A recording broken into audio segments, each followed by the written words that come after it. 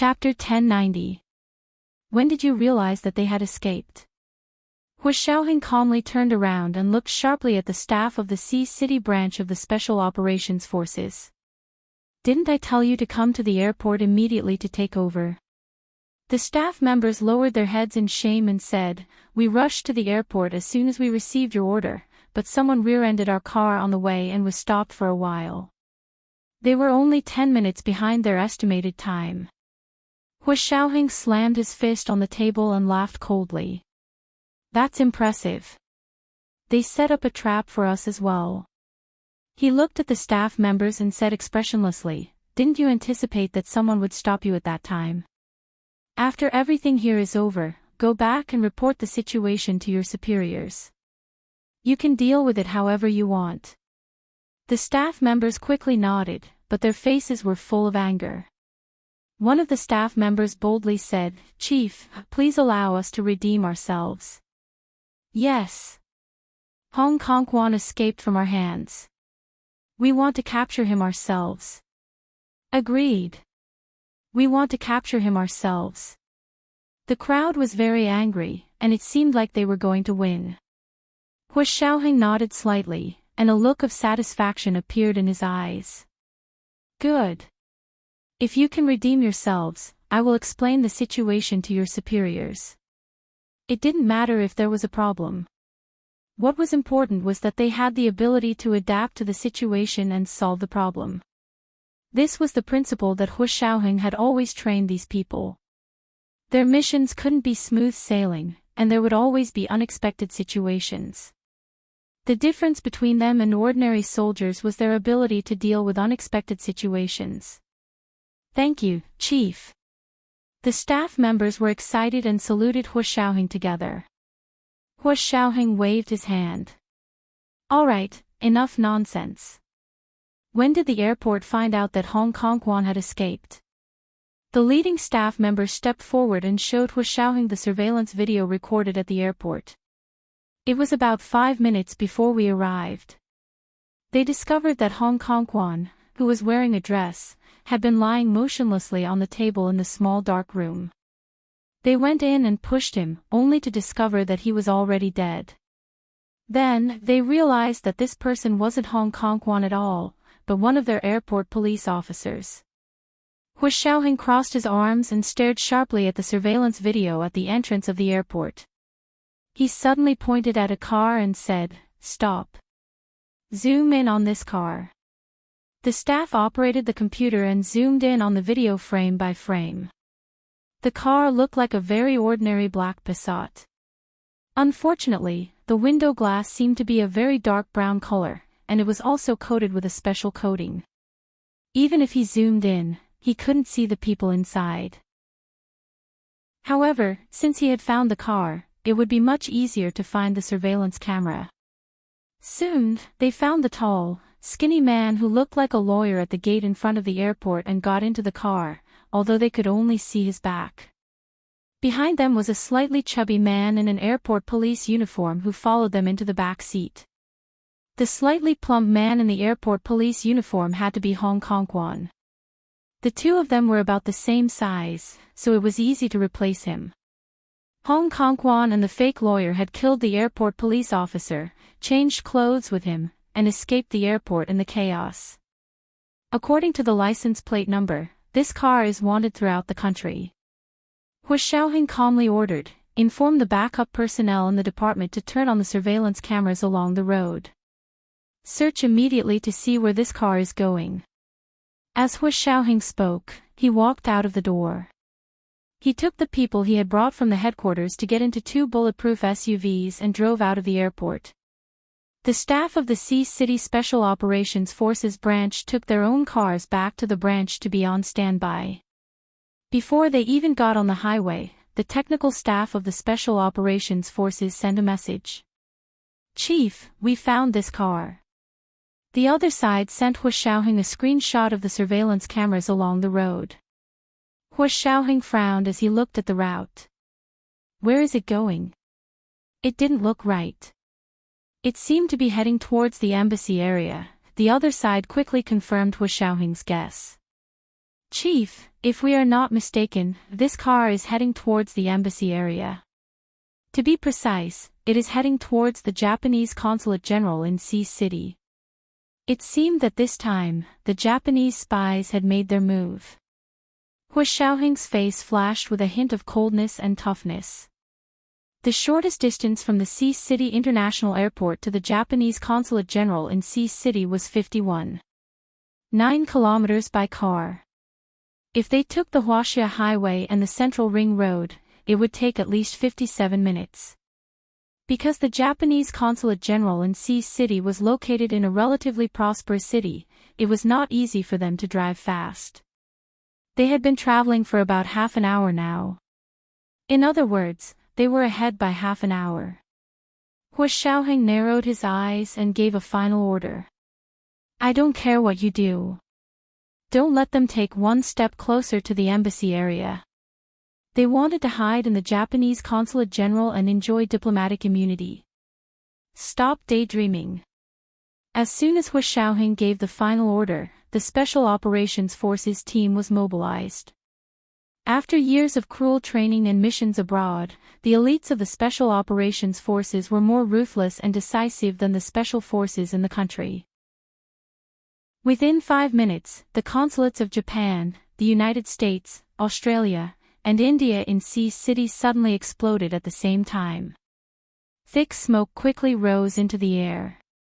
There seemed to be a crackling sound similar to firecrackers, but some passers-by said it was gunfire. With such a major incident happening in the consulates of the foreign countries in the Huaxia Empire, the United States of America, Australia, and India, they had to express their special concern. Therefore, countless police cars were mobilized and parked outside all the consulates in C City. Not even a mouse could escape. At the same time, they set up heavy roadblocks and sufficient manpower to strictly interrogate every vehicle that wanted to enter the embassy area. Everyone got out of the car to be searched, fingerprinted, and even hair and blood samples were taken for DNA archiving. Due to the negative impact of this incident and the fact that it was during the interim election voting period, the head of the Huaxia Empire, Speaker Long, and General Ji immediately called for an emergency meeting. In order to protect the safety of the diplomats of the various countries, they hoped that they would stay put and cooperate with the Huaxia Empire's police to help them investigate the criminals who were trying to take advantage of the situation.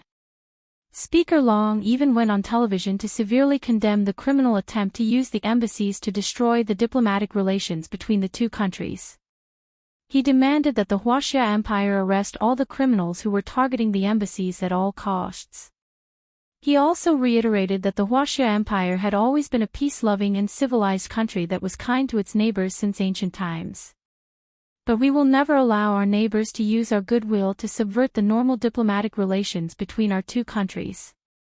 The people of the Huaxia Empire do not cause trouble, but they are never afraid of trouble either. Speaker Long's statement baffled all the reporters present.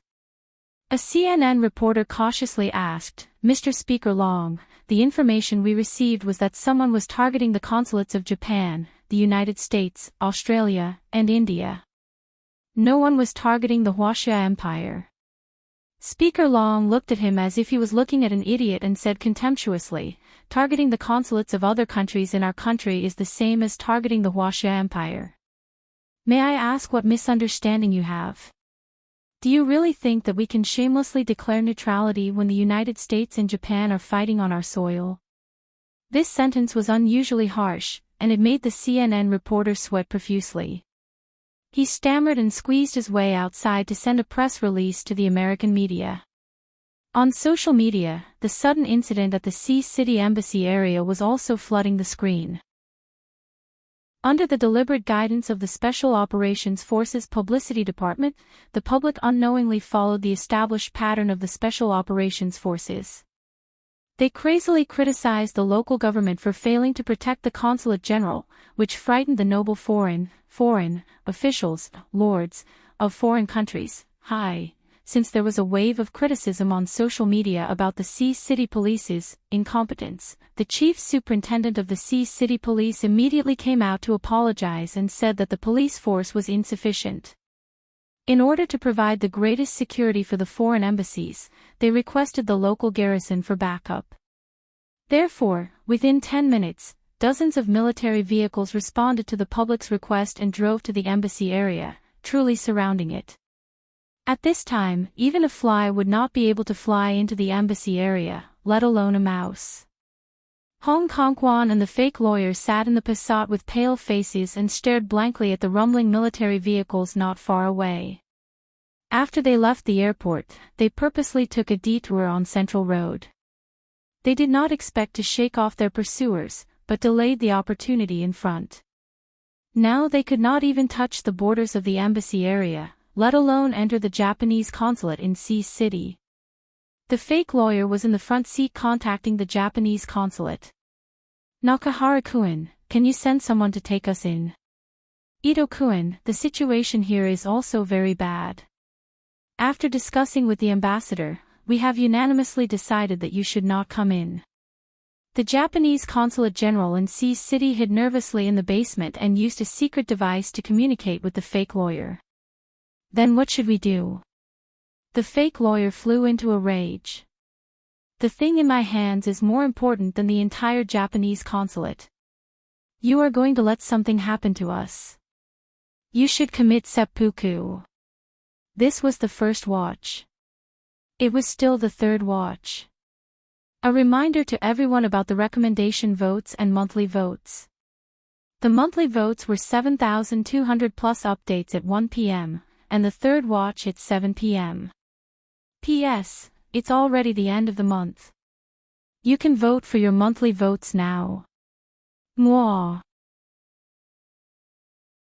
Chapter 1091. The Japanese consul general in Sea City was stunned. Was it really okay to speak to him, the consul general, in such a tone? If Ito-kun's brain was not damaged, then the thing in his hands was really important. More important than the entire Japanese consulate general in Sea City. What kind of incredible thing was it? Hihara-kun's eyes were glowing green. He suddenly said a bunch of katakana and hiragana words that sounded meaningless to outsiders. It was like a Chinese speaker suddenly reciting the pinyin they learned in elementary school. But the fake lawyer, Ito-kun, knew immediately that Hihara-kun was talking to him in code. He nodded and replied to him in the same code. "Yes, he's very important. He's so important that everyone in Sea City can be sacrificed, but he can't die. He has the first and second phases of the quantum communication satellite technology that Huaxia has just developed." The Japanese consul general, Hihara-kun, was stunned for a second. Then, slowly, his breathing became heavy, like a pervert who had seen a beautiful woman. He could not even breathe. You. Are you serious? Don't be fooled, right? Huaxia people are very cunning. Beware of trickery. Although he said to beware of trickery, in fact, Hihara-kun completely believed Ito-kun's words. He said, "Trickery, just out of habit." The fake lawyer, Ito-kun, said arrogantly, "Of course I know how to tell if it's real or not. Just now, he has already sent me part of the content of the first phase of the technology. I have already forwarded it to the Tokyo Secret Service. They are verifying whether it is real or not. Once it is confirmed to be real, they will immediately use the power that they have been hiding in Huaxia for many years to send him to Japan." Good. The Japanese consul general, Hihara-kun, said the word "good" 3 times in a row. His flat, fat face glistened. "For the glory of the Japanese Empire. Even if we die in Huaxia, we must send the thing to Japan. For the Japanese Empire." Ito-kun was also excited. "Then hurry up and think of a way." "Think of what way?" The Japanese consul general gritted his teeth. "Looking at Huaxia's attitude, they know that you are coming to the consulate. So, do not come in. If you come in, you will be caught by them." The fake lawyer's heart sank. "Makes sense." He had been in a hurry to enter the consulate because, according to diplomatic conventions, the Japanese consulate was equivalent to Japanese territory. No matter how powerful the Xia Imperial Police were, they couldn't enter the consulate to arrest people. So, looking at the military vehicles, police cars, and fully armed military and police personnel outside, it turned out that they were all here for the person beside him. Thinking about it this way, Ito-kun already believed Hong Kongquan's words. If he didn't have the real deal in his hands, how could the Xia Empire have made such a big fuss to arrest him? But now there were wolves in front and tigers behind. How were they going to escape? Ito-kun was pondering when his phone rang again. He swiped it open and saw that it was a coded text message from the Tokyo Secret Service. Rising Sun Penglai, the item has been received. It has been confirmed to be real. Orders have been given to use all resources to escort it back to the country. Then, he sent him a few addresses. Ito-kun was overjoyed. Although he had figured it out just now and knew that the thing in Hong Kongquan's hands was real, it was still safer to get confirmation from the Secret Service. He scrolled down his phone and finished reading the overall plan that had been sent to him. He turned around and glanced at the uneasy Hong Kongquan. He thought to himself, for this clown, the Empire of Japan has really turned out in full force this time. They had been planning in the Xia Empire for so many years and had left so many elite spies just for this day. Ito-kun had a very good memory and had a photographic memory. He only took one look and remembered the entire plan in his heart. He said to Hong Kongquan, "Are you ready? Let's go to Japan now." Hong Kongquan was stunned. Now? How? Don't tell me we're taking a plane. We can't go to the airport. They must be waiting for us at the airport. Ito-kun smiled contemptuously. Who said we're going to the airport? From here to Japan, we can also go by sea. Sea City was located at the mouth of the sea. East of the sea was Japan. Although the sea was a bit far, as long as they were 12 nautical miles out of the territorial waters, the Xia Empire could theoretically not control them. Although according to the International Maritime Convention, there was an exclusive economic zone of 200 nautical miles beyond 12 nautical miles, beyond which was the high seas. In other words, they had to reach the high seas 212 nautical miles away from the coastline of the Xia Empire. The straight-line distance from Sea City to Nagasaki, which was the closest to Japan, was 460 nautical miles. In other words, they had to walk nearly half the distance to reach the high seas in the theoretical sense. But with Japan's ample preparation this time, Ito-kun believed that this distance was not a problem at all. No matter how far the Xia Empire wanted to chase them, it would have to depend on whether the Japanese Navy agreed or not. Just now, the Tokyo Secret Service had already told him everything. All the spies in Sea City of the Xia Empire would be mobilized to ensure that they boarded the ship smoothly. Once they were 212 nautical miles away, the Japanese Empire's warships would pick them up. Ito-kun felt like he was instantly rejuvenated. He quickly opened the door and got out of the car, disappearing into the crowd with Hong Kongquan, who had changed into a tourist costume. By the time the Special Operations Forces found the car, an hour had passed. "Sir, we found the suspect's car, but there is no one inside. The preliminary estimate is that the car has been abandoned for about an hour." Hu Xiaoheng received the report and sat in his private car. He looked coldly in the direction of the embassy area and said, "Continue to surround the embassy area. We cannot relax until we find Hong Kongquan." "Yes, sir." But now that the embassy area was under military control, Hong Kongquan would not be able to fly, and even if they had wings. Was that why they abandoned the car and fled? Where would they flee to? The roads from Sea City to the surrounding cities had been blocked. In theory, it was impossible for them to escape the city. But there were 24 million people in Sea City. If they hid in the crowd, where would they be able to find them? Hu Xiaoheng thought about it quietly for a while and looked in the direction of the beach in Sea City. He picked up his phone and called General Ji. "Chief, I need your help." General Ji was also anxiously waiting for his news in the office. He immediately said, "Tell me, what help do you need?" "Just tell me."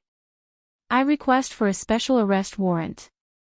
I want the Sea City TV stations and major media to broadcast it 24 hours a day."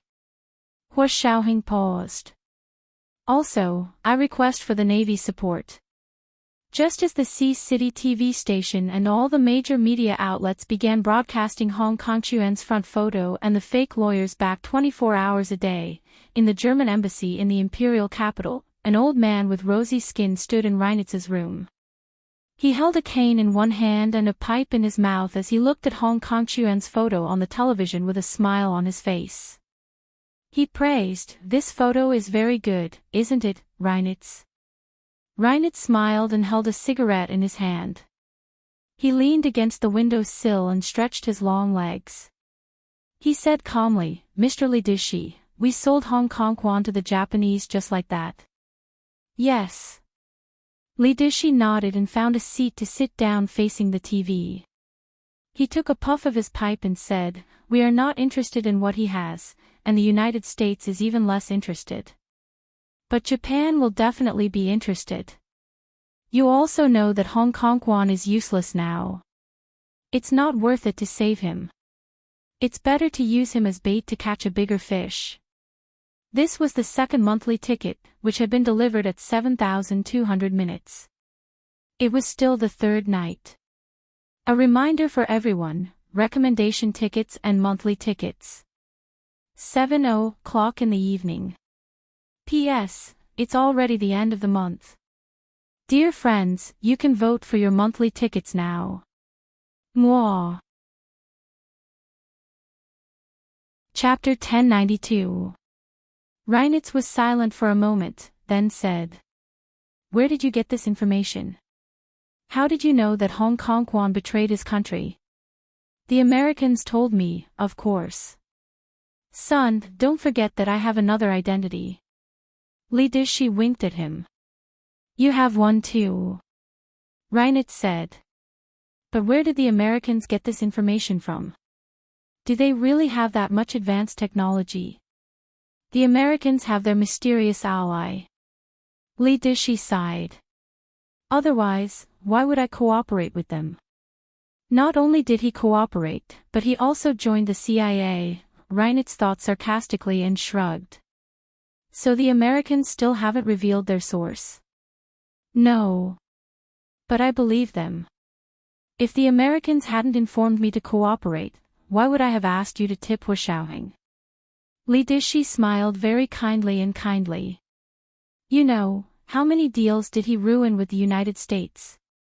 With him around, we were never able to get rid of Gu Nianji.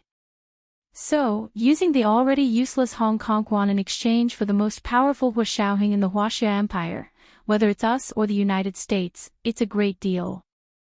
Reinitz sighed softly in his heart. He lowered his head to take a puff of his cigarette and slowly exhaled a faint ring of smoke. His blonde hair and blue eyes appeared particularly hazy and moving in the white smoke that curled up. "Son, don't think too much about it. As soon as Hu Xiaoheng dies, such a perfect girl like Gu Nianji will be yours. You will marry her, have children, and be together for the rest of your life." Lidishi's eyes flashed when he said the word, "have children." Reinitz kept his head down from beginning to end, so he didn't see the strange look in Lidishi's eyes. "But I still feel that this method is too insulting to Hu Xiaoheng." Reinitz shook his head disapprovingly. "No matter how many deals he has ruined with us, he is a true hero. The International Special Forces Association still has a record that no one has been able to break. He is the proudest disciple of the founder of Israel's Mossad. I want to defeat Hu Xiaoheng personally. Not only do I want to take away his career, but I also want to take away his woman. Even if I have to resort to all kinds of crafty plots, I will not hesitate. But I feel that using the Japanese will dirty my hands. As he spoke, he threw the cigarette in his hand into the trash can under the window. For the past few days, I've been feeling sticky on my hands. That's probably the reason. Although Germany and Japan were allies during the World War, the Germans had always looked down on this Eastern ally. Reinitz knew more about the history of that war, so he despised the Japanese even more. Son, don't think too much. In our line of work, as long as we can win, we don't care about using any means. Li Dishi shook his head regretfully. If you insist on using tricks, you will never be Hua Xiaoheng's opponent. Reinitz did not comment, but he did not continue to argue with Li Dishi. From morning to afternoon, Ito took Hong Kongwan to 7 different strongholds in Sea City within 5 hours. All of them were Japanese spies who had been lurking in the Huaxia Empire for many years. However, thanks to the continuous broadcasting of the Sea City TV station and the media, there were eyes watching them from all directions. The police station. My neighbor had 2 guests today, and they look like the wanted criminals on TV. Hurry up and arrest them. The police station. 2 men came to our convenience store, and I could tell at a glance that they were the 2 wanted criminals on TV. I even took a picture of the fake lawyer. The police station. I saw the 2 men you were looking for. They look exactly like the photos on TV. Hurry up and arrest them. My address coordinates are. After mobilizing the people, Hong Kongwan and Ito once again realized what the vast ocean of people's war meant. They had originally thought that no matter how powerful the Special Operations Forces were, they would not be able to find them if they were hidden among the 24 million ordinary people in Sea City. Even if they were to investigate 24 million people one by one, how many years would it take to investigate them? However, they did not expect Hua Xiaoheng to have the courage to announce the whole thing to the media. Although he did not say what exactly Hong Kongwan had done, his identity as the head of the Secret Service was enough to make the smart Huaxia Empire citizens imagine a drama of colluding with foreign countries. Under such circumstances, the entire Sea City was in an uproar. Everyone's eyes were wide open. They could not let this traitor escape the country. Because of the reports from the public, the Japanese spies that had been hidden in Sea City for many years were exposed one by one. From a small convenience store clerk to an important department leader, the scope of the spies was truly amazing. Hua Xiaoheng and the others did not comment on this. The people they arrested were all handed over to the Secret Service to handle, because the Special Operations Forces did not interfere with domestic affairs. However, the leader of the Secret Service was their target, so it could be said that the staff of the Secret Service were in a rather awkward position this time. However, as awkward as it was awkward, they still had to do what needed to be done. The Secret Service was now under the control of the military, so the Supreme Military Council would directly send someone to take over. Hua Xiaoheng was still very reassured. Ito-kun, what's wrong with you guys? The Japanese consul general in Sea City was on the verge of crying over the phone. Our elite Japanese have been exposed one by you guys. Can't you be more careful? Ito was also filled with anger. He did not know that the Huaxia Empire people were so willing to be nosy. They really had nothing better to do. What did a neighbor's guest have to do with you? What did buying things at the convenience store have to do with you? And the Sea City TV station had been rolling their photos. It was so infuriating. Oh yes, because of the public's vigilance, Ito's front photo had already been taken and sent to the police station. After verification, the TV station had changed the rolling photos that only showed his back. Both his and Hong Kongchuan's faces could be considered moderately popular internet celebrities. Hey Hira-kun, quickly think of a way. We are already close to the beach, and there are many spies around here. We can't talk anymore. Ito hung up the phone. He was wearing a pair of large sunglasses and a small mustache under his nose. He was wearing a padded shirt, so no matter from the front or the back, it was impossible to tell that he was the person on the TV, Hong Kong had also changed his clothes, but it was still a little unsafe for the two of them to appear at the same time. Therefore, they were now acting separately and using the phone to keep a certain distance. Their phones were also exclusive satellite phones provided by the Tokyo Secret Service. They did not even use the communication lines provided by the Huaxia Empire's mobile operators to ensure that their phones would not be intercepted. Wait another 2 hours. When it gets dark, we will change into diving suits and swim 12 nautical miles forward. There will be a speedboat there. Ito looked at the coastline in the distance, full of hope. In fact, it was not only the speedboat that would be picking them up, but also the elite members of Japan's SAT Special Response Force.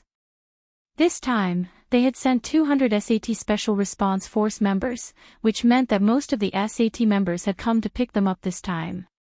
It was said that 200 Japanese SAT Special Response Force members could fight against a regiment of the Huaxia Empire's forces. For you, the Japanese Empire has put in a lot of effort. Ito reminded Hong Kong over the phone. So you better not play tricks. We can save you, but we can also kill you if you lie to us. Mr. Ito, please rest assured that as long as I arrive safely in Japan, I will definitely transfer the entire first phase of technology to you. But if you play tricks along the way, my friend will not send you the technology. He will ask to see a video of my safe arrival before he will contact you. Hong Kong was also very cunning. Everything was actually in his hands, but he lied that it was in the hands of his friend. He was afraid that the Japanese would burn the bridge after crossing it and kill him as soon as they got it. Although he and Ito were on the run together, they didn't trust each other. They did not walk around anymore, so they sat down at a snack bar by the beach in Sea City to eat. The two did not sit at the same table, but had their backs to each other and looked very relaxed. After the disguise, they were no longer reported by the vigilant public, but they did not dare to stay in one place for too long. Because if they stayed for too long, the Huaxia Empire's citizens who liked to meddle in other people's business and were suspicious of them again. 2 hours later, the sky finally turned dark. Hong Kong and Ito found a secluded place to change into diving suits and sneak into the sea while there was no one in the area. However, they also underestimated the population density of Sea City. In fact, when the two of them changed into diving suits and sneaked into the sea, they were photographed by a photography enthusiast who was taking pictures at the beach. When he looked at the photo himself, he saw the two figures sneaking into the sea. The more he looked at it, the more strange he felt, so he simply sent the photo to the police hotline. 15 minutes later, the photo fell into Hu Xiaoheng's hands. He only took one look and recognized that the two people were wearing diving suits and going into the sea. He immediately stood up and said, "Everyone gather. Speedboat out to sea." It was the third watch. It was still the third watch. Everyone's recommendation votes and monthly votes. P.S. It's already the end of the month. You can vote for your monthly votes now. Mwah. Chapter 1093. The sea rippled slightly under the night sky, the tide lapped on the beach, and the round moon plated the dark blue sea with a layer of silver light. Hong Kong wore the diving mask that Ito had given him and dived into the sea. When he sank underwater, he looked up at the bright moonlight in the dark blue sky. The bright moon shines above the sea, and we share the same moment. Who first saw the moon by the river? When did the moon first shine on people? Life is endless, and the moon and the river are similar every year. From now on, will he never see the blue sky and the moon on this land again? Hong Kong sighed in his heart and gradually sank below the sea level. Because it was night, the bottom of the sea was dark. Occasionally, there were lights swaying overhead, which were the moonlight rippling in the waves. Ito was making final confirmation with the Tokyo Secret Service. Before going into the sea with Hong Kong, Ito persuaded him to hand over the first phase of the quantum communication satellite technology and send it to the Tokyo Secret Service. The people there transmitted it to the Japanese scientists who specialized in quantum communication satellites. After confirmation, it was indeed the first phase of the quantum communication satellite technology, which solved the technical problems that they had not been able to solve for many years. It was only after the first phase of the quantum communication satellite technology was in hand that the Japanese were determined to support Hong Kong at all costs. When Ito saw Hong Kong sink below the sea level, he also hung up the phone, put on his diving mask, and sank. They were wearing the latest military diving suits developed by Japan. Not only were there various weapons for self-defense, but there was also advanced scuba equipment that could last them for 2 days and 2 nights. Most importantly, there was a small booster on their back. This booster allowed them to quickly sneak on the bottom of the sea, quickly leave the 12 nautical miles offshore, and enter the exclusive economic zone. After the two dived, they started the booster, creating a series of bubbles and waves on the bottom of the sea, and swam forward quickly like 2 fish. Ito had a positioning device on him, which not only guided them forward, but also made it convenient for the Japanese SAT Special Forces to contact them. With the booster, the two swam really fast, and both of them were well-trained professionals. Their speed was no less than that of professional athletes. However, no matter how fast they were, swimming in the water would not be faster than taking a car on the shore. 12 nautical miles was about 22 kilometers on land. With the help of the booster, they could reach a speed of 2 kilometers in half an hour. That was to say, if there were no accidents along the way, it would take them nearly 5.5 hours to swim 12 nautical miles. At that time, it should be almost dawn. But although the wish was beautiful, the reality was cruel. After being underwater for half an hour, the two of them couldn't take it anymore. Even with the oxygen supply from the scuba, the pressure at the bottom of the sea was still too much for their bodies to handle. They needed to dive to the surface to get some air. Then, he dived into the water and swam for half an hour before coming to the surface. Hong Kong popped his head up from the bottom of the sea. In front of him was the vast ocean. He was in the middle of nowhere. He didn't know where his future lay or where his retreat was. All he could do was follow Ito and swim forward. 2 hours later, they surfaced again, and Ito received a signal from the Japanese SAT Special Technology Force. Ito-kun, we've confirmed the location. Don't dive underwater again. We'll find a boat to pick you up. Ito was shocked.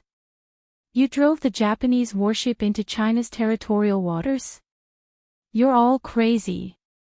Although Ito was not a coward, he was still shocked by the lunatics of the Japanese SAT Special Technology Force. Go back. Quickly retreat. You guys want to start a war. Ha ha ha ha. The voice of Naganobu Sada of the Japanese SAT Special Technology Force came through the headset. How could we drive a warship over? Ito-kun, you're so funny.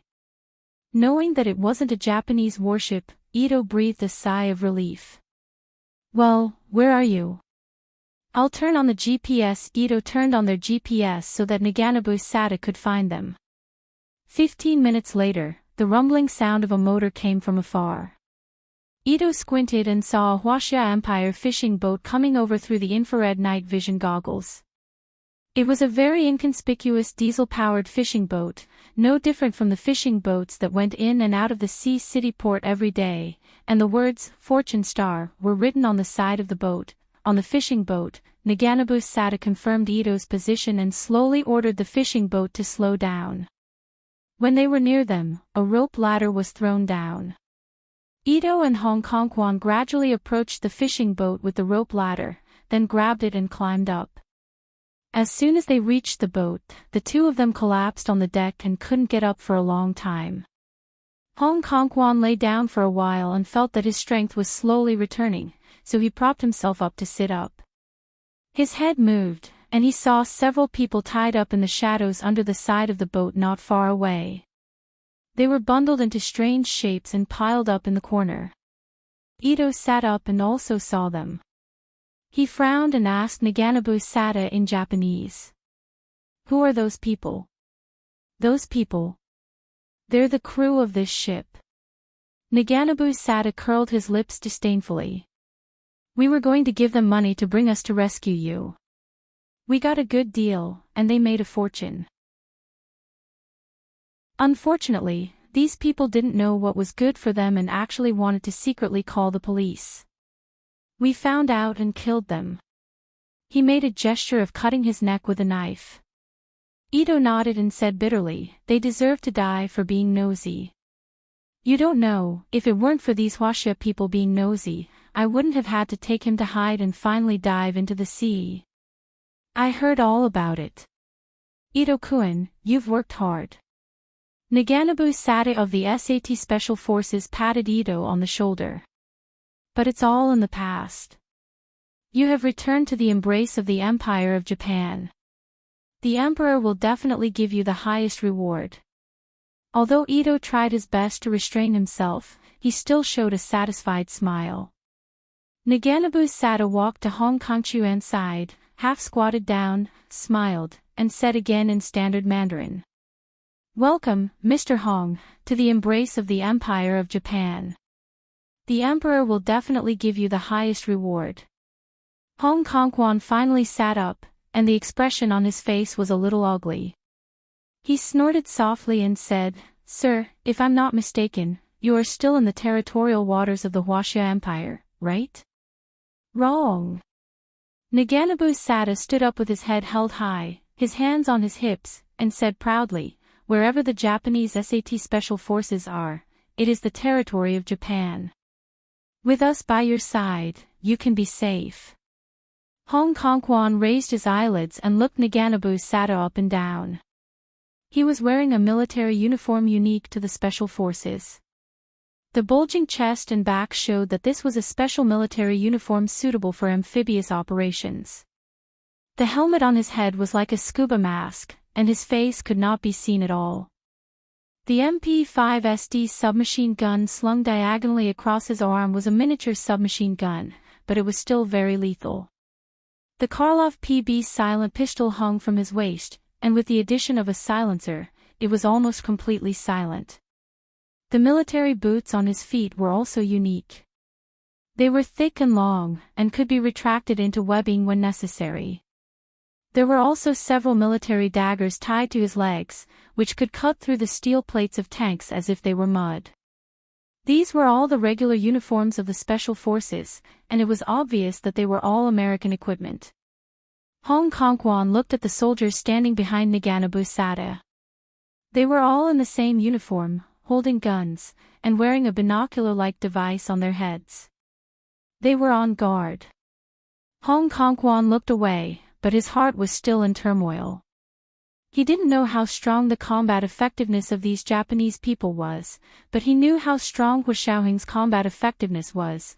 When Hu Xiaoheng first joined the army, he stood out in the first year of the major maneuver and killed many veterans who had been in the army for many years. His achievements were brilliant, and almost all the generals in the army were excited. However, such an outstanding soldier was not included in any of the military branches, and suddenly disappeared without a trace. Because he was selected by General G, he was given a chance to go to Israel's Mossad to become someone's disciple. When he returned to the army, he had become a lieutenant colonel under Hong Kongquan. He was a strong man who could kill an enemy platoon with his bare hands. If he was given 2 helpers to form a combat team, the 3 of them could kill a company. But looking at the dozen or so Japanese people, Hong Kongquan felt guilty. He coughed and asked, "Just a dozen or so of you dare to boast like this? A dozen or so people?" Naganabu Sada laughed strangely and waved his hand. Another dozen or so heads popped out from the boat. With the help of the lanterns on the boat, they could see a dark mass of heads. It turned out that they were all hidden. "I have half of my men here, more than 100 people, and can kill half a regiment. You don't think that the Huaxia Empire will really send a regiment to capture you, do you?" Naganabu Sada waved his hand, and those people went back to their posts. Hong Kong nodded. Not bad, then it's up to you. Naganabu Sada threw his head back and laughed. Unfortunately, they won't be able to catch up in time. Otherwise, we could have fought. If the Huaxia Empire had an army, I would still be afraid. But the navy, ha ha ha ha, do you have a navy? Don't think that you are so great just because you have an aircraft carrier. Do you know how to fight a naval battle? Have you ever fought a naval battle? After the Battle of Zhou, the Huaxia Empire will no longer have a navy. Naganabu Sada laughed even more wildly, and even a few of the SAT members who were on guard behind him laughed along with him. The Japanese were secretly confident in the Huaxia Empire's navy. Hong Kongchuan's face twitched twice, and he didn't know what expression to put on. He should be happy to know that the Huaxia Empire's navy was inferior to the Japanese, because it meant that he was saved and wouldn't die. But why was there still a faint bitterness in his heart? Hong Kongquan lowered his head and found a dark corner to sit down, ignoring the two men. Naganabu Sada didn't bother to pay attention to him either. He pulled Ito and began to speak Japanese. The moonlight was soft, and the waves rippled on the sea. In the vast expanse of smoke, Hu Xiaoheng held binoculars and stood on a black speedboat, speeding like an arrow from a bow. Chief! A fishing boat called the police. They said they were being held hostage by the Japanese and wanted them to rescue them. If we didn't hear wrong, the fisherman who called the police has been killed. The anxious voice of the intelligence analyst came from Hu Xiaoheng's Bluetooth headset. This was the first night watch. It was still the third night watch. Everyone's recommendation votes and monthly votes. Monthly votes at 1 p.m., 7,500 plus updates, and the third update at 7 p.m. P.S. It's already the end of the month. You can vote for your monthly votes now. Mwah. Chapter 1094. When Hu Xiaoheng heard that the fisherman had called the police before he was killed, his expression did not change. He did not even raise his eyebrows, but his hand holding the binoculars sank slightly. He said lightly, "Have the coordinates of the fishing boat been determined?"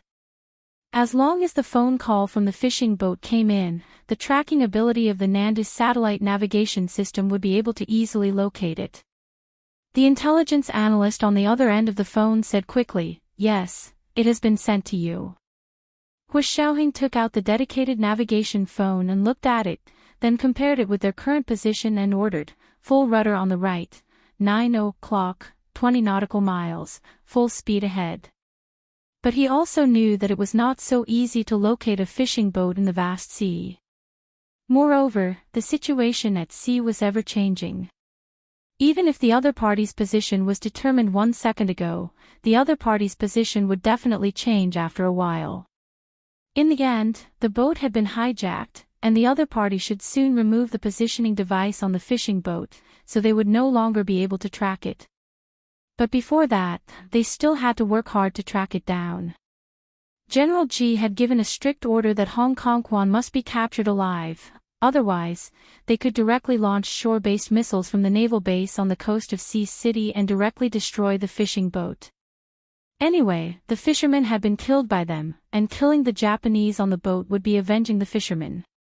For speedboats carrying heavily armed members of the Special Operations Forces followed Hu Xiaoheng at a high speed, bumping forward in the increasingly heavy waves, chasing the target in the distance that was getting closer and closer.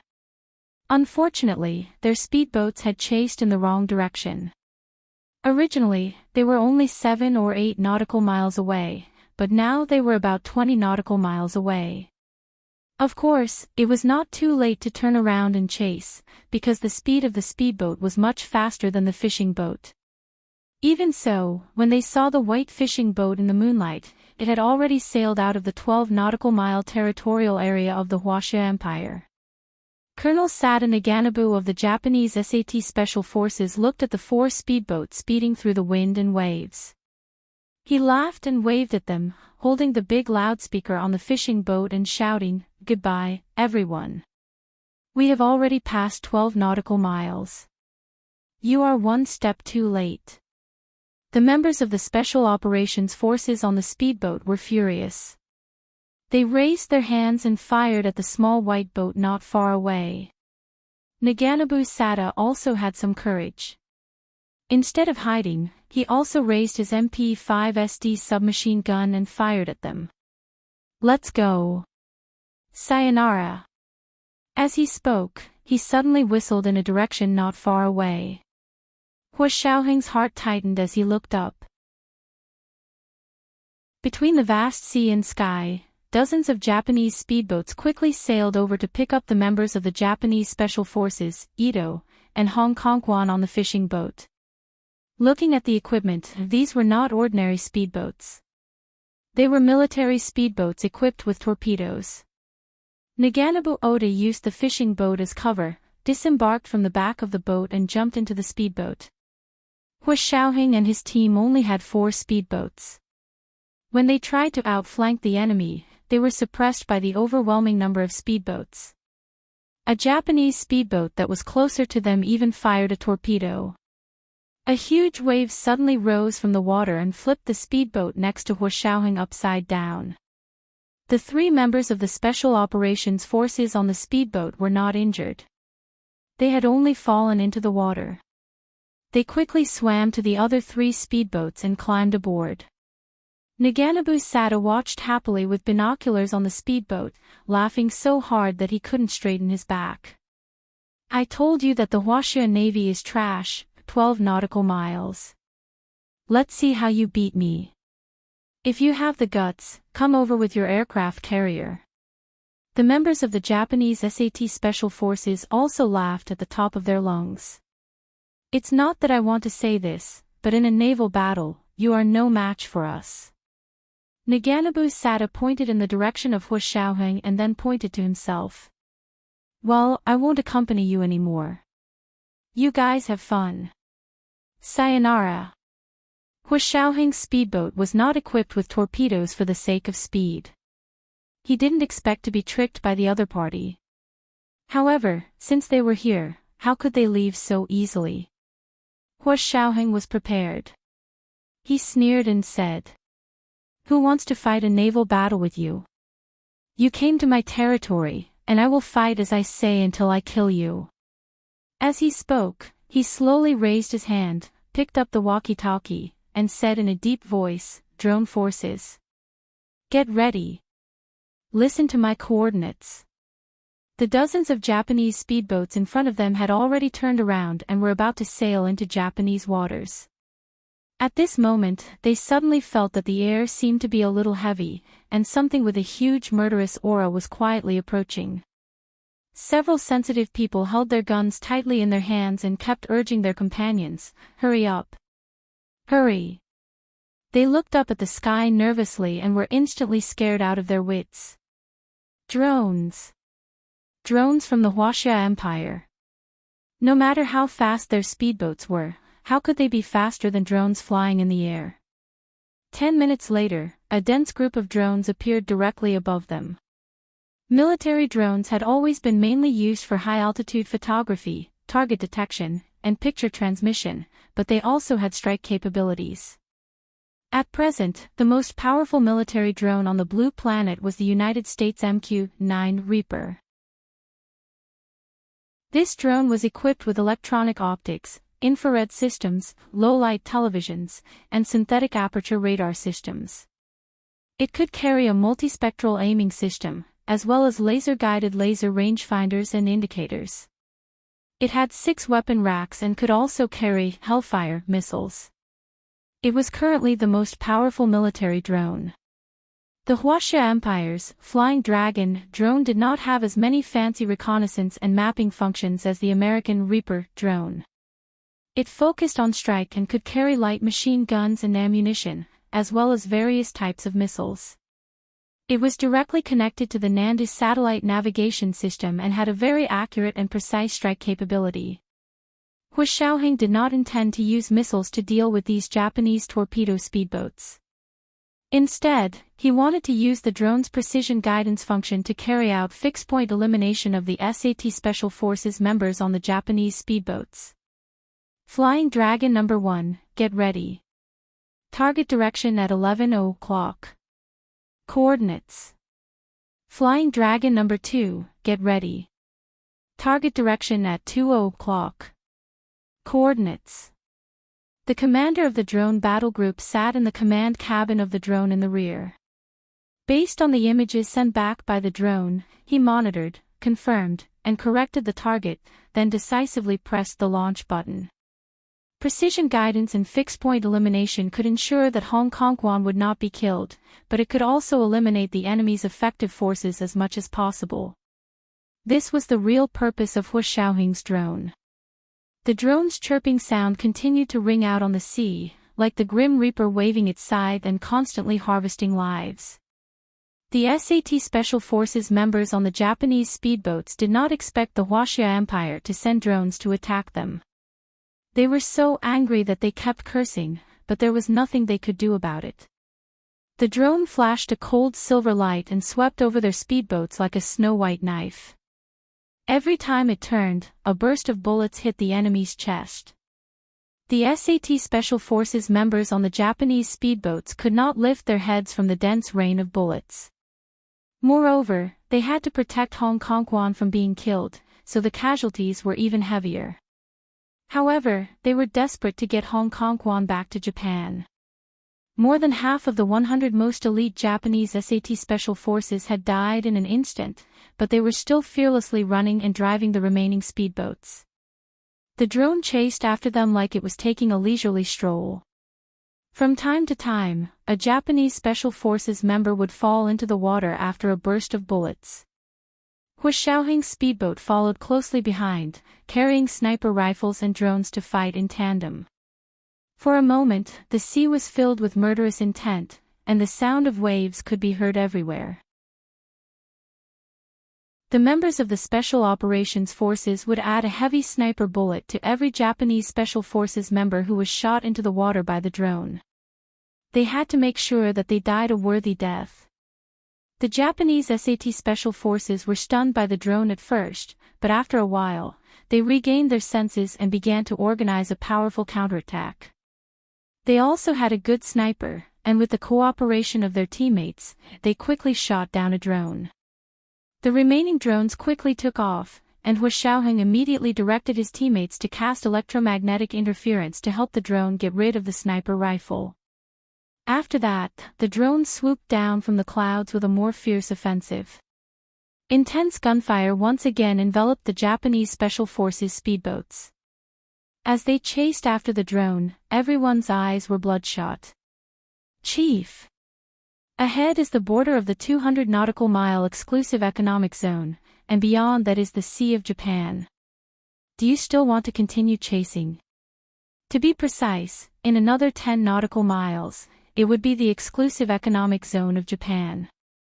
With the speed of their speedboats, it would only take them a few minutes to break into Japan's exclusive economic zone."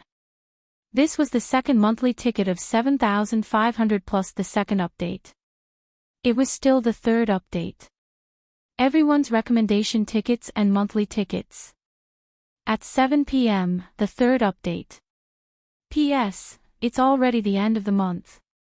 Dear friends, you can vote for your monthly tickets now. Mwah. Chapter 1095. Hu Xiaohing stared ahead and ordered without hesitation, "Continue the chase." For the Special Operations Forces, foreign countries were their main battlefield. Following his order, the drone cluster followed them forward, step by step entering the air territory of Japan's exclusive economic zone. There were originally more than 100 people in front of them. They were the so-called elite SAT Special Technology Force of Japan, but Hu Xiaohing and the drones had already killed less than 10 people. Ito, Naganobu Sada, and several of their confidants were surrounding Hong Kong, using their bodies as a shield to protect him as they rushed anxiously towards the territorial waters of Japan. The drones just now were a one-sided massacre. Naganabu Sada glanced at the drone in the sky that was still chasing after him. He couldn't help but raise his hand and shoot out a shuttle of bullets. As soon as his muzzle fired, he immediately became the main target of the drones. Because the infrared imaging and aiming technology of the drones at night needed a heat source, the more intense the heat source, the easier it was to focus and aim. As soon as he fired, his position was exposed. Because he was on a narrow speedboat, he couldn't change his position at will, so he could only hold on. Within a minute, a bullet was shot from his back. Naganabu Sada's body stiffened for a moment, then he fell forward heavily. Odekuen! His team members shouted together, crying bitterly as they raised their guns and fired at the drones in the sky. The drones aimed accurately again and fired a series of bullets at them. These people on the speedboat swayed left and right, which soon affected the stability and speed of the speedboat. With tears in his eyes, Ito threw the dead members of the special forces into the sea one by one. As soon as he poked his head out, he was shot from behind, forcing him to crawl on the deck of the speedboat with Hong Kongwan firmly under his body. Hong Kongwan knew how powerful Hua Xiaoheng was, but he didn't expect that after so many years, Hua Xiaoheng was 100 times more powerful than before. Watching the Special Forces soldiers of the Japanese SAT Special Forces die one by one, Hong Kongwan was scared out of his wits. Originally, he still had some feelings of separation and conflict, but they were all wiped out by the drones. He could only lie on the deck with his head in his hands, constantly praying that they would reach the territorial waters of Japan soon. The wind gradually picked up on the sea, and there was fog rising. Hua Xiaoheng and the 3 speedboats soon arrived at the center of Japan's exclusive economic zone. The dozens of Japanese torpedo speedboats in front of them had been destroyed by them, and now only one was hanging on by a thread. Give chase at full speed. I'll take 5 people into the sea, and the 6 of you cover me. As Hua Xiaoheng spoke, he took off his military uniform to reveal the diving suit he was wearing underneath. The members of the Special Operations Forces beside him did the same thing. They switched to sniper rifles specially used for underwater use, strapped to their waists, and carried scuba gear on their backs. They quietly snuck towards the speedboat not far ahead. Hong Kongwan and Ito covered their heads on the deck of the speedboat, covered with a steel plate as a shield. The drone circled overhead, but it was no longer shooting. Because Hong Kongwan and Ito's positions were almost superimposed, the drone operator didn't dare to shoot for fear of killing Hong Kongwan. The two of them waited for a while and realized that the sky was suddenly quiet. The oppressive aura of the drone had suddenly disappeared. Ito raised his head and looked at the dark night sky. The drone that was as terrifying as a silver blade had disappeared. He let out a huge sigh of relief. Had they left? Or had they already reached Japan's territorial waters, so the Huaxia Empire's drones didn't dare to continue their rampage? After all, if the Huaxia Empire's drones dared to shoot in Japan's territorial waters, it would be a declaration of war against Japan and the United States at the same time. Because the United States and Japan had a military alliance, Japan still had U.S. troops stationed in Japan, but it was quite far away from here. Ito waited for a while more. When he confirmed that he didn't hear any more sounds from the drone, he finally gathered his courage and sat cross-legged on the speedboat. The Special Operations Forces member driving the speedboat was already dead next to the rudder, but the speedboat had been set to autopilot and was moving forward according to the preset direction. Ito looked back at the sea behind him and realized that the 3 speedboats from the Huaxia Empire seemed to have disappeared. Did they go back? Or did they go the wrong way? Ito, who had been pursued by the Huaxia Empire for a day and a night, was at his limit physically and mentally. He held on to the deck and tried to stand up shakily. Just then, a crisp sound rang out from the stern. Ito and Hong Kongwan both turned to look at it with blank expressions. At that moment, a dark figure holding a gun suddenly jumped out from the stern like a god of the sea. He raised his hand, aimed at Ito's face, and fired a shot. Ito's face looked like a flower had bloomed, and blood splattered everywhere. He fell backward onto the deck with a loud thud. Ito probably didn't expect to die. After escaping from the Huaxia Empire's tight encirclement for a day and a night, he would be shot dead on the sea just as he was about to reach home. Hong Kongquan's heart sank. Seeing the person's agile movements and how he fired the gun without saying a word, Hong Kongquan knew that this person was none other than Hua Xiaoheng. He retreated cautiously and watched as the person approached him with a gun in one hand and a rope in the other. Hua Xiaoheng. Don't do anything stupid. If you dare come any closer, I'll jump off. Hong Kongquan moved to the side of the boat and pretended to jump off. Hua Xiaoheng stopped in his tracks and said calmly, "Jump, and I'll collect your corpse." Hong Kongquan was speechless. "Why aren't you jumping anymore?" Hua Xiaoheng took another step forward. Hong Kongquan's eyes flashed as he looked at Hua Xiaoheng greedily at the equipment on his body. He desperately needed a weapon to save his life. "Stop right there." Hong Kongquan was furious. He saw that Hua Xiaoheng had already put the rope on his hand. As he yelled, he suddenly rolled to the side. One of his hands reached out from under his abdomen, revealing a small pistol the size of a palm. He aimed at Hua Xiaoheng's chest and shot him. At such a close distance, Hua Xiaoheng couldn't dodge in time. The shot hit him hard in the chest, and the strong impact almost knocked him out. However, he was fine because he was wearing the military's latest polymer bulletproof vest. Not only was it thin and light, but it was also very strong and tough. It could even block submachine gun bullets, let alone half a bullet. When Hong Kongquan saw that he had hit Hua Xiaoheng, he was overjoyed. He thought that as long as Hua Xiaoheng was dead, he would be able to get back at him. He could even push all the blame onto Hua Xiaoheng. However, when he saw that Hua Xiaoheng was walking normally even though he had been shot, he suddenly remembered the bulletproof vest, and the expression on his face darkened. Hua Xiaoheng didn't walk in front of him. Instead, he stepped aside. 5 more soldiers jumped onto the speedboat from behind. They didn't like Hong Kongquan at all. They immediately handcuffed him, tied him up, and placed him in a corner of the deck. Hua Xiaoheng ordered his men to clean up the boat before steering it back. After capturing Hong Kongquan and wiping out half of the enemy's elite special forces, everyone was in high spirits. They didn't feel sleepy even though they hadn't slept the whole night. Hua Xiaoheng stood next to the rudder of the speedboat, wondering if he should continue driving the speedboat back or call for a helicopter. Just as he was thinking, a large destroyer appeared on the surface of the sea not far away. There were also several small ships coming from all directions, blocking Hua Xiaoheng's way. They couldn't go back, nor could they go forward.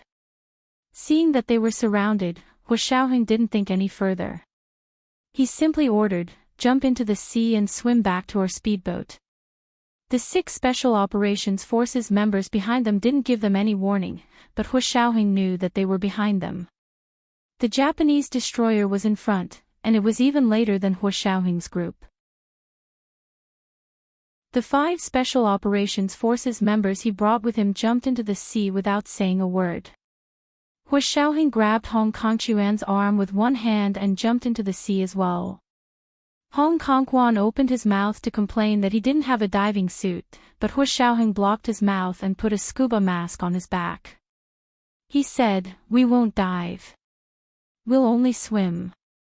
We have to be fast." Hong Kongquan was so angry that he felt dizzy, but he couldn't move Hua Xiaoheng at all. He quickly pulled the rope and pulled Hong Kongquan into the water. Soon, they were underwater. It was the 3rd watch. It was still the 3rd watch. Everyone's recommendation votes and monthly votes. P.S. It's already the end of the month. You can vote for your monthly votes now. Mwah. Chapter 1096. The seawater in early spring was chilly. Although they were wearing diving suits, they still couldn't block out the bone-chilling cold. As soon as they entered the water, they heard a loud bang. Huge waves were set off on the surface of the sea, and the calm sea suddenly became turbulent. Hua Xiaoheng wore waterproof night vision goggles and looked up. The speedboat that had just been not far above their heads had been blown to pieces and blown up. The Japanese warships had opened fire. Did they not care about Hong Kongquan's life? And those Japanese Special Forces soldiers, did they not care? What if someone was still alive? Once they opened fire, the possibility of the people on the speedboat surviving was zero. Hua Xiaoheng vaguely felt that something was wrong, but at this time, there was no point in thinking about it. What he needed to do now was to quickly take his own people away from the Japanese exclusive economic zone. As long as they returned to the international waters, the drones would be able to pick them up. Hua Xiaoheng didn't believe that those warships would dare to chase them out of the international waters. If they came, then it would be good to test the accuracy of the Flying Dragon drone. It could also be considered an actual combat exercise. As Hua Xiaoheng thought about it, he used the communicator in his mask to contact his own people. He called for the 5 Special Operations Forces members he had brought with him to gather together. They formed 2 combat teams of 3 and surrounded Hong Kongquan in the middle. Because right now, he was a target that they needed to protect. Even if they brought him back and what awaited him was a death sentence, at this moment, this was their mission. It was the soldiers' duty to obey orders. No matter how much they despised this person's despicable and evil deeds, they had to protect him. The explosion on the sea reflected the flames that shot up into the sky, making the water much clearer. Hua Xiaoheng and the others also met up with the 6 Special Operations Forces members who had been on the speedboat. Not including Hong Kongquan, there were now 12 of them. They formed combat teams of 3 and formed a triangle underwater. Relying on the wristwatches on their wrists to guide the direction, they swam towards the Huaxia Empire coastline.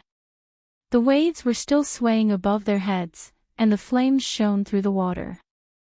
They silently and vigilantly paddled while keeping an eye on the direction behind them. At this moment, a long rope suddenly shot out from behind them. At the end of the long rope was a long, thin, and sharp triangular cone. It flashed with a beautiful black light and brought with it a burst of splashes. Shrink to the right.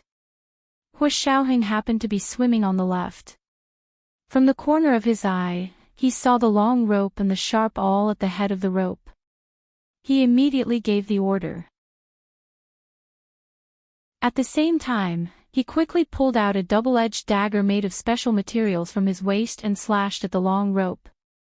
The dagger was black and heavy, its blade unremarkable. As soon as he got close to the rope, he felt the resistance of steel. Hua Xiaoheng's eyebrows twitched. This rope was actually made of thin iron. Fortunately, his double-edged dagger was also made of special materials. It could even cut through the steel plates of tanks, so it was naturally invincible against this kind of thin iron rope. The seawater splashed, and the long rope broke into 2 pieces, falling softly to the bottom of the sea. Hua Xiaoheng immediately informed his companions and told them to be careful. Sure enough, on the other side of them, there was also a thin iron rope that silently attacked them.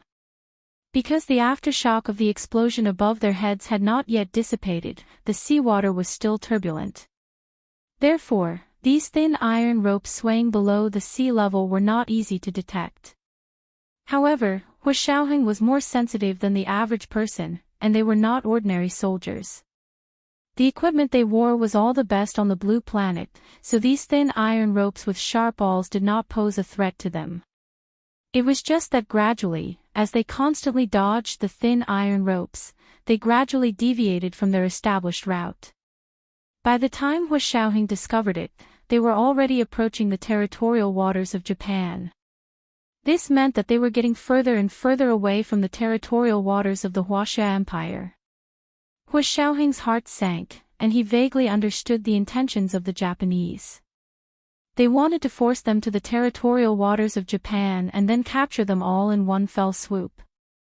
As soon as he thought of this possibility, Hu Xiaoheng immediately contacted the ground. Request for drone support. Request for drone support. The enemy has warships.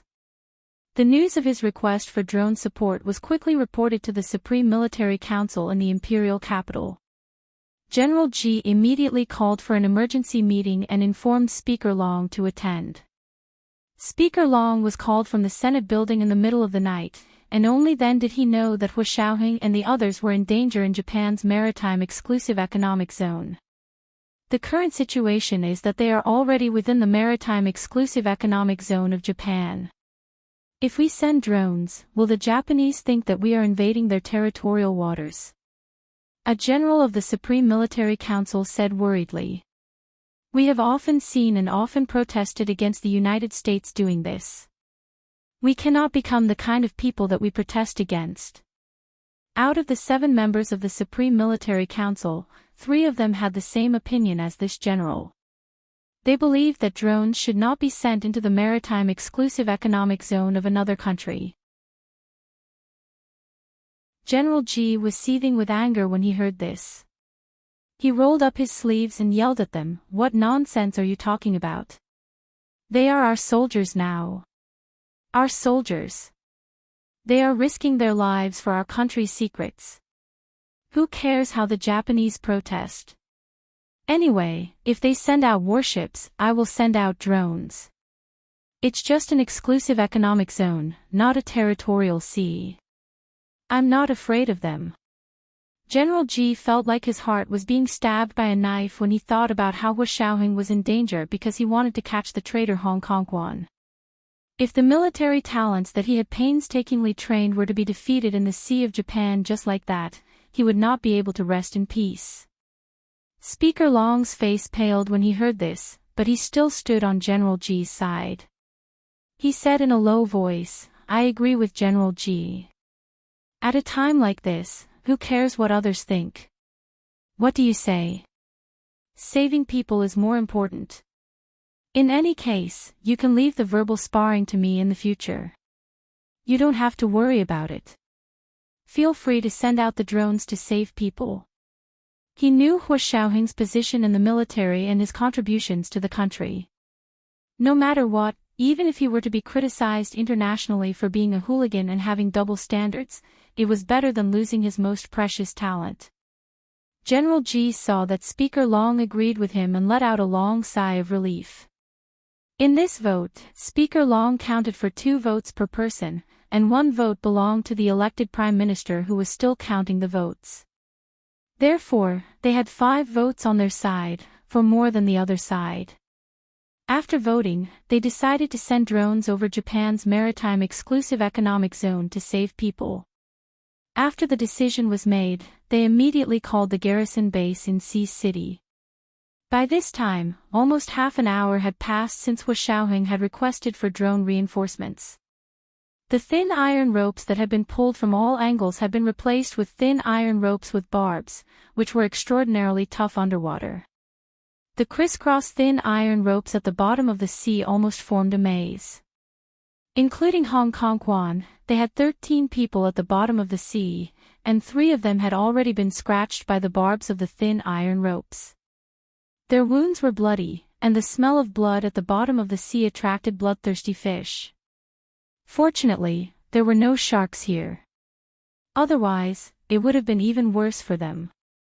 The Japanese warships on the surface of the sea couldn't wait any longer. They fired torpedoes at the bottom of the sea again and again, but not in their direction, only in the direction they wanted to swim back. The shells blocked their way. The only place they could go seemed to be back into Japan's territorial waters. But they all knew that once they entered Japan's territorial waters, they really wouldn't be able to escape. Just as they were about to be forced to swim in the direction of Japan's territorial waters, the Huaxia Empire's drones finally arrived. Just like the speedboats that hunted the Japanese special forces in the Huaxia Empire's maritime exclusive economic zone, this time, their target was the Japanese light destroyer. Drones. How can the Huaxia Empire's drones be here? Are they declaring war? The soldiers on the Japanese destroyer were furious. These were F*King invisible drones. Because there was no indication on the radar at all.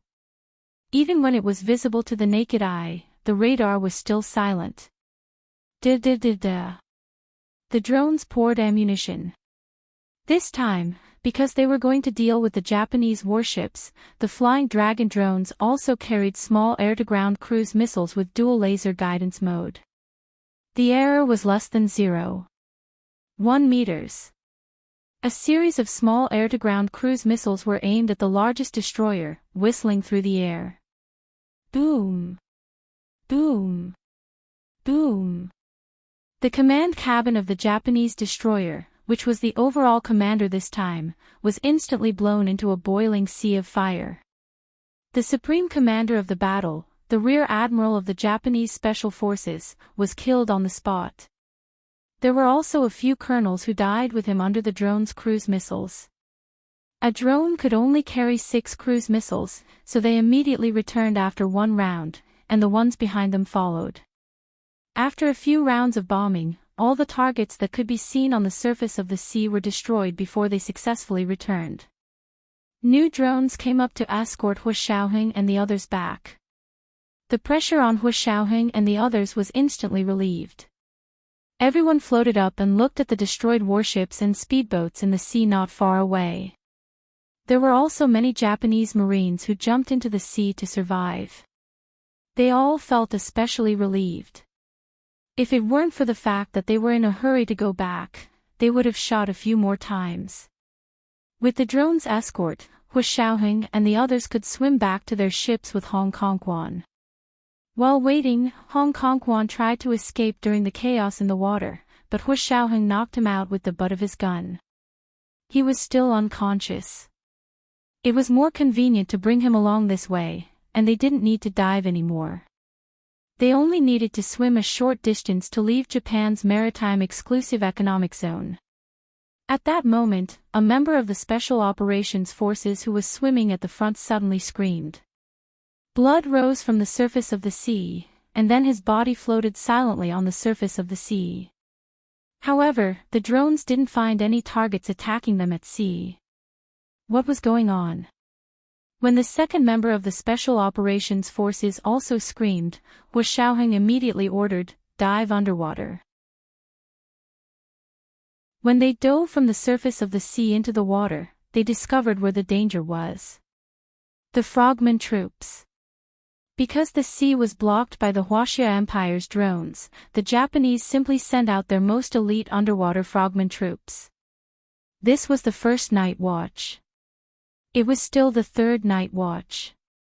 A reminder to everyone about the recommendation votes and monthly votes.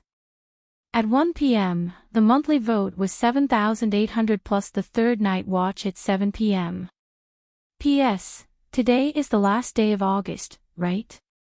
If you don't vote, your monthly votes will be invalid. Can you see my hungry little eyes? Mwah. Chapter 1097. The Japanese frogmen were the elite of the Marine Corps. It could be said that they were the special forces of the special forces because they had to be proficient in amphibious operations. They had one more special skill than the special forces that focused on land training. Of course, as the name implied, they were more responsible for underwater surprise attacks and reconnaissance missions. On the rippling seabed, the APS underwater assault rifle with the special scuba on their backs and the automatic rifle in their hands aimed at them. This kind of rifle was specially used underwater. The bullet's flight relied on fluid mechanics, so there was no rifling in the gun. The shape of the bullet was more slender, which could maximize its speed and would not cause bubbles. The death and injury of the 2 Special Operations Forces members were all thanks to this kind of gun.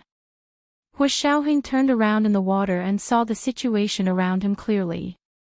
There were frogmen carrying APS underwater assault rifles in all directions, looking at them coldly as if they were looking at a group of dead people.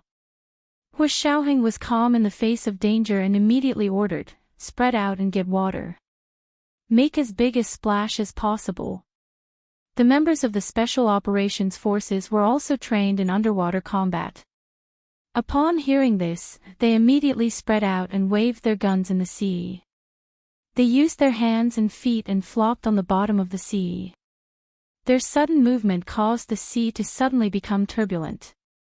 The waves rolled and greatly blocked the frogmen's vision.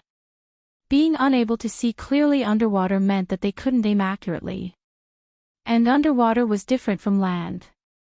The consequence of not aiming accurately was very likely to hit one's own people. Because they had more people on their own side than the people who were surrounded. Now there were more than 200 heavily armed frogmen surrounding the 13 Huaxia Empire soldiers. Although they were at the bottom of the sea, this formation was absolutely magnificent. They were certain that these people would not be able to escape from their palms. Hu Xiaoheng swung his legs, slapping the water as hard as he could while looking for a place to land on the bottom of the sea. This area of the sea was not deep, but of course it was not shallow either. There were many underwater reefs, and there were colorful coral reefs standing in the sea. Colorful fish swam through the gaps in the coral reefs and were driven away by the startled water created by this group of people. Hu Xiaoheng quickly found a coral reef near the surface of the sea and informed his teammates through the communicator in his mask, 50 clock direction, coral reefs 20 meters away. 3 in a triangular formation. Hide in groups of 4. If they didn't have the same equipment to deal with the frogmen at the bottom of the sea, they could only wait. Hu Xiaoheng stirred the water as he directed everyone to retreat. At this moment, a few frogmen couldn't hold it in anymore. They wanted to claim the greatest military achievement of the Japanese Empire since the armistice, so they swung their flippers and rushed towards Hu Xiaoheng. Because Hu Xiaoheng and the others had made too much of a splash, the frogmen were afraid of accidentally injuring their own people, so they only surrounded them and didn't continue to shoot. The frogmen were the first to rush over. They had originally wanted to snatch the battle credit, but before they could even get close, they discovered that the Huaxia Empire's soldiers they had been staring at had suddenly disappeared in front of them. What the hell? Where could they hide on the vast ocean floor? A frogman held his APS underwater assault rifle and became vigilant. But it was too late. He suddenly felt his legs sink, as if they were wrapped by something. He hurriedly raised his gun and wanted to shoot down. Hu Xiaoheng had already moved forward. His strong arms were like iron arms as he twisted the frogman's neck with both hands and quickly spun it 360 degrees. There was no sound underwater. The frogman's head had already collapsed softly, and he was instantly killed. Hu Xiaoheng then pulled out his scuba, removed his equipment, and carried it on his back. He also took his APS underwater assault rifle and bullet clip, and kicked his body out. The frogman's body floated to the surface of the sea and drifted in the direction of Japan's territorial waters. The other frogman's bodies also quickly floated to the surface of the sea. The frogman killed by Hu Xiaoheng still had his clothes on, but the frogmen killed by Hu Xiaoheng's teammates had been stripped clean and thrown into the sea. All their equipment and clothes had been taken away by their Special Operations Forces teammates. After a round of killing, the smell of blood in the waters on their side was getting thicker. The frogmen behind them didn't dare to come over for the time being, but they lined up in formation and slowly approached them. Hu Xiaoheng and the others had 7 or 8 sets of frogman equipment in their hands. Although it wasn't enough to equip everyone with a set, it was enough. Besides, they weren't taking the initiative to attack. They were just hiding in the caves formed by the coral reefs and waiting for their prey. The few of them happily swam behind the coral reef bunker they found and began to distribute the equipment. Hu Xiaoheng only took the APS underwater assault rifle and leaned against the reef next to the coral reef alone, continuing to communicate with the land. The other party sent frogmen to block our retreat, so we can't get out for the time being. Before Hu Xiaoheng could finish his sentence, a rustling sound came from the headset. His heart sank. If he heard correctly, this was the sound of electromagnetic interference. After waiting silently for a few minutes, Hu Xiaoheng once again opened the communication line with the base and found that it was still the same rustling sound. It was like the sound of silkworms spitting silk on a rainy night. It should have been full of hope, but now it only brought Hu Xiaoheng cold despair. Hu Xiaoheng held the APS underwater assault rifle and quietly performed his guard duty. He had already begun to think about how to save himself. No matter what, even if all 12 of them died in battle, Hong Kongquan had to be safely sent back to the territorial waters of the Huaxia Empire. He raised the gun expressionlessly and pulled the trigger at a frogman who was sneakily swimming over in front of him. The slender arrow-like bullet spun out of the barrel, cut through the seawater, and pierced the frogman's chest where his heart was. The frogman spasmed twice under the water, his hands and feet moving wildly. The gun hung diagonally from his arm, but his entire body lost its balance and began to fall. Hu Xiaoheng swam over, pulled the man's body over, removed all his equipment, and threw him out. They had another set of frogman equipment. From night to day, they confronted each other for 8 hours. The seawater turned from dark to bright, and they could see their surroundings more clearly. The frogman equipment around them also increased, and there were already more than 20 sets. This meant that they had killed more than 20 frogmen, which meant that they had killed 1/10 of the enemy's team. Although this was not a very good result, it was definitely not bad either. The Japanese frogmen were shocked by the powerful combat effectiveness of the 12 Huaxia Empire soldiers and did not dare to sneak attack again. They did not even dare to get within 100 meters of the coral reef. They hid far away, but did not relax their encirclement. 8 hours passed, and Hu Xiaoheng tried countless times, but the electromagnetic interference was still strong and effective. They could not get in touch with the base. 8 hours ago, when Hu Xiaoheng's contact with the base was cut off, Gu Nianji discovered it. Because she was in the central control room, which had the best supercomputer monitoring system in the entire Huaxia Empire, and even the entire Blue Planet. The voting for the general election had ended, and the counting of votes had also ended. They could use their central control system again. Gu Nianji did not leave. She and the 27 people took on the task of helping Hu Xiaoheng and the others communicate with the information.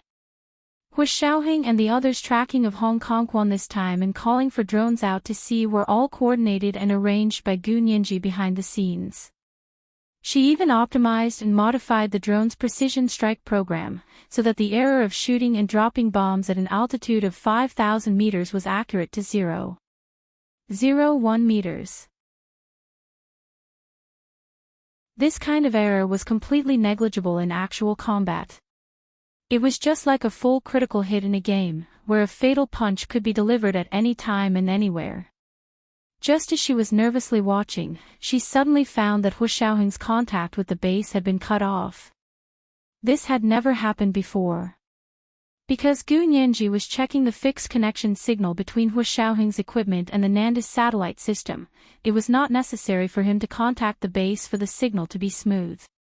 She used a small program to ping once every 10 seconds. If there was no problem with the connection, the ping would be smooth. So when her small program suddenly began to report errors, and even the ping was not smooth, Gu Nianji knew that there was a problem. She quickly opened Hu Xiaoheng's frequency and began to call him directly. However, there was only a rustling sound, like silkworms spinning silk on a rainy night. But Gu Nianji knew that this rustling sound was not from silkworms spinning silk on a rainy night. It was electromagnetic interference.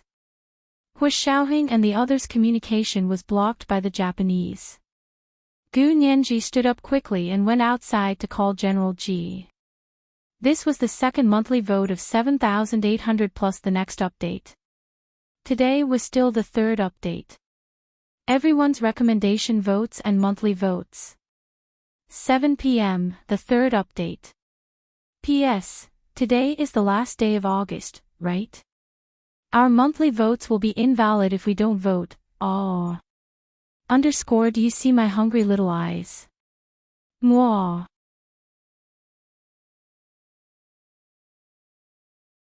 Chapter 1098. General G. Something might have happened to Huashao. Gu Nianji took a deep breath and tried to speak in a calm tone.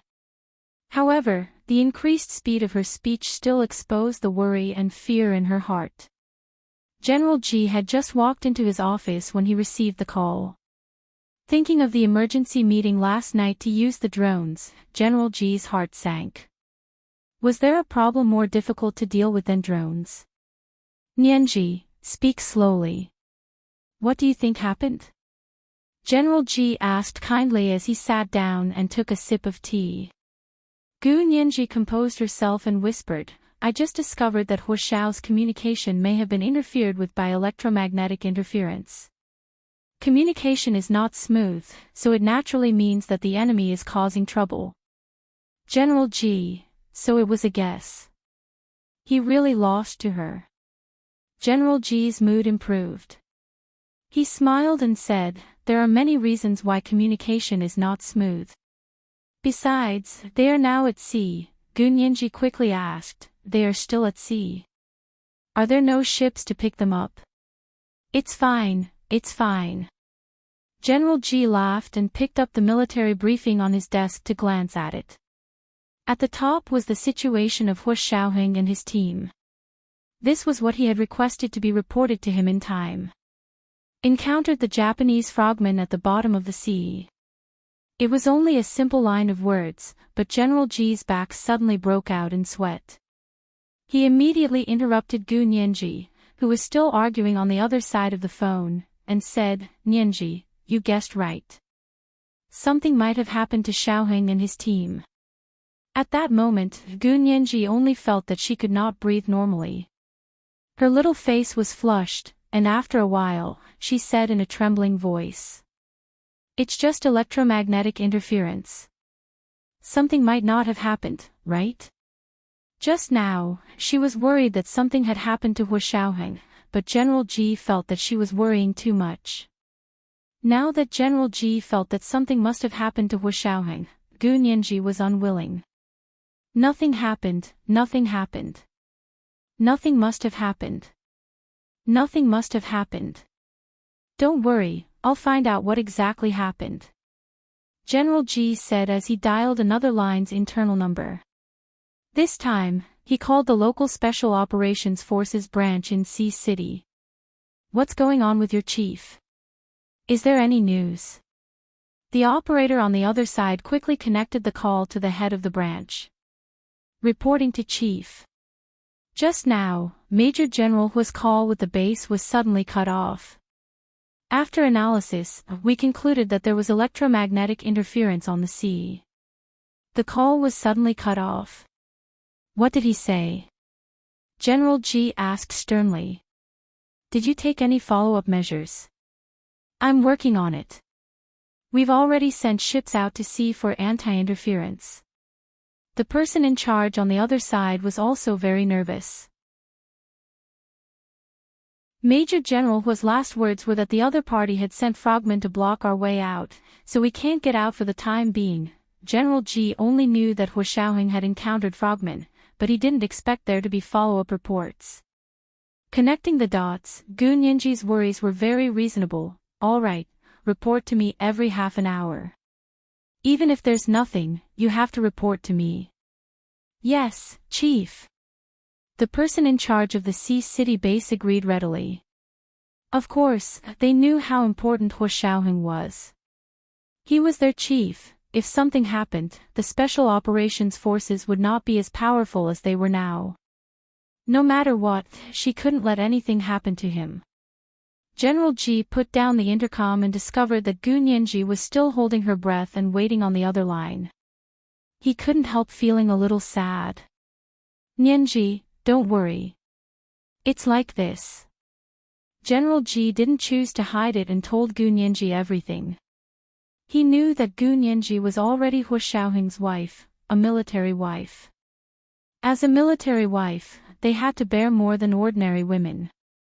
Not only did they have to be separated for a long time, but they also had to live with the person they loved the most. Gu Nianji was still young, and General Ji didn't even know if Hu Xiaoheng had made the right choice. Could this girl, who was less than 20 years old, bear these burdens that even mature women rarely could? Gu Nianji didn't think too much about it. When she heard General Ji say that Hu Xiaoheng's last words were "frogman troops blocking the way out," she immediately asked, "General Ji, I know that the army has a new anti-frogman weapon. Why can't we use it immediately?" This was a military secret. General Ji chuckled and said vaguely, "Don't worry, they're already organizing a rescue." How can I not worry? Gu Nianji was really anxious. Just tell me, will you send your secret weapon? For Gu Nianji now, she didn't care too much about other things. She just wanted Hu Xiaoheng to come back alive. Secret weapon. What are you talking about? General Ji was still stubbornly resisting, in an attempt to muddle through. Gu Nianji said bluntly, "Don't you have an underwater drone codenamed Jiaolong? Why don't you send it to deal with the frogmen?" She knew about this underwater drone, and of course, she had heard Hu Xiaoheng talk to Zhao Liangze and Yin Shixiang about it at the dining table. General Ji sighed. "Nianji, be reasonable. That place is already Japan's exclusive maritime economic zone. It was already an exception for us to send an aerial drone.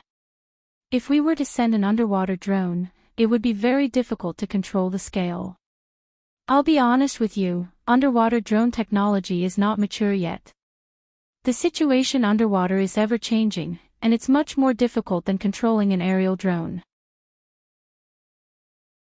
If the range of the underwater drone is not controlled, it is very likely to hit Japan's territorial waters. Nianji, do you know what the consequences will be if our shells hit Japan's territorial waters?" Of course, Gu Nianji knew what the consequences were. It was equivalent to a declaration of war. But so what? She just wanted Hu Xiaoheng to come back. However, this thought only turned in her mind for a moment before it was driven out. Because she knew that if she really did that, Hu Xiaoheng would definitely be unhappy. He worked hard for the military on missions to protect his country, not to start a war for his own personal gain. If it really came to that, Hu Xiaoheng would definitely feel that it would be better to die. Gu Nianji closed her eyes and took a step back. "Then I request to go to Sea City to help with the rescue. Is that okay?" She made this request to participate in the military's rescue activities. General Ji was even more embarrassed. He hesitated for a long time before saying, "Nianji, this military operation is a secret operation. Your security qualifications," Hu Xiao said that my security qualifications are the same as yours and Speaker Long's. Gu Nianji insisted. "Please let me go. I can operate computers better than them, and I'm very good at swimming. I'm even better than Hu Xiao." She had once rescued Hu Xiaoheng and Zhao Liangze from the Blue Hole in the Caribbean Sea. This time, Gu Nianji was not afraid at all when facing the Japanese frogmen. General Ji still refused.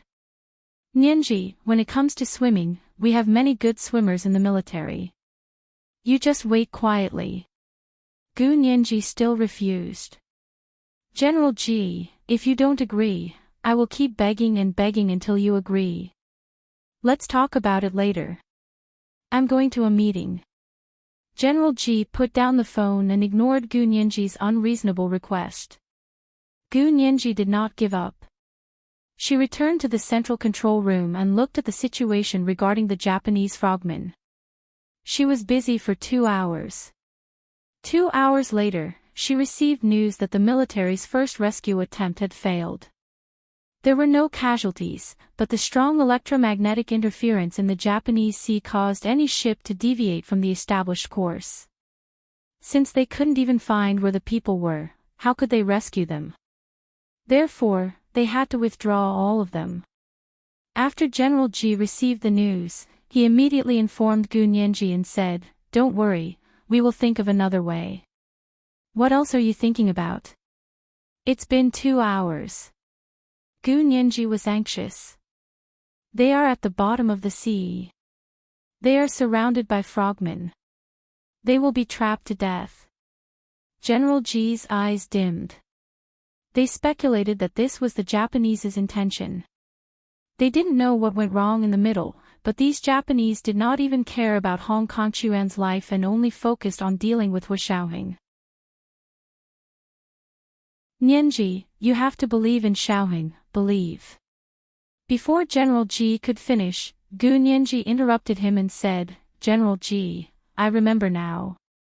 If the military can't carry out anti-electromagnetic interference, we can find an expert. Expert? Yes, Ms. Song Jining, the director of the Institute of High Energy Physics. She is a great expert in anti-electromagnetic interference. I remember Hu Xiao said that they once encountered strong electromagnetic interference in the air, and it was Ms. Song who successfully carried out anti-interference. When Gu Nianji said this, General Ji also remembered and quickly slammed the table. Okay. I will contact Director Song immediately. Gu Nianji had already put down the phone and returned to Hu Xiaoheng's official residence. She hurriedly packed a suitcase and asked someone to send her to the Institute of High Energy Physics to find Song Jining. It was the third watch. It was still the third watch. Everyone's recommendation votes and monthly votes. P.S. It's already the last day of the month. You can vote for your monthly votes now. Mwah. P.S. If the plot is flat, you can say it's bullsh*t.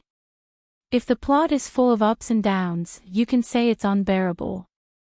So what are these annoying little fairies doing? Hurry up and hand over your monthly votes. And the guaranteed monthly votes for next month. Please leave it here today. Tomorrow's plot will be even more exciting. Mwah, all the annoying little fairies.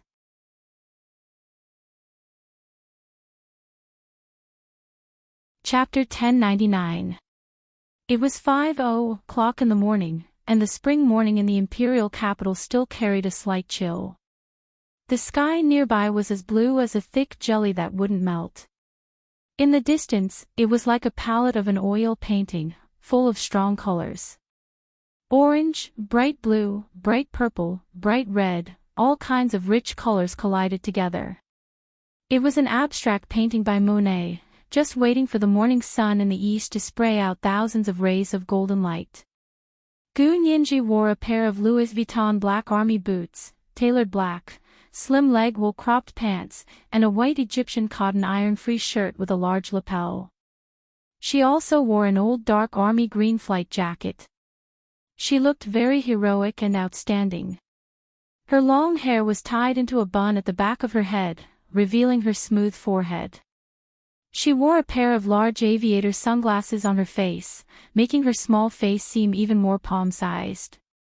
She dragged an old LV suitcase and stood at the entrance of the Institute of High Energy Physics. She pushed the aviator sunglasses on her head and said to the guard, "Please tell her that I want to see Director Song. Just tell her that Gu Nianji wants to see her." As the director of the Institute of High Energy Physics, Song Jining usually didn't see outsiders unless they made an appointment. However, the guard glanced at Gu Nianji and was swayed by the sincere pleading look in her big eyes. He hesitated for a moment. Wait a moment. He picked up the phone and called Song Jining's office. Is this Director Song's office? A Miss Gu Nianji wants to see Director Song. Is that okay? The person who answered the phone was Song Jining's secretary. She knew Gu Nianji and knew that she used to be Director Song's son's girlfriend, so she put down the phone and knocked on Song Jining's office door. Director Song, Miss Gu Nianji is here. She wants to see you. Song Jining had just put down the phone with General Ji. Her expression was very serious. She froze for a moment and nodded instinctively. Let her in. Gu Nianji came to Song Jining's office and closed the office door. She walked to Song Jining's desk with a straight face and said anxiously, "Director Song, are you going to Sea City to participate in the military rescue work? Can you take me with you?" Song Jining had indeed agreed to the military's request. Even if that person was not her only son, as the director of the Institute of High Energy Physics, it was her duty to save the soldiers of her country. However, because her son was one of the people in danger, her mood was inevitably affected, and she was not as calm as she used to be. Now that she saw someone who was even more panicked than she was, Song Jinning's nervousness was strangely alleviated. She looked Gu Nianji up and down and said with a smile, "Look at you. Even if I say no, you'll still sneak over by yourself, won't you?" The clothes and shoes he was wearing were all for traveling, not to mention the small suitcase in his hand. Gu Nianji smiled guiltily and tried her best to fight for herself. "So don't give me a chance to sneak over. Just take me there openly. I can be your assistant. When you carry out anti-electromagnetic interference, I can escort you. I can even hack into Japan's electromagnetic interference system and see what programs they are using." "Oh. Can you do that?" Song Jinning rolled her eyes and thought it was a good idea. "To tell you the truth, the last time we went to Sea City, although the magnetic field that suddenly appeared there was a trap, the other party gave us a lot of data. I made a new breakthrough in my research on electromagnetic induction, and I really want to give it a try." "Oh? Really?" Gu Nianji was overjoyed. She liked to cause trouble, especially when it came to lifting a rock and smashing it on someone else's foot. She happily moved closer to Song Jinning and hugged her arm. "Mrs. Song, Auntie Song, Kiss Beauty Song. Take me with you. I'll help you experiment with your latest results. Trust me, you won't be disappointed." Song Jinning was very satisfied with Gu Nianji's IQ and had hoped that Gu Nianji could study high-energy physics with her. Now that Gu Nianji had volunteered, she naturally couldn't be happier. She held her hand and said, "Then remember, stay by my side and listen to me. Don't run around. Xiaoheng won't be happy if he finds out you're disobedient." The corners of Gu Nianji's mouth twitched. She thought that in Mrs. Song's eyes, she was still a child. However, this wasn't the time to argue with Mrs. Song about whether she was an adult or not. No matter what request she made, Gu Nianji would only nod and agree, let alone be by Mrs. Song's side. Gu Nianji quickly said, "That's for sure. I'll be your attendant and your assistant. Come, what luggage do you have? I'll carry it for you." Song Jinning smiled and said, "I'll pack the equipment. Help me go to my dormitory and pack a few changes of clothes, shoes, and socks. We'll meet at the door in 15 minutes. The military car will arrive in 15 minutes. Gu Nianji immediately saluted. "Yes, Director." "Naughty." Song Jinning smiled and pinched her little nose. She gave Gu Nianji the key to her dormitory and quickly got busy in the laboratory. This time, she would bring her latest research results to Sea City. She wanted to see to what extent she could exert her electromagnetic induction this time. A few days ago, when she was sorting out her research results, she had lamented that she couldn't do real application experiments. Now, her wish could be fulfilled. She used these thoughts to numb herself and not focus on Hu Xiaoheng's danger. Because she couldn't think about it. The moment she thought about it, she would collapse. She felt as if her heart had been dug out. She couldn't collapse.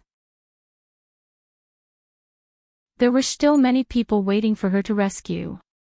Half an hour later, Gu Nianji and Song Jinning had already boarded the military's private plane. The plane rose into the air and whistled in the direction of Sea City. When General Ji found out that Gu Nianji had already boarded the private plane with Song Jinning, they had already landed in Sea City. Gu Nianji received a call from General Ji as soon as she got off the plane. "Gu Nianji. Are you itching for a beating? You don't even listen to me." General Ji bluffed and scolded her over the phone, but in fact, his tone was more worried than angry. He really didn't want anything to happen to Gu Nianji at this time. If Hu Xiaoheng knew that the person he loved the most was in danger again while he was risking his life for the country, even a cold-hearted person like General G would feel sorry. A soldier's heart couldn't be hurt again. Protecting Gu Nianji was probably Hu Shaoheng's greatest wish. All General G could do was fulfill this wish for Hu Shaoheng. Gu Nianji was already very familiar with General G, but it wasn't the time to joke around. She was very embarrassed by General G's yelling and said sheepishly, "General G, don't blame me. It was Miss Song who asked me to go with her." As she spoke, she handed the phone to Song Jining, then clasped her hands in front of her chest and looked at her pleadingly. She mouthed over and over again, "Please, please, please, please." Song Jining patted her bun hair in amusement and took the phone. She said calmly to General G on the other end of the line, "General G, this is Song Jining. It was me who asked Nianji to go with me. There are some instruments that I don't trust to be operated by others. Nianji is smart and a fast learner. She's not an outsider, so she can help me in case the secret is leaked." The phrase, "in case the secret is leaked," completely shut General G up. He knew that Song Jining's latest research results were top national secrets, and she was using it to save people. She was also using it against the Japanese, who loved to steal Huaxia civilization and secrets, so she couldn't be too careful. This reason was enough, so General G had nothing else to say. He could only change the topic. "Then Director Song, please take care of Nianji. She's young and doesn't know much. Take good care of her and don't let her run around. Shaoheng will thank you when he comes back." He spoke as if he was Gu Nianji's elder. He was just short of bowing to Song Jining. Song Jining was amused. She thought to herself, "This is my son's beloved girl. Don't I know my son's heart better than you, General G?" What a joke. However, General G was able to treat Gu Nianji like a junior, which was enough to show that Gu Nianji was a likable girl. Not everyone could make these high-ranking people feel compassion for them. Song Jining agreed immediately. "Don't worry, I'll keep an eye on her. When Shaoheng comes back, she'll be the first person he sees." General G chuckled and put down the phone. His expression quickly became serious as he said to Secretary Chow, "How's the election going? Are the results out yet?" Secretary Chow hurriedly said, "The Parliament building is still counting the votes across the country. It's already at the stage of review and verification. There should be results before 5:00 this afternoon." General G nodded. "Keep an eye on them. I have a meeting to attend." The Army Supreme Council was paying close attention to Hu Shaoheng and the others' plight. They could not afford to relax for even a moment. At 8:00 in the morning, Gu Nianji and Song Jining arrived at Sea City seaside and prepared to board the ship. This time, in order to get as close as possible to the place where Hu Shaoheng and the others were besieged by the Japanese frogmen, they didn't use a warship. Instead, they used a scientific research ship from the Chinese Academy of Sciences. Of course, although this ship was called a scientific research ship, it was actually a modified warship. Just like the Huaxia Empire's fishery administration boat, it had the side function of expanding territory. As soon as they boarded the research ship that looked like a light destroyer, Gu Nianji and Song Jining got busy. The equipment Song Jining brought this time was indeed very advanced. It was so advanced that she didn't even bring an assistant and actually used Gu Nianji as her assistant. As she installed the equipment, she explained how to use it to Gu Nianji. By the time the equipment was installed, Gu Nianji had already memorized most of its functions. The research ship sailed towards the coordinates where Hu Shaoheng had last sent the signal. The ship's radar constantly scanned for signals at sea. Sure enough, as soon as they left the 12 nautical mile territorial waters and entered the Huaxia Empire's maritime exclusive economic zone, they detected strong electromagnetic interference. The ship's radar instantly failed. "Director Song, the electromagnetic interference started here. The soldier who had previously served on the military rescue mission explained the situation to Song Jining. All the ships that passed through here found that they couldn't determine their direction and later returned. Don't you think this route is very quiet today? Song Jining looked at the endless sea.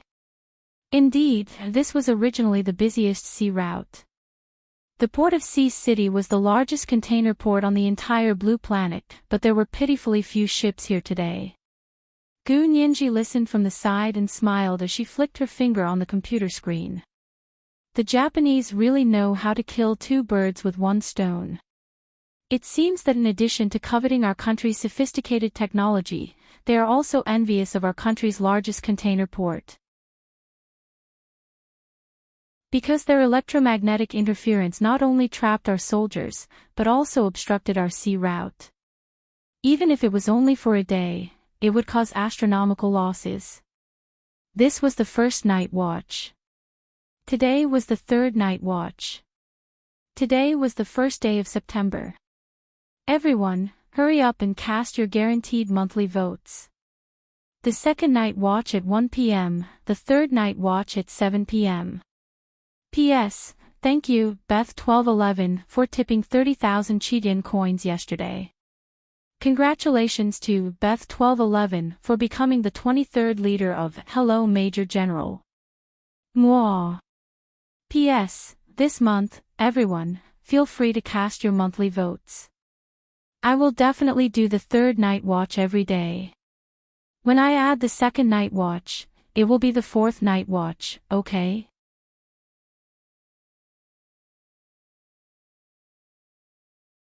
Chapter 1100. Strong electromagnetic interference not only besieged our soldiers, but also blocked our shipping routes. The last reason that Gu Nianji mentioned was something that the military personnel hadn't thought of. They glanced at each other and silently added another entry to the Japanese's account book. Song Jining ignored the layers of meaning that Gu Nianji had said. When she saw the strong electromagnetic interference frequency on the instrument, her attention was completely drawn to it. Nianji, clear the field. We can start working. Song Jining buried her head in data records and really treated Gu Nianji like an assistant. Gu Nianji couldn't have asked for more. She quickly said to the officers in the room, "You guys go out and stand guard first. We have to try to see if we can counter electromagnetic interference." The officers quickly said, "We tried it before, but it didn't work at all." Gu Nianji looked at Song Jining, but Song Jining's eyes were completely fixed on the display screen of the instrument. He had no intention of answering. She could only turn around and smile apologetically. "When we succeed this time, Director Song will tell you how to counter electromagnetic interference." The officers understood what Gu Nianji meant and didn't stay any longer. They pushed the door open and went to stand guard on the ship. Song Jining heard the door close and frowned at Gu Nianji. When did Japan become so strong in electromagnetic interference? Gu Nianji was speechless. "No, I don't think this level of electromagnetic interference can be released by Japan." Song Jining shook her head and began to perform various data analysis on the keyboard. Gu Nianji watched for a while and didn't quite understand, but she could see that the data was really high. She whispered, "It might not be Japanese. You know, the United States has stationed troops in Japan. I think their base is not far from here." Song Jining made a long "oh" sound. "That's more like it. I said that if Japan had this kind of electromagnetic interference technology, they would have already developed it. Why would they send so many special forces soldiers for Hong Kongquan's little thing?" It seemed that General Ji really told Song Jining everything. Gu Nianji pursed her lips and didn't interrupt. She quietly waited for Song Jining to analyze the electromagnetic interference data. Only after the intensity were determined could anti-interference be carried out according to the frequency. Gu Nianji was bored, so she turned on the computer next to her. She wanted to use the Nanda communication satellite signal to connect to the internet and search for the U.S. military base network in Japan. However, there was no signal from the Nandu satellite communication system at all. The electromagnetic shielding was probably too strong. Gu Nianji had no choice but to give up surfing the internet. She turned to look at Song Jining, who was working on the equipment, and whispered, "Miss Song, what can I do for you?" Song Jining didn't even raise her head. She used the flash drive to download some complicated calculations and said, "Help me calculate these numbers." Gu Nianji took the flash drive and inserted it into her laptop. She looked at the data and quickly wrote a small calculation program. She entered the data and the program began to calculate. In less than 3 minutes, the results were out. Gu Nianji showed the calculation results to Song Jining. "Miss Song, do you think this is correct? So fast." Song Jining was very surprised. She had also used a calculator in the lab, but it wasn't as fast as Gu Nianji. It took her 15 to 20 minutes to complete the calculations. Gu Nianji returned the flash drive. Song Jining opened it on her computer and her eyes lit up. "Nianji, you really figured it out in 3 minutes." With Gu Nianji's help, Song Jining was like a tiger that had grown wings. Countless data was quickly analyzed and restored on her instrument. The opponent's electromagnetic interference was analyzed thoroughly by her side step by step. The most effective way to combat electromagnetic interference was to use a spear to attack a shield. However, you need to know the model of the opponent's spear and the material of their shield. This was the most difficult part of anti-electromagnetic interference. It could be said that all the existing instruments and algorithms on the blue planet, none of them could effectively analyze the strong electromagnetic interference released by the Japanese this time. Unfortunately, they met their nemesis, Song Jining. The strong electromagnetic interference this time was only slightly weaker than the one she had encountered on Hua Xiaoheng's private plane. However, that time, he was on a plane. He couldn't see the sky or the ground, and he couldn't find the source of the electromagnetic interference. The difficulty and intensity were even greater. This time, it was much easier for Song Jining to deal with it at sea. She quickly discovered the source of the strong electromagnetic interference this time. East longitude, north latitude, the strong electromagnetic interference source is in this position. Song Jining pointed to a coordinate on the locator with a solemn expression.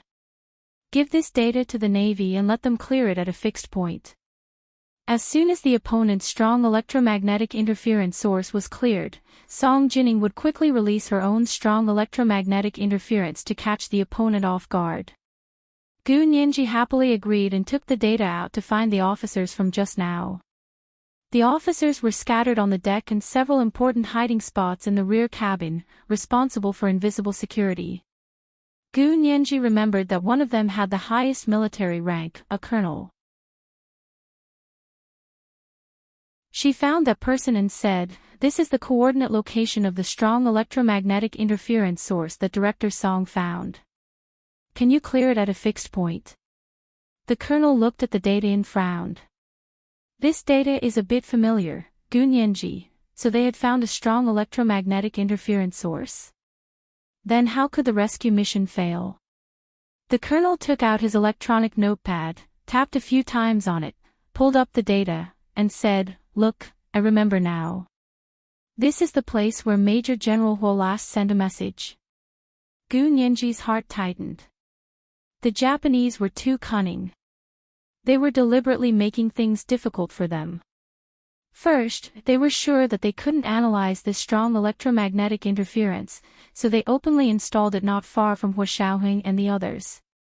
Second, even if there was a 1 in a million chance that they could find the source of the electromagnetic interference, it would make it impossible for them to eliminate it at a fixed point. Gu Nianji looked at the coordinate data in the colonel's hand, and then looked at the data in her own hand. She couldn't help but say, "I remember you sent out drones. Why didn't you shoot them all?" However, with such strong electromagnetic interference, the drones would be disrupted and unable to hit the target, right? The colonel smiled bitterly. We were also lucky. We suddenly used drones and caught the Japanese off guard. They didn't have time to use strong electromagnetic interference. Later, when we withdrew the drones, the Japanese installed strong electromagnetic interference. So, this is not only to block Major General Hua's communication and cause trouble for the ships coming and going, but also to guard against our drones. Gu Nianji clicked her tongue. This is killing 3 birds with 1 stone.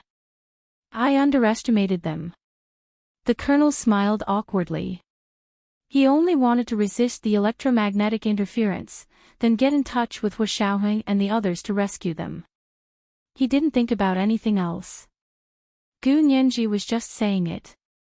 The Japanese had always regarded the Huaxia Empire as a competitor. In the past, they had wanted nothing more than to destroy the Huaxia Empire, so no matter what they did to harm the interests of the Huaxia Empire, Gu Nianji wouldn't be surprised. This was a country that had never deeply reflected on its war crimes, so there was no need to have any hope for it. They must not be afraid to speculate about it with the greatest malice. Okay, then what should we do? Gu Nianji rubbed her palms. Do you want me to go on your behalf? Give me a diving suit, and I can swim to that place. Of course not. The colonel was shocked and looked at her strangely. Why do you want to go? Don't you know that the other side is the most elite frogman unit in the Japanese Marine Corps? There are also more than 100 SAT Special Forces soldiers. These people are very powerful. Gu Nianji was speechless. I just want to go and try. Can't I? Gu Nianji's eyes drifted. How long have our soldiers been besieged? The colonel looked at his watch. It's been almost 6 hours. Gu Nianji's heart tightened and she panicked. Then why aren't you giving the order? Why don't you let me go? I can swim fast. And I'm smart. Miss Gu, why are you so enthusiastic? The colonel suddenly felt that Gu Nianji was a little suspicious. One who was unaccountably solicitous was hiding evil intentions. Gu Nianji's current identity was only Song Jinning's assistant to the colonel. Did he need to be so enthusiastic? He even wanted to go into the water himself to rescue them. I'm doing this for Major General Hua. Gu Nianji quickly explained to the colonel. I understand that Director Song is personally participating in the rescue. After all, Major General Hua is her son. But what about you? Who is Major General Hua to you? The colonel squinted at Gu Nianji. It was the 2nd watch. It was the 3rd watch. Today was the 1st day of September. Everyone, hurry up and cast your guaranteed monthly votes. It was 7:00 in the evening. P.S. This month, everyone, please feel free to cast your monthly votes. I will definitely cast the 3rd watch every day. When I add the 3rd watch, it will be the 4th watch. Mwah.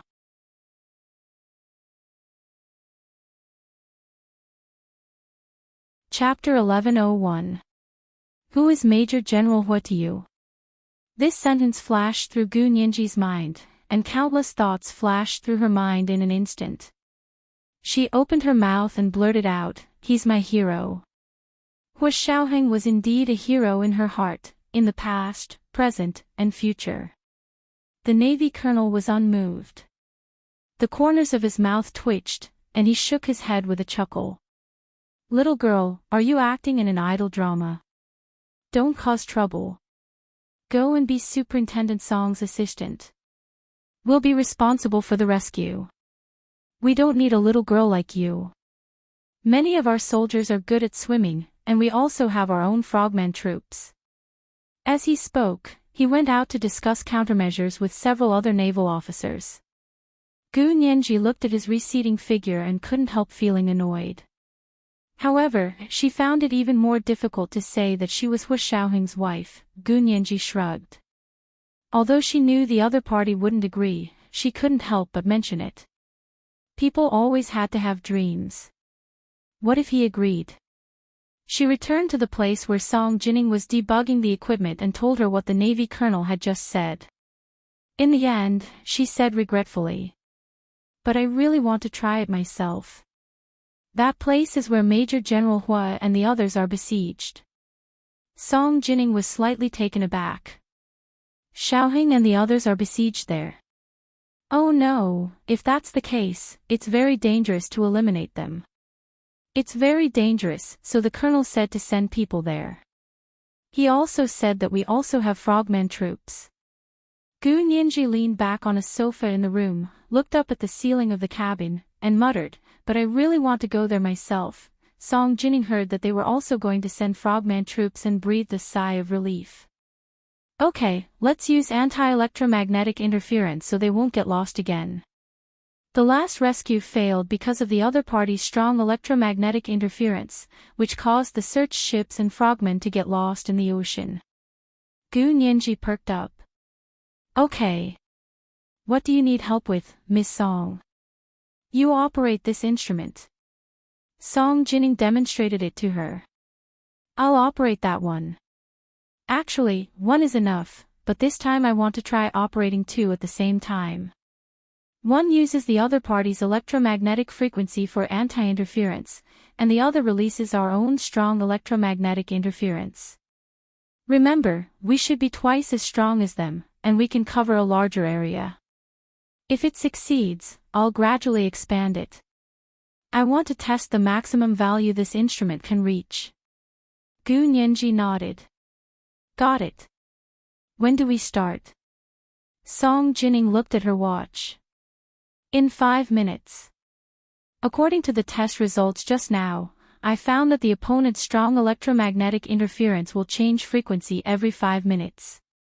This is also the time when it is the most vulnerable, and anti-interference is the most effective." Gu Nianji admired Song Jining from the bottom of her heart. She only wanted to say that Song Jining was beautiful and everything she said was right.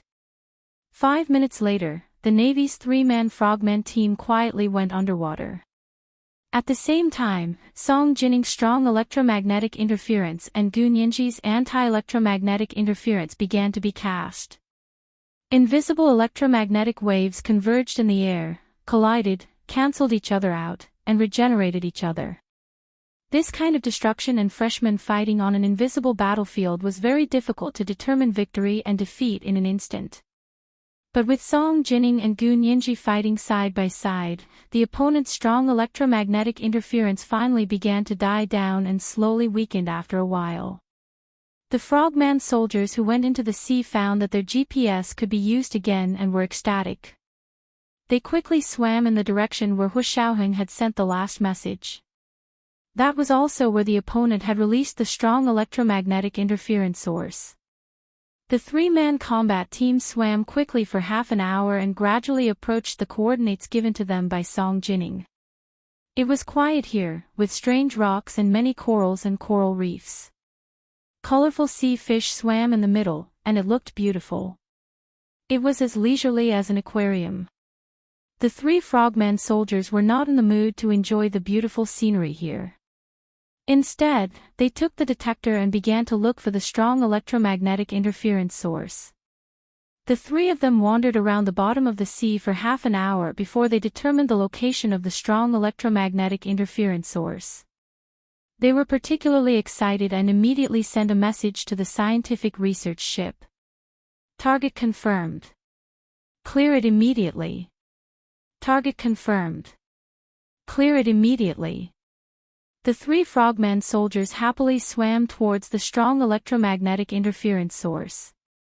It was a small black cube box. They couldn't tell what material it was made of, but it felt very thick and heavy. "This is the strong electromagnetic interference emitted by this thing. I really can't tell." The 3 frogman soldiers swam around the thing for a while and found that it was firmly stuck to the reef and couldn't be broken off. "Let me do it, let's destroy it completely." A frogman soldier took out an underwater assault rifle. "Get out of the way, I'll shoot." Just as he raised his gun, a long, thin iron rope suddenly swept silently from behind. The three frogman soldiers felt the turbulence in the water and knew something was wrong. They quickly slid to the side and avoided the attack of the thin iron rope with a sharp cone. The three of them were scared out of their wits and quickly swam away. By the time they wanted to swim over again, the Japanese frogmen had already discovered them, and more than a dozen of them rushed over together. There were only 3 frogman soldiers on their side, and they were immediately surrounded by the enemy. They were not afraid. They picked up the latest QBS-06 underwater assault rifle developed by the Huaxia Empire and aimed at the Japanese frogmen rushing over.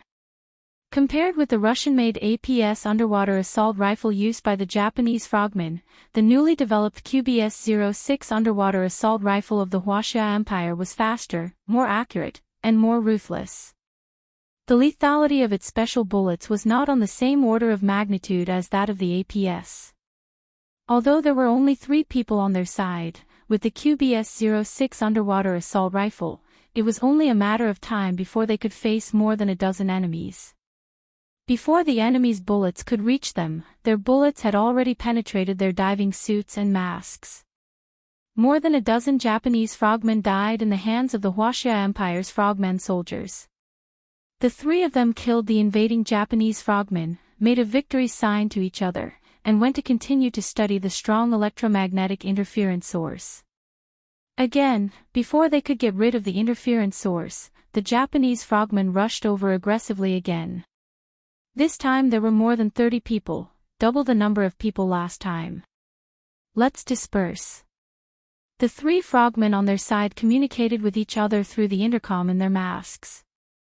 3 directions can disperse the enemy's pursuers. They couldn't stay in one place anymore. It would be bad if they were captured alive by the enemy. The 3 of them had made up their minds, and one of them suddenly turned around and fired a shot at the strong electromagnetic interference source. The other 2 swam out in the opposite direction at the same time like arrows.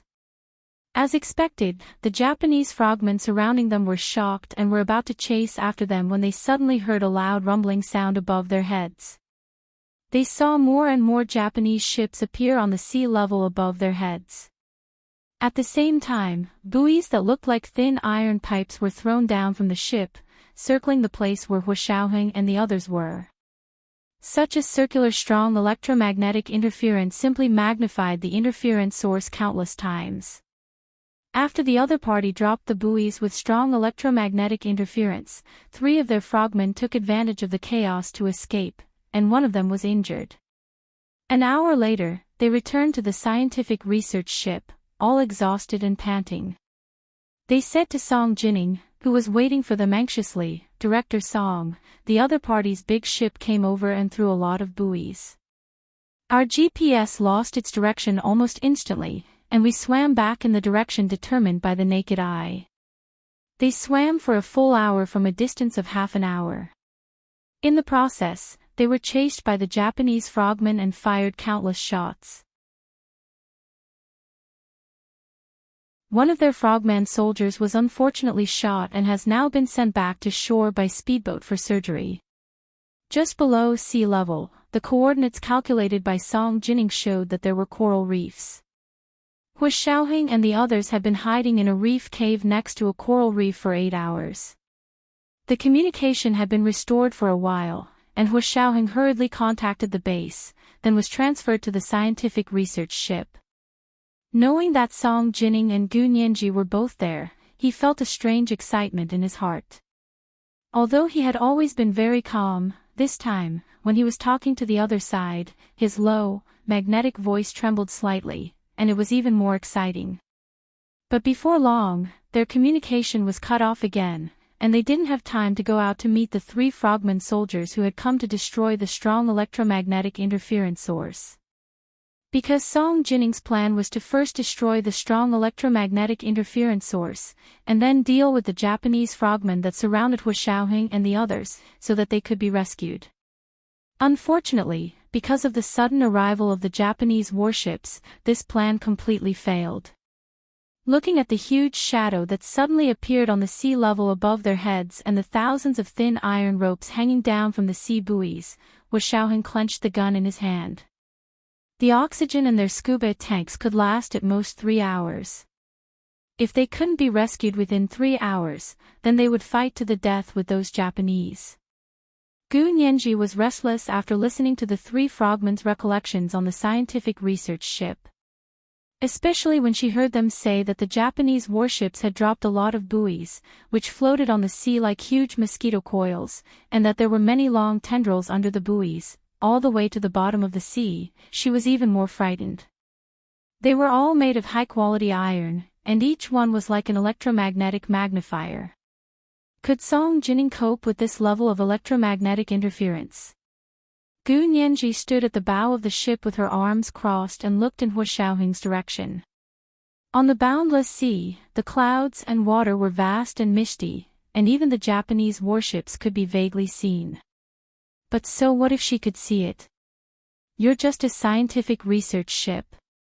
Do you really think you're a warship? Gu Nianji kept complaining in her heart to ease her anxiety. What could she do to help Xiaoheng? She picked up the binoculars and saw the strings of thin iron pipe buoys thrown down from the Japanese warships. Somehow, she felt that the scene was familiar. Slowly, a thought suddenly came to her mind. The waters of the Blue Hole.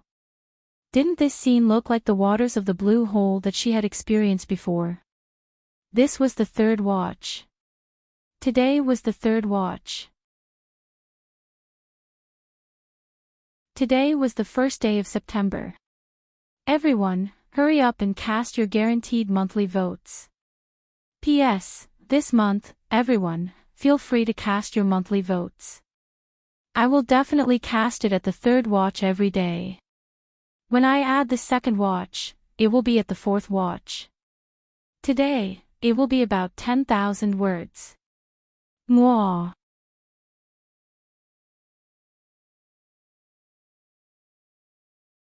Chapter 1102.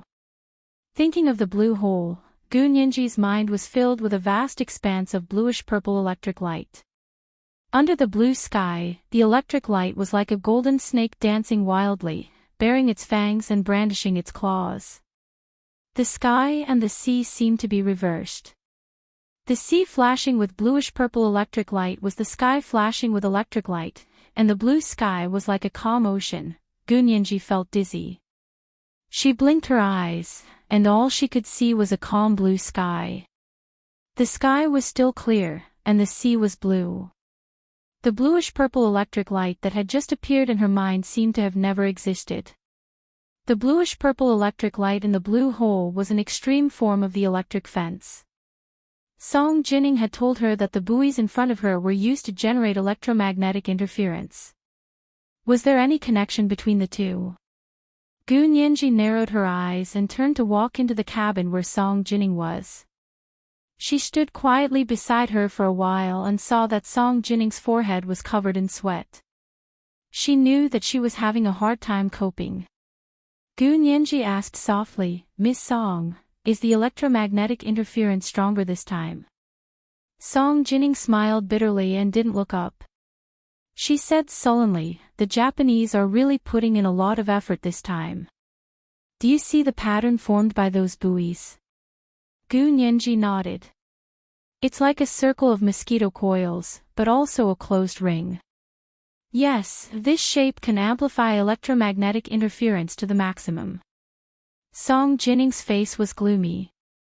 "It's even stronger than the electromagnetic interference I encountered on the plane last time." Gu Nianji's heart skipped a beat and almost jumped out of her throat. She coughed softly, covered her throat, and said softly, "So you mean that it's more difficult to counter the interference now?" She didn't say, impossible, but only more difficult, because she didn't want to put too much pressure on Song Jining. Song Jining sighed softly. "I'll try my best." She had been engaged in scientific research all her life, and the rigor in her words and actions was deeply ingrained in her bones. Even if she was now facing a life-and-death situation with her only son, she didn't lose this calm and rational stance. Gu Nianji's big eyes turned, and she looked at the dense data on Song Jinning's instrument. She whispered, "Miss Song, I want to ask you, can electromagnetic energy be freely converted? If so, what is the efficiency of the conversion?" Song Jinning was stunned. "What did you say?" Her attention had been focused on anti-electromagnetic interference, so she didn't realize what Gu Nianji was asking. Gu Nianji's mind was completely occupied by the blue hole that was flashing with violet lightning. She said firmly, "What we're facing now is a terrifyingly powerful magnetic field, right?" "Yes, so the electromagnetic interference it emits is very scary. I may need some time to achieve anti-interference, but..." Song Jinning closed her eyes weakly. "But Xiaoheng and the others don't have much time left." Gu Nianji's lips trembled. She opened and closed her mouth several times before she found her voice. "How much longer?" "I heard from the military that their scuba equipment can only last for 3 hours at most." Song Jinning sat back down. "We don't have time to waste. Nianji, help me calculate these numbers." Gu Nianji placed a hand on Song Jinning's thin shoulder. "Miss Song, how long do you think it will take for us to calculate all the data?" Because the strength of the other party's magnetic field had suddenly increased geometrically, the amount of calculations they had to do had also increased geometrically. Song Jinning's voice was a little choked. "Even if we use Xiaoheng's supercomputer, it will take at least 5 hours. With their current small laptops, it would probably take about 5 by 5 hours. So what was the use of calculating it? They could only avenge them. If Hu Xiaoheng had met with misfortune in a place she couldn't see, Gu Nianji could still hold on to avenge him. But now that he was right in front of her, less than half an hour's journey away, she absolutely couldn't watch Hu Xiaoheng die in front of her. Gu Nianji shook her head. "Miss Song, this method won't work. We have to think of another way." "Another way?" "Just thinking about it might take 3 hours." Song Jinning snorted. "Hurry up and calculate it. Use your program. Maybe you can speed up the time." But the amount of calculations was there. No matter how fast her program was, it was still limited by the computer hardware. The hardware was the bottleneck of technological development. Gu Nianji reached out and placed her hand on Song Jinning's keyboard. Her voice already had an abnormal fanaticism. "Miss Song, since it's too late anyway, why don't we use a new method?"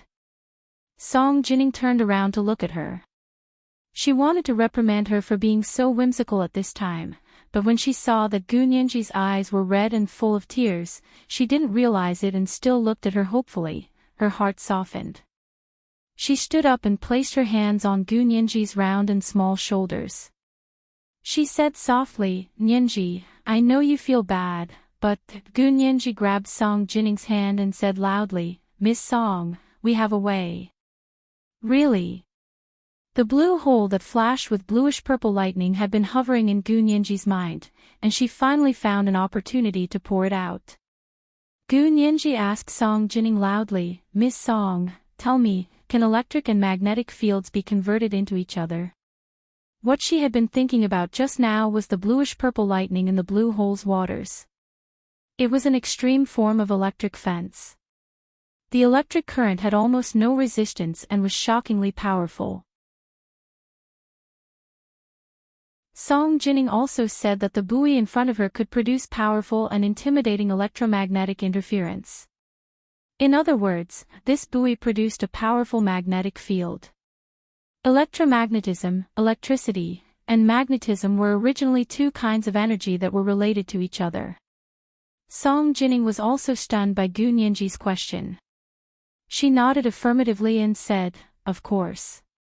A changing magnetic field can produce an electric field, and a changing electric field can also produce a magnetic field. In theory, electric and magnetic fields can be converted into each other." "Really?" Gu Nianji's eyes suddenly lit up. Her previous hopeless situation suddenly became a glimmer of hope.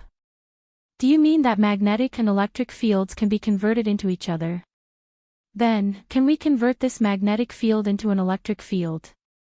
Song Jining looked at Gu Nianji dumbfounded. Her first reaction was that this girl was crazy, but her second reaction was that this girl was indeed a genius. There was only a thin line between a madman and a genius. Because this idea was indeed feasible. If the strong magnetic field here was converted into an electric field, then the electromagnetic interference could be ignored, and their drones could come in handy again. The enemy's warships would be under the attack of their drones. Also, they could send more frogman soldiers to rescue Hu Shaoheng and his group of trapped Special Operations Forces members. Song Jining's hand tightened on Gu Nianji's shoulder, and her mind began to ponder the various conditions and requirements for the conversion of magnetic and electric fields. According to the law of conservation of energy, under perfect conditions, magnetic and electric fields would be converted into each other without loss. But in reality, there were no perfect conversion conditions, so this conversion would definitely cause a huge energy loss. It would almost offset most of the strong magnetic field, and the electric field generated by the conversion would not be very strong. But this was only Song Jining's theoretical deduction.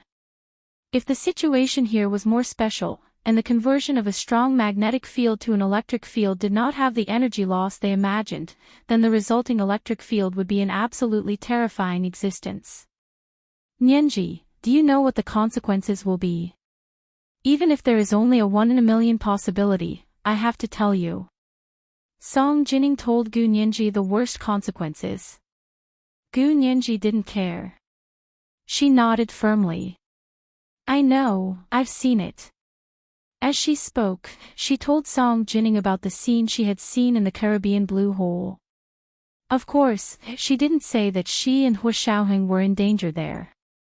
After Song Jining listened, she frowned for a full 10 minutes before letting out a long sigh.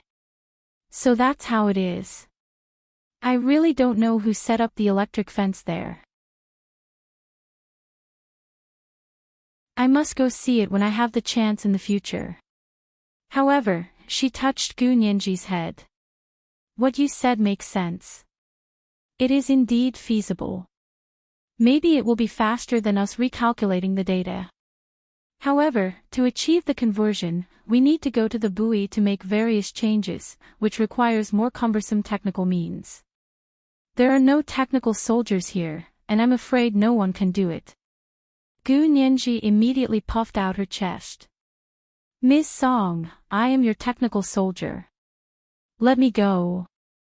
I can swim, and I know how to operate your equipment. I am the most suitable candidate. Song Jining was still very hesitant. She walked around the cabin with her hands behind her back. Nianji, no one has ever done this experiment before. It's just an idea for now, and there is a possibility of failure. Think about it carefully.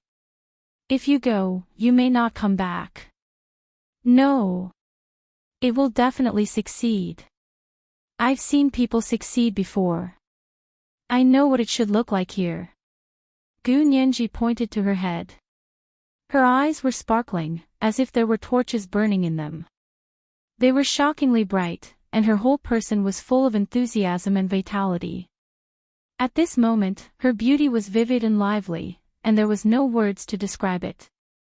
No matter who saw her now, they couldn't help but feel their hearts palpitate. Song Jining completely understood why her solemn, calm, and exceptionally intelligent son was moved by this little girl. However, she also completely dispelled the idea of letting Gu Nianji study high-energy physics with her and become a scientist to inherit her mantle. Because this little girl was too enthusiastic, too impulsive, and didn't possess the rationality and calmness unique to scientific researchers. Song Jining paused for a moment. She put aside these random thoughts and began to consider various practical problems.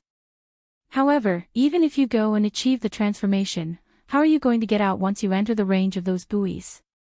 The conversion of magnetic and electric fields wasn't difficult for Song Jining. She often did experiments in this area, but if the strong magnetic field really transformed into an electric field, it would generate a high voltage, and the seawater was conductive. They could be electrocuted in minutes. Gu Nianji had already thought about it. She raised her eyebrows. I'll go ask the military and see if they have diving suits made of insulating material. Song Jinning's eyebrows completely relaxed. Okay, you go ask. I'll prepare the materials and equipment. Gu Nianji nodded quickly. I'll go ask, but Miss Song, it's good that you and I know about this. Before we succeed, not too many people know. I know that. Song Jinning had suffered a lot in the past, so she was much more cautious now. I'll tell the military that they sent you to destroy the other party's strong electromagnetic interference. In fact, the real purpose was for Gu Nianji to take people to install special equipment to convert the magnetic field into an electric field. This was the first night watch. It was the third night watch today. Everyone's guaranteed monthly votes. Hurry up and vote. The second night watch at 1:00 in the afternoon, and the third night watch at 7:00 in the evening. P.S. Thank you Fish G for the 50,000 Chidian coins yesterday. Mwah.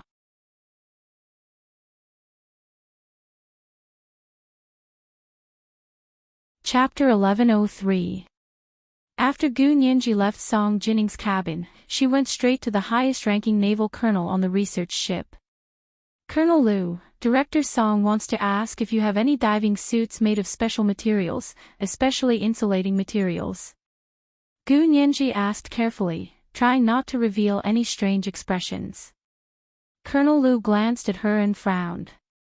An insulating diving suit. What do you want it for? You'll have to ask Director Song about that. I don't know.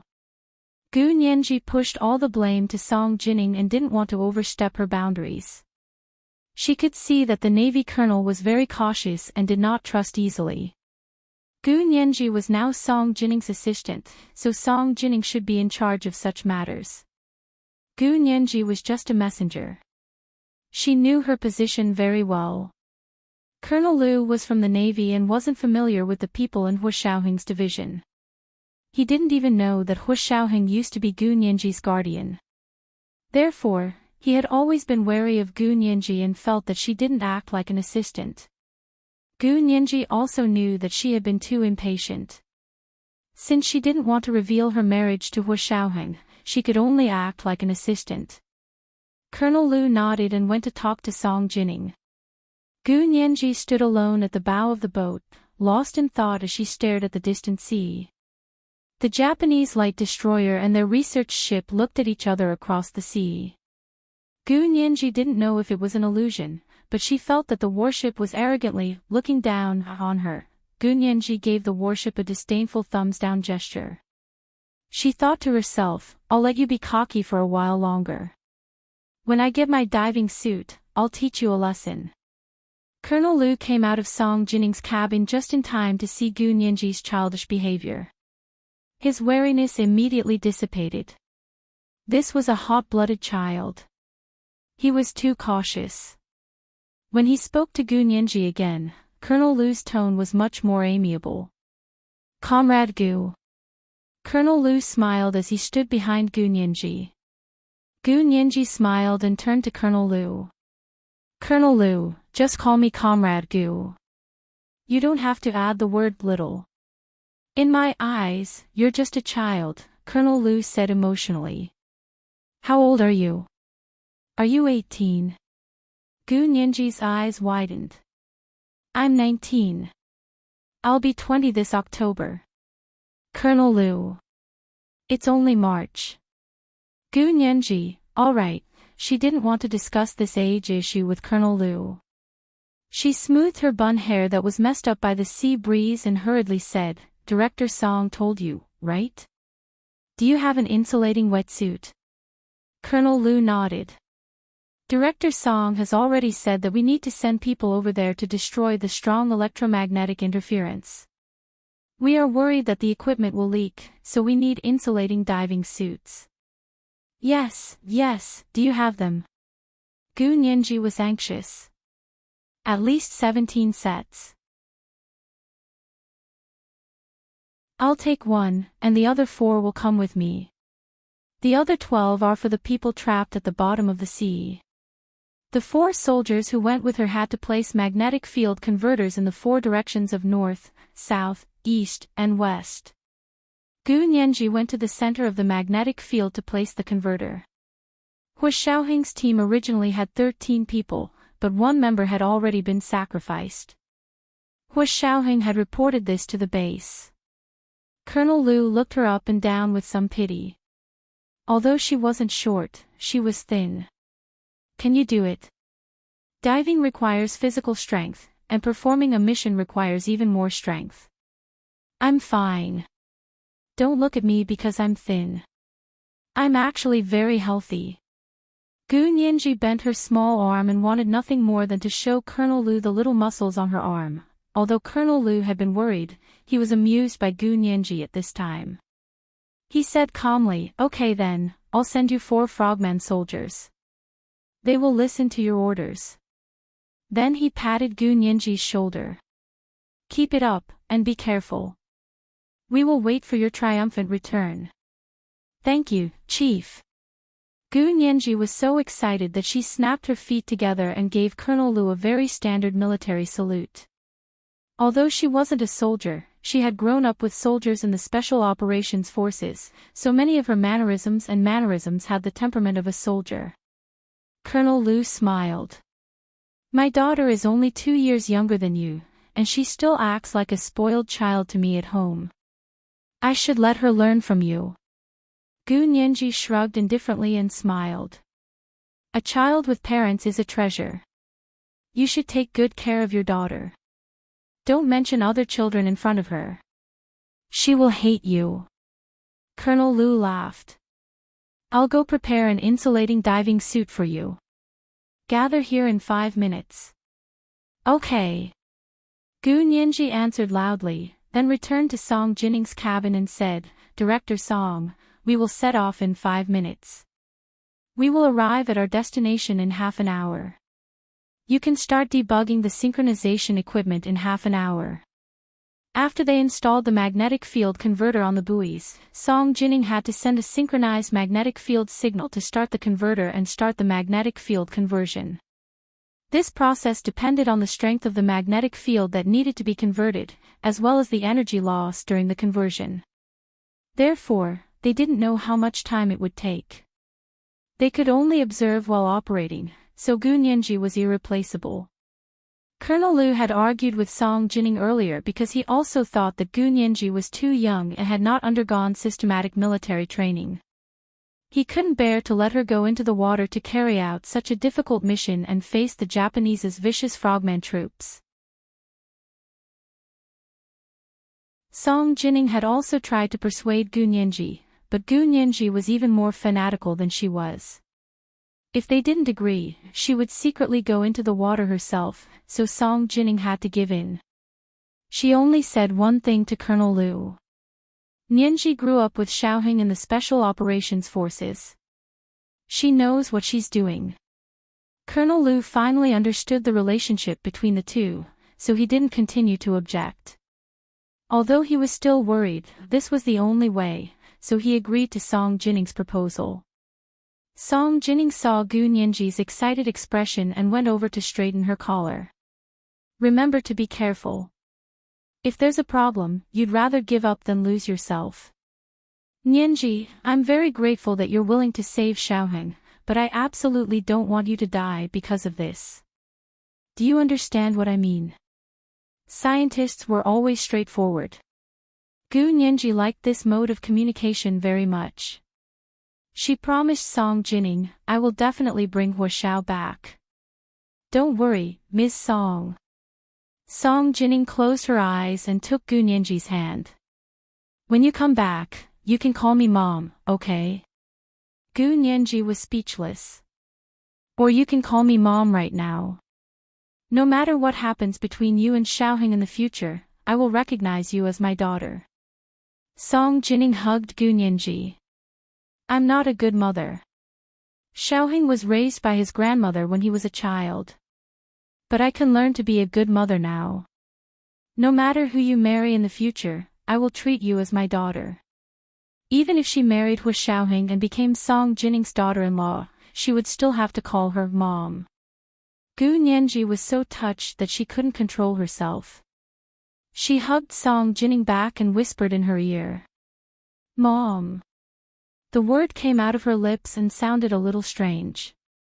It seemed that the word mom didn't exist in her dictionary and had just been forcibly added by Song Jinning. She called mom like a baby who had just begun to speak and was making these two sounds for the first time. Song Jinning felt even more sad. You have to take care of yourself. After the two of them said goodbye, Gu Nianji came out of Song Jinning's cabin and went to check out the insulating diving suits. She took a set for herself and put on the other 12 sets in backpacks. The other 4 frogmen each carried 3 sets. Gu Nianji carried 5 magnetic field converters, but she told others they were magnetic field interference devices.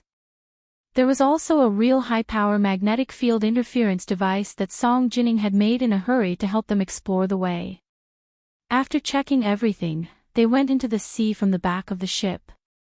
The sea was very cold, but fortunately, the diving suit was made of insulating material and could even insulate against the cold. Gu Nianji was wrapped tightly from head to toe and didn't feel cold. After the 5 of them went into the water, they dived deep and swam quickly in Hu Xiaoheng's direction. Gu Nianji carried a high-power anti-electromagnetic interference device with her, so they weren't affected by the strong electromagnetic interference over there. They sped all the way and arrived at the buoy in less than half an hour. Looking at the thin ferromagnetic tubes hanging down from the buoy from underwater, Gu Nianji was amazed and finally understood why Song Jinning had said that the Japanese had put in a lot of effort. These materials looked special and valuable at first glance. Approaching the buoy, the anti-electromagnetic interference device on Gu Nianji's body trembled visibly. It was going to explode. After arriving at the place, Gu Nianji increased the anti-electromagnetic interference device's strength and could support a 5-minute call time. She asked a frogman soldier to get in touch with Hu Xiaoheng and told him about their plan. Because the plan was to be completed, Hu Xiaoheng and the others needed to attract the attention of the Japanese frogmen. Otherwise, hundreds of frogmen would swarm them and they wouldn't be able to put on anything. Gu Nianji deliberately let the frogman soldier talk to Hu Xiaoheng because she didn't want Hu Xiaoheng to know she was there, so as not to increase his psychological burden. Hu Xiaoheng really didn't expect Gu Nianji to really come. He knew she was on the scientific research ship, but considering that Song Jinning didn't bring any other assistance, Hu Xiaoheng thought Gu Nianji was helping Song Jinning. He calmly said to the frogman soldier, "Okay, I'll launch an operation right away to attract the attention of the Japanese frogmen. You guys quickly install the interference device. Is 10 minutes enough? 15 minutes at most, no more." The frogman looked at Gu Nianji and used the other communicator to contact Gu Nianji. "How long will it take?" Gu Nianji replied, 10 minutes is enough. The frogman told Hu Xiaoheng, "Just delay the Japanese frogmen for 10 minutes, and we can install the magnetic interference device." Hu Xiaoheng agreed and quickly deployed over there. Not long after, the water under the buoy began to spray, and the originally calm sea suddenly became turbulent. It was the second watch. It was the third watch today. Everyone, please vote for your guaranteed monthly votes. It was 7:00 in the evening, the third watch. Mwah.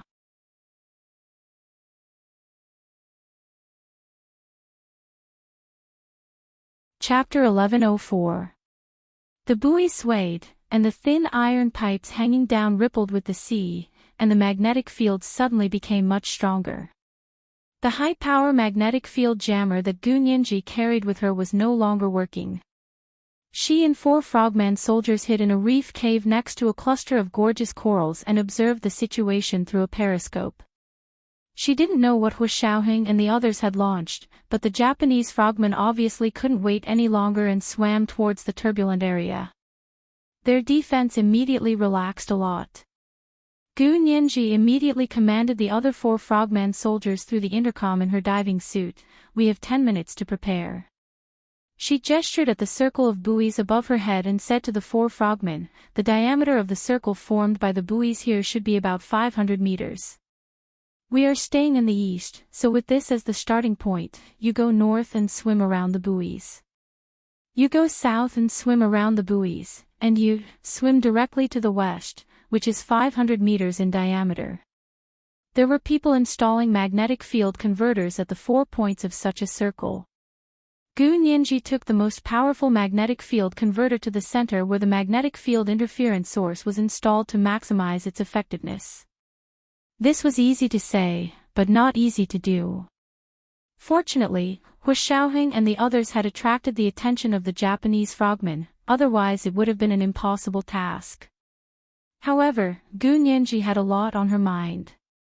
She had a goal for the next step, which was to attract the attention of the Japanese frogmen in order to lure them into the buoy circle. The 4 frogman soldiers were all carefully selected outstanding soldiers, and they were terrifyingly good in the water. Gu Nianji watched for a while and found that when the 4 people were in position, the Japanese frogmen still lurking on the bottom of the sea didn't seem to notice them at all. Of course, Hu Xiaoheng and the others were making too much noise, and almost no one noticed that someone was fishing in troubled waters. 10 minutes later, the 4 frogman soldiers installed the magnetic field converter under the buoy indicated by Gu Nianji, and then dived to the bottom of the sea. Gu Nianji swam alone to the center of the buoy's circle diameter and found the magnetic field emission source. This emission source was different from any magnetic field emission source that Gu Nianji had ever seen. It was disc-shaped and looked like a UFO disc that people used to play and throw. Even the edges that were slightly rolled inwards were exactly the same.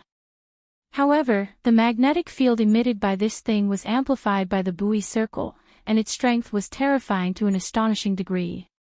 Gu Nianji carefully looked at the magnetic field emitting source and also tried to pry open the sealed disc with the engineering knife she carried with her. However, the engineering knife that could cut through tank steel couldn't pry open the disc at all.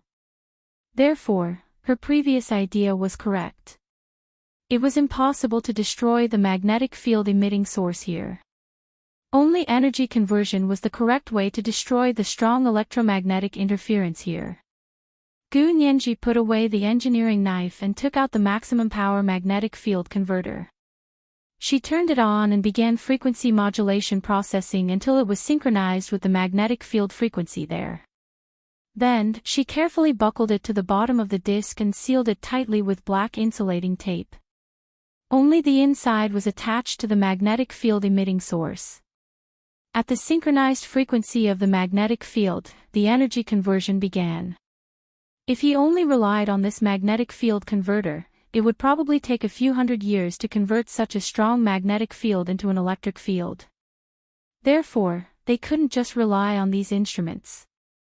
In addition to the magnetic field converter they had installed on the buoy, Song Jining was using the data she had obtained from the strange magnetic field on the scientific research ship to break through the hardware limits and use a new method of electromagnetic induction to replenish energy from a distance. The energy replenished in this way was geometrically more than the energy provided by the 5 magnetic field converters, so it could convert a large-scale magnetic field into an electric field in a short period of time. However, Gu Nianji and Song Jining had no idea how much time it would take. Gu Nianji floated alone directly below the center of the circle of buoys on the seabed. She stared at the magnetic field converter above her head and held the remote control in her hand to check the data. The number jumped so fast that it was almost impossible to see with the naked eye. However, she could feel that the interference of the magnetic field was gradually decreasing because a clearer voice was gradually coming from her Bluetooth headset. It was the voice of Song Jining talking to her. Nianji. Nianji. Can you hear me? Song Jining's voice was intermittent, but she could already hear it clearly. Gu Nianji suppressed her excitement. I can hear you. Miss Song, is there a problem? Song Jinning's voice was so excited that her voice changed. Nianji, I can't believe my eyes. Do you know how much energy is lost when the magnetic field is converted to an electric field here? Gu Nianji looked at the remote control in her hand and shook her head with a smile. I don't know. The data here is almost off the charts. Mine is already off the charts. Song Jinning also laughed. Nianji, I don't know where the Japanese got this buoy material, but when they undergo energy conversion, the loss is zero. It's zero. Do you understand? Gu Nianji laughed at first, then her laughter froze. Oh no. If there was no energy loss when the magnetic field was converted to an electric field, then how powerful would the electric fence after the conversion be? Thinking of the bluish-purple electric light in the blue hole's waters, Gu Nianji suddenly turned around and swam in the direction of Hu Xiaoheng and the others. She anxiously informed them, quickly put on insulating diving suits. Quick! Put them on in 5 minutes. Otherwise, wait to be electrocuted. Hu Xiaoheng was holding a QBS-06 underwater assault rifle to snipe the captain of the Japanese frogman troops. When he heard the voice coming from the headset, his heart suddenly sank. Nianji. Gu Nianji pursed her lips and wanted to pretend that she didn't hear it. She continued to speak into the communicator. Did you hear what I said? Quickly put on insulating diving suits. If you don't change in 5 minutes, wait to collect your corpse. Hu Xiaoheng saw that Gu Nianji was pretending to be dumb, but this was not the time to reprimand her. He knew that she wouldn't speak without thinking, so Hu Xiaoheng also ordered through the Bluetooth headset, quickly put on the insulating diving suits brought by the frogmen. Hurry! The Special Operations Forces members who were fighting with the Japanese frogmen immediately retreated back to the reef cave where they had previously hidden and quickly changed into diving suits. The 4 frogmen soldiers who had already put on insulating diving suits were on guard with the QBS-06 underwater assault rifle. Hu Xiaoheng changed into the insulating diving suit and put it on Hong Kongwan. Hong Kongwan hadn't woken up in the past few hours. Anyway, as soon as there were signs of him waking up, Hu Xiaoheng knocked him out again so that he wouldn't cause trouble. 5 minutes later, all the personnel had changed into the insulating diving suits that Gu Nianji had brought. Song Jinning received Gu Nianji's message and knew that the personnel here had already changed into insulating diving suits, so he immediately increased the energy supply of electromagnetic induction. The strong magnetic field here quickly transformed into an electric field and began to erupt with terrible energy. A team of scientists on the Japanese light destroyer was observing the magnetic field of the buoy here.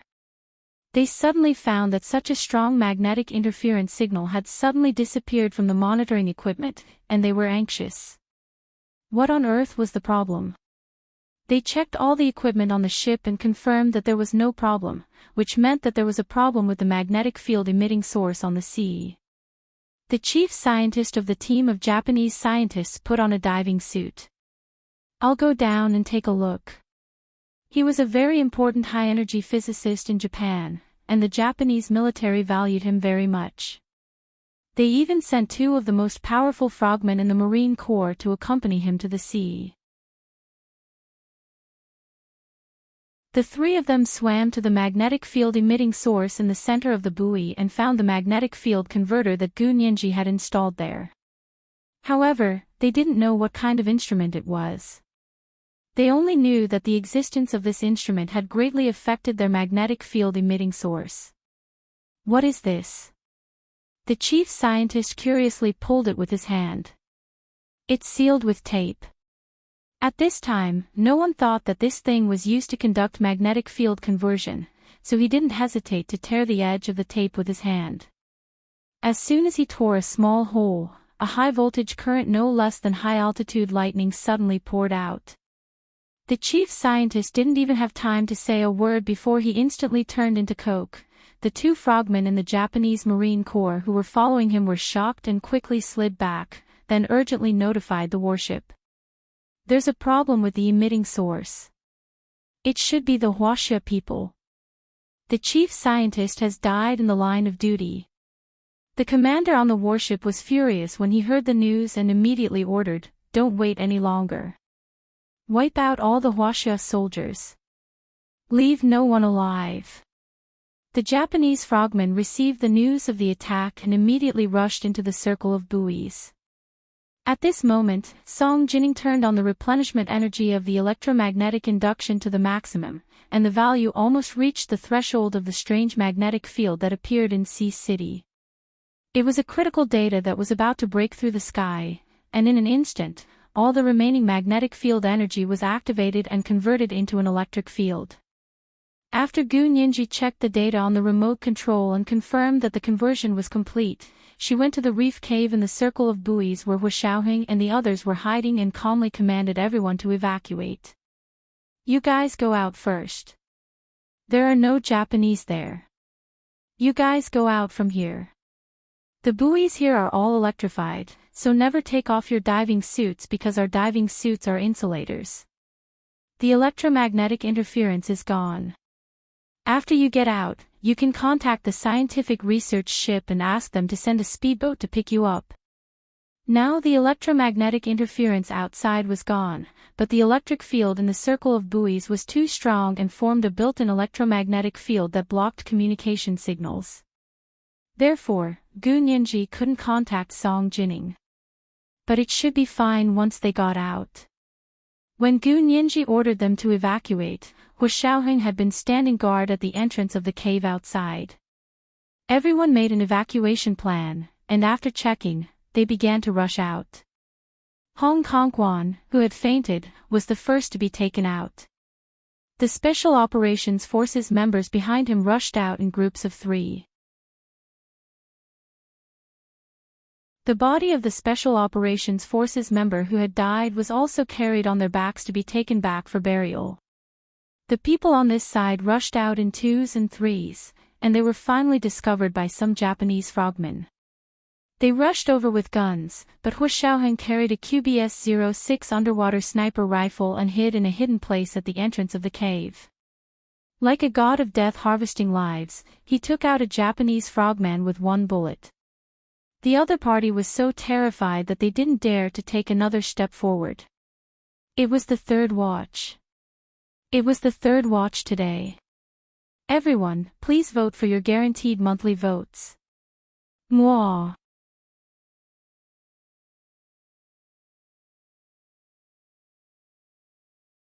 Chapter 1105. Gu Nianji was the last to come out of the coral reef cave. There was one last thing she had to do after ensuring that everyone was safely evacuated. She hadn't discussed this matter with Song Jining because she didn't know if Song Jining would agree or disagree, but she had to do it. The Japanese were so arrogant this time, and she couldn't take it lying down. If she didn't teach these arrogant Japanese a lesson, they would think that the Huaxia Empire was still the same pushover that didn't dare to fight back in the face of their butcher knives. Holding the remote control and swimming out, Gu Nianji looked down to check the voltage data on the remote control's LCD display. At that moment, a Japanese frogman quietly snuck up from behind Gu Nianji. Gu Nianji's position happened to block Hu Shaoheng's line of sight, so Hu Shaoheng didn't see the enemy swimming up from behind Gu Nianji. The Japanese frogman was holding an APS underwater assault rifle.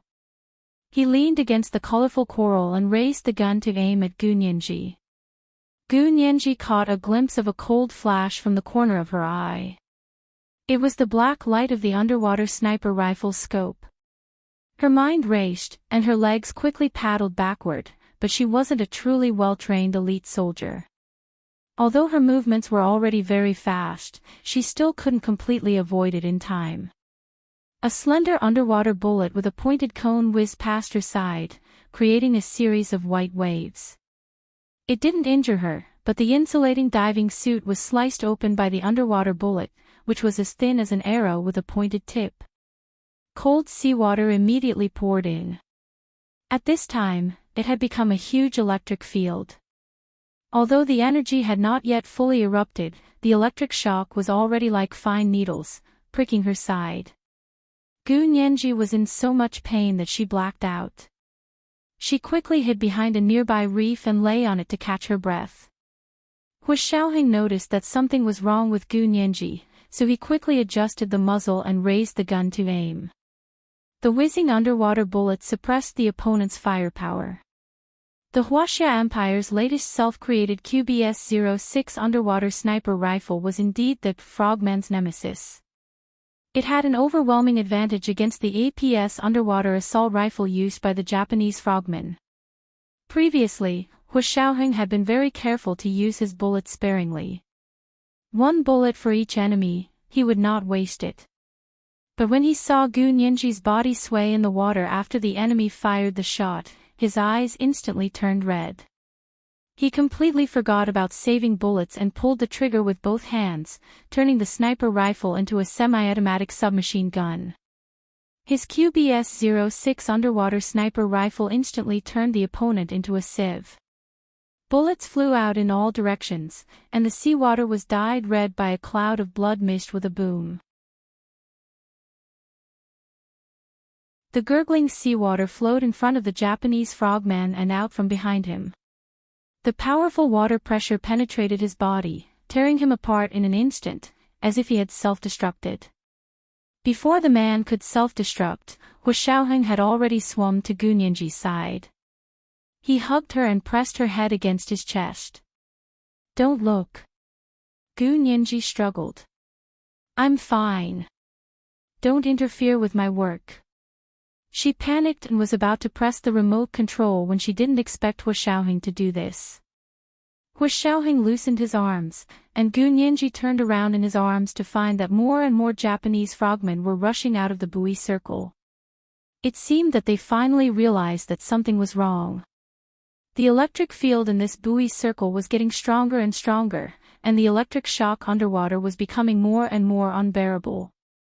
Gu Nianji gritted her teeth and kept rubbing her fingers on the remote control. Should she press it or not? She had made this plan herself, but now that the insulating diving suit had been cut, if she pressed the active button on the remote control, she would face the same electric shock as the blue hole. The memory of the pain from that time floated to her mind, and Gu Nianji's whole body trembled. Hu Xiaoheng stood beside her and wanted to pull her out quickly. As soon as he grabbed her arm, Hu Xiaoheng was immediately keenly aware that Gu Nianji's whole body was shaking constantly and irregularly. He was no stranger to this kind of shaking. It was not fear or panic, but pain. It was an uncontrollable stress reaction of the whole body. What happened? Hu Xiaoheng quickly took Gu Nianji's arm and turned her around. He looked around and suddenly saw a crack in Gu Nianji's insulating diving suit that had been cut by a bullet. He remembered that Gu Nianji had said that the sea was now electrified, and if she didn't change into an insulating diving suit, she would be subjected to a high-voltage electric shock. Hu Xiaoheng's heart suddenly shrank. He had suffered an electric shock in special training and knew what this kind of pain felt like. But it was one thing for him to bear it, but how could Gu Nianji bear it? He couldn't forget Gu Nianji, who had been electrocuted by the electric fence in the blue hole in the Caribbean Sea. Her pale and colorless face, her lower lip swollen and bloodshot from being bitten, and her miserable state of almost paralysis and shock.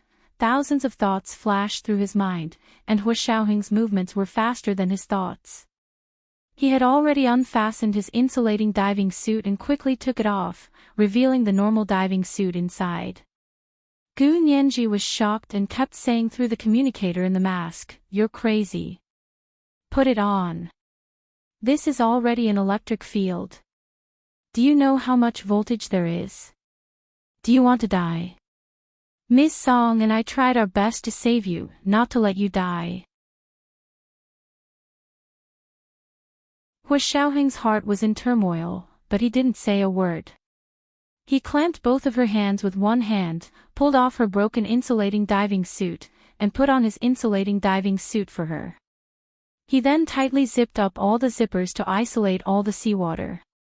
The pain on Gu Nianji's body, which felt like it was being pricked by thousands of fine needles, disappeared without a trace in an instant. Hu Xiaoheng put on Gu Nianji's broken insulating diving suit, held her tightly in his arms, and protected her with his whole body. The electric field in the sea was still gradually increasing, and the stronger the magnetic field was before, the more powerful this transformation was. The seawater penetrated through the gap in the insulating diving suit, and Hu Xiaoheng felt the pain of being electrocuted. His face twitched uncontrollably twice. But it was only physical pain, and his heart was extremely peaceful and happy at this time. Because of him, his lover didn't have to suffer this kind of pain that ordinary people couldn't bear. Go! Hu Xiaoheng growled, and his feet slammed on the reef. He held Gu Nianji and rushed to the edge of the buoy circle like an arrow leaving the bow. As soon as the two of them rushed out of the buoy circle, Gu Nianji immediately pressed the active button on the remote control. The wind on the sea calmed down, and the waves were still. For a moment, even time seemed to stand still. Gu Nianji leaned against Hu Xiaoheng's arms and looked over his shoulder. It was just like when she was 12 years old and was being protected by Hu Xiaoheng in his arms, watching the car that had exploded into a mushroom cloud. The white buoy circle almost appeared illusory for a moment, and at that moment, the circles of mosquito coil-like buoys suddenly bounced up like beans being fried in a pan of oil, making a thunderous sound. At the same time, the bluish-purple electric light shot up into the sky and instantly lit up the buoy. And the thin ferromagnetic tubes hanging down from the buoy were all transformed into electric field emission sources. The mosquito coil-like electromagnetic buoy circle quickly transformed into a huge electric field, becoming a veritable electric fence. The bluish-purple electric light twisted its enchanting figure from the sea to the water, encircling the area with a diameter of 500 meters from top to bottom, left and right, forming an alternative blue hole. If a plane flew over at this time, it would be able to see that on the clear blue sea, there suddenly appeared a blue and purple body of water, almost exactly the same as the blue hole in the Caribbean Sea. But this was not a real blue hole, but a three-dimensional electric fence, tightly encircling hundreds of Japanese frogmen within the buoy circle. A few Japanese frogmen didn't know the severity of the situation and rashly tried to break out, but as soon as they touched the bluish-purple electric arc, they were immediately electrocuted to death. The bodies quickly turned into charcoal, floated to the surface, and drifted out of the buoy circle. The other Japanese frogmen didn't dare to act rashly, so they had to shrink inward. The range of this bluish-purple electric circle was so large, and the electric light was so strong that it even isolated the Japanese light destroyer not far away. 8 squares. What is this thing? Where did the electric light come from?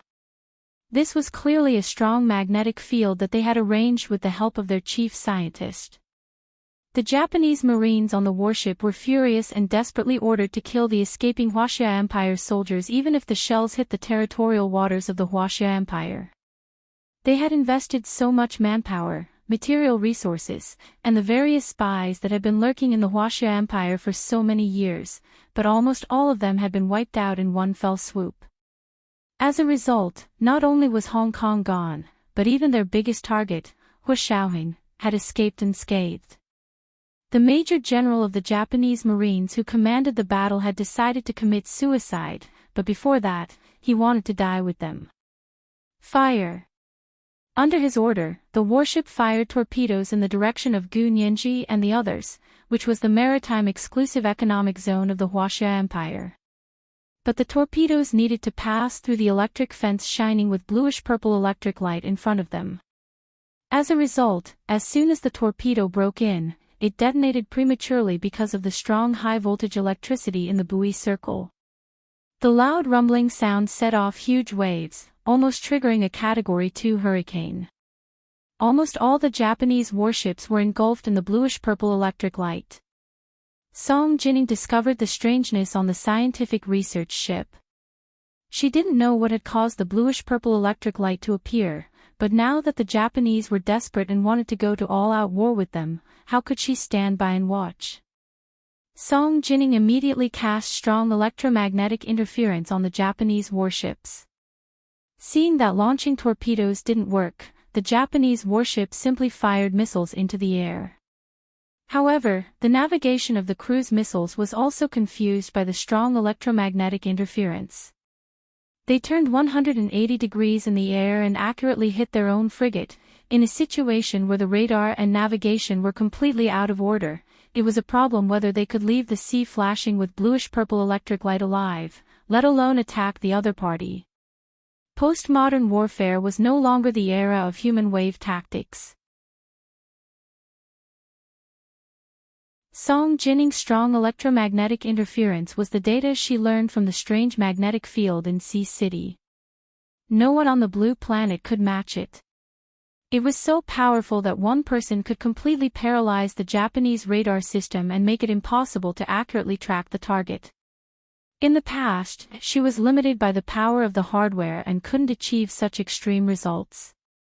But this time, with the energy converted from the strong magnetic field in the distance as a supplement, her strong electromagnetic interference formed a 360-degree coverage in this area of the sea without any blind spots. Although this kind of strength couldn't be replicated and might not appear again in the future, at this moment, it played a real suppressive role and paralyzed all the Japanese warships and weapons that needed laser guidance. Retreat! Retreat! The supreme commander of the Japanese this time was the Admiral of the Navy. Seeing that his subordinates had committed suicide and all the weapons had failed, he was powerless to reverse the situation, so he could only give the order to return. Hua Xiaoheng emerged from the sea with Gu Nianji in his arms. Looking back at the bluish-purple electric light that looked like a blue hole in the Caribbean, the corners of his mouth curled into a happy smile. He lifted Gu Nianji's mask, lowered his head, and gently planted a deep kiss on her somewhat chapped lips. He asked her quietly, "What happened? Did you do it?" Gu Nianji leaned into his arms and smiled slyly. "My dear Major General, that was clearly the work of nature. What does it have to do with me? This was the first watch. It was the third watch today. Everyone, hurry up and cast your guaranteed monthly votes. The second watch at 1 o'clock p.m., the third watch at 7 o'clock p.m. P.S. You didn't get stuck today, did you? Come unlike the cute author and cast your monthly vote greater than over equal to 4 all. I love you guys so much.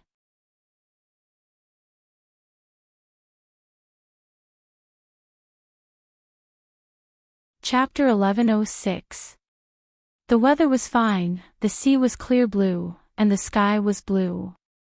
Not far away, the pulsing blue-purple electric light became the most beautiful color between the sea and the sky.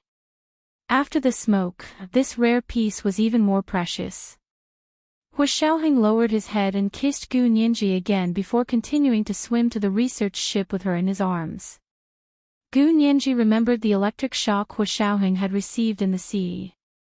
She touched his arm and whispered, "Do you hurt?" The sound was very small, so light that it was about to be carried away by the wind in the vast sea and sky, but it was no less than a heavy hammer that made Hua Xiaoheng's eyes sore. He couldn't say a word.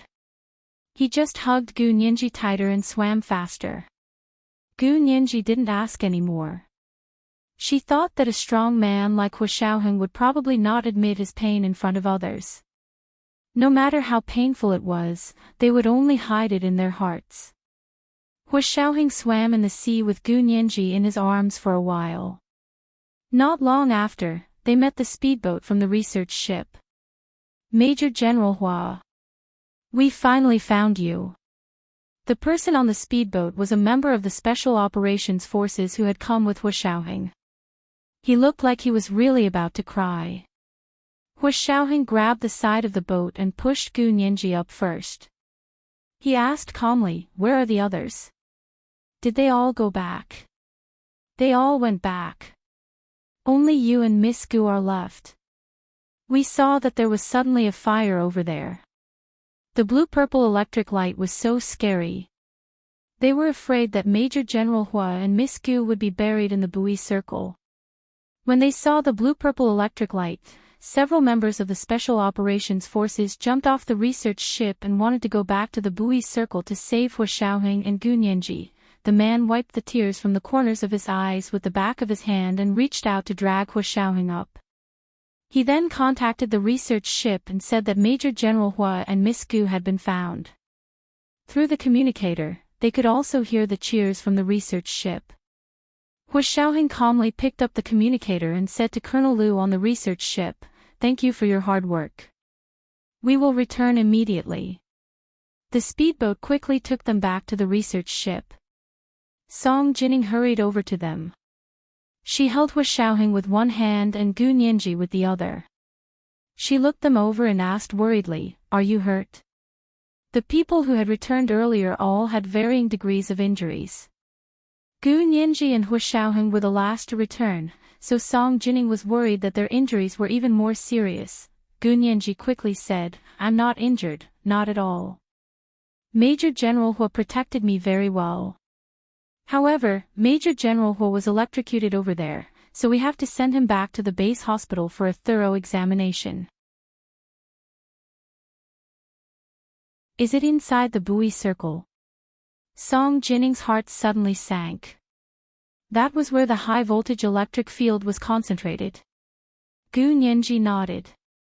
She knew what Song Jining was worried about and quickly explained, "But we were lucky and managed to escape before the violet lightning appeared, so the shock Major General Hu received shouldn't be too serious." Hua Xiaoheng said directly, "I'm fine. That little electric shock is nothing." Song Jining breathed a sigh of relief and patted Hua Xiaoheng's shoulder. "It's good that you're fine, but don't let your guard down. We'll send you back to the base with a speedboat later." Hua Xiaoheng nodded. "I'll go right away." He glanced at Gu Nianji and didn't say anything else. He went back to the cabin to change clothes. Because they all had varying degrees of injuries, they wouldn't stay on the scientific research ship. They would be sent back to the Special Operations Forces Sea City base on a speedboat with Hong Kong Quan. Song Jining held Gu Nianji's hand and asked worriedly, "Are you really okay? Why don't you go back with them for a checkup?" Gu Nianji thought about it. "Then will you go back with us?" Song Jining shook her head. "I won't go for the time being." She looked at the violet lightning between the sea and the sky, frowned, and said, "I haven't figured out what's going on with that violet lightning. Nature is really amazing. We researchers may not be able to understand 1/10,000th of the magic of nature even if we work hard for a lifetime." Gu Nianji, she really didn't believe that Song Jining didn't know what was going on. However, Song Jining looked puzzled, so Gu Nianji couldn't say anything more. She went back to the cabin to change clothes. Song Jining continued to stay with the scientific research ship to observe the violet lightning. At the same time, she sent a message back to the imperial capital's military headquarters, saying that a magical blue hole had suddenly appeared between the waters of Sea City and the Sea of Japan. It was really puzzling that it carried its own lightning. Gu Nianji followed Hua Xiaoheng back to the Special Operations Forces base in Sea City. This was where she had lived for 6 years. Returning here was like a fish in water, very comfortable. She slept in the bedroom she had lived in from the age of 12 to 18. It was a full 24 hours of sleep. When she woke up, she felt 100 times more energetic, and her physical strength had finally been fully restored. Hua Xiaoheng also slept for nearly 20 hours. The trip to and from the buoy circle had consumed a lot of their energy. When Gu Nianji sat in the dining room, it was spring outside, and the sun was shining brightly. It was lunchtime, and she slowly drank a bowl of sea cucumber and red dates millet porridge. Hua Xiaoheng walked in and turned on the wall-mounted TV in the dining room. He sat across from her and nodded at her. "Did you sleep well? Do you feel uncomfortable anywhere?" Gu Nianji shook her head. "I'm just tired. I'm fine now that I've had enough sleep." She asked Hua Xiaoheng, "What do you want to eat? The kitchen is making my favorite food." Hu Xiaoheng took the bowl and chopsticks in front of her. I'll eat whatever you eat. Gu Nianji pursed her lips and smiled slightly. She lowered her head to take a sip of the porridge and stroked her hair that hung down to her ear with one hand. Her freshly washed hair was still a little wet. Gu Nianji glanced at the TV as she ate the porridge. The noon news was playing on the TV. The serious-looking female anchor suddenly said, "Now we have an important piece of news that has just been received. The Japanese government has protested to the Huaxia government, claiming that the recent appearance of the blue hole with lightning between the waters of Sea City and the Sea of Japan was the work of the Huaxia Empire.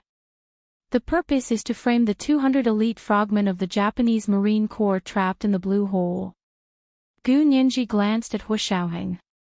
"What's going on?" Hu Xiaoheng ate his lunch and said after a while, "General Ji called me to ask what's going on." Gu Nianji's heart tightened. "What did you say?"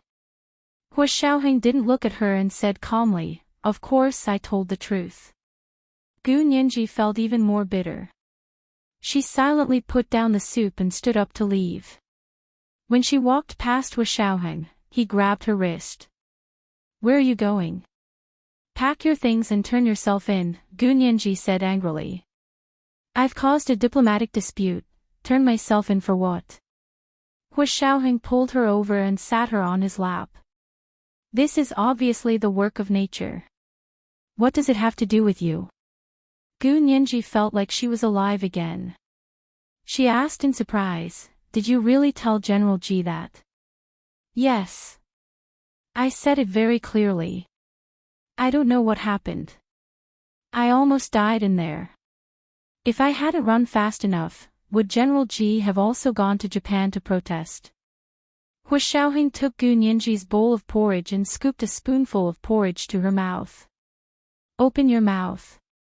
Gu Nianji couldn't help opening her mouth, and he fed her a mouthful. "What did General Ji say?" General Ji understood and didn't ask any more questions. Hu Xiaoheng wiped her mouth with a tissue. Gu Nianji came to her senses. "Don't treat me like a child." She sat next to Hu Xiaoheng, took the porridge bowl, and continued eating. At that moment, the spokesperson for the Huaxia Empire's Ministry of Foreign Affairs appeared on the television, answering questions from Japanese reporters. She pointed to the bluish-purple electric buoy circle that appeared on the live screen and said, "Sir, the Japanese government really thinks too highly of us. This is clearly the work of nature. It's a natural phenomenon. Our research ship has already sailed to the scene for scientific research. If you insist that it's man-made, it's very difficult for us. This blame is too heavy for us to bear." Of course, the Japanese reporter was dissatisfied and asked repeatedly, "How can you say that? We still have more than 200 frogman soldiers trapped there." The spokesperson for the Huaxia Empire's Ministry of Foreign Affairs was even more amused. She spread her hands and said, "India once thought that the Venus star that appeared over their country was a drone from the Huaxia Empire. They thought that we were monitoring them and repeatedly protested to our Ministry of Defense. We explained many times, but they didn't listen. In the end, we had to say that if you think it's a drone, you can shoot it down. If you can shoot it down, then we lose." In the end, India spent a lot of effort to figure out that it was a star in the sky. The star that we Huaxia people call Venus was not a drone from the Huaxia Empire. The same principle is applied to Japan. Don't blame natural phenomena on us. You have to be responsible for your own country's soldiers. Think about why they appeared there. As far as I know, it's not Japan's territorial waters." The spokesperson for the Ministry of Foreign Affairs poked at the Japanese reporter. "It was the second watch. It was the third watch today. Everyone, hurry up and vote for your guaranteed monthly votes. At 7:00 in the evening, the third watch. P.S. It's true that India identified Venus as our drone. It's not a joke."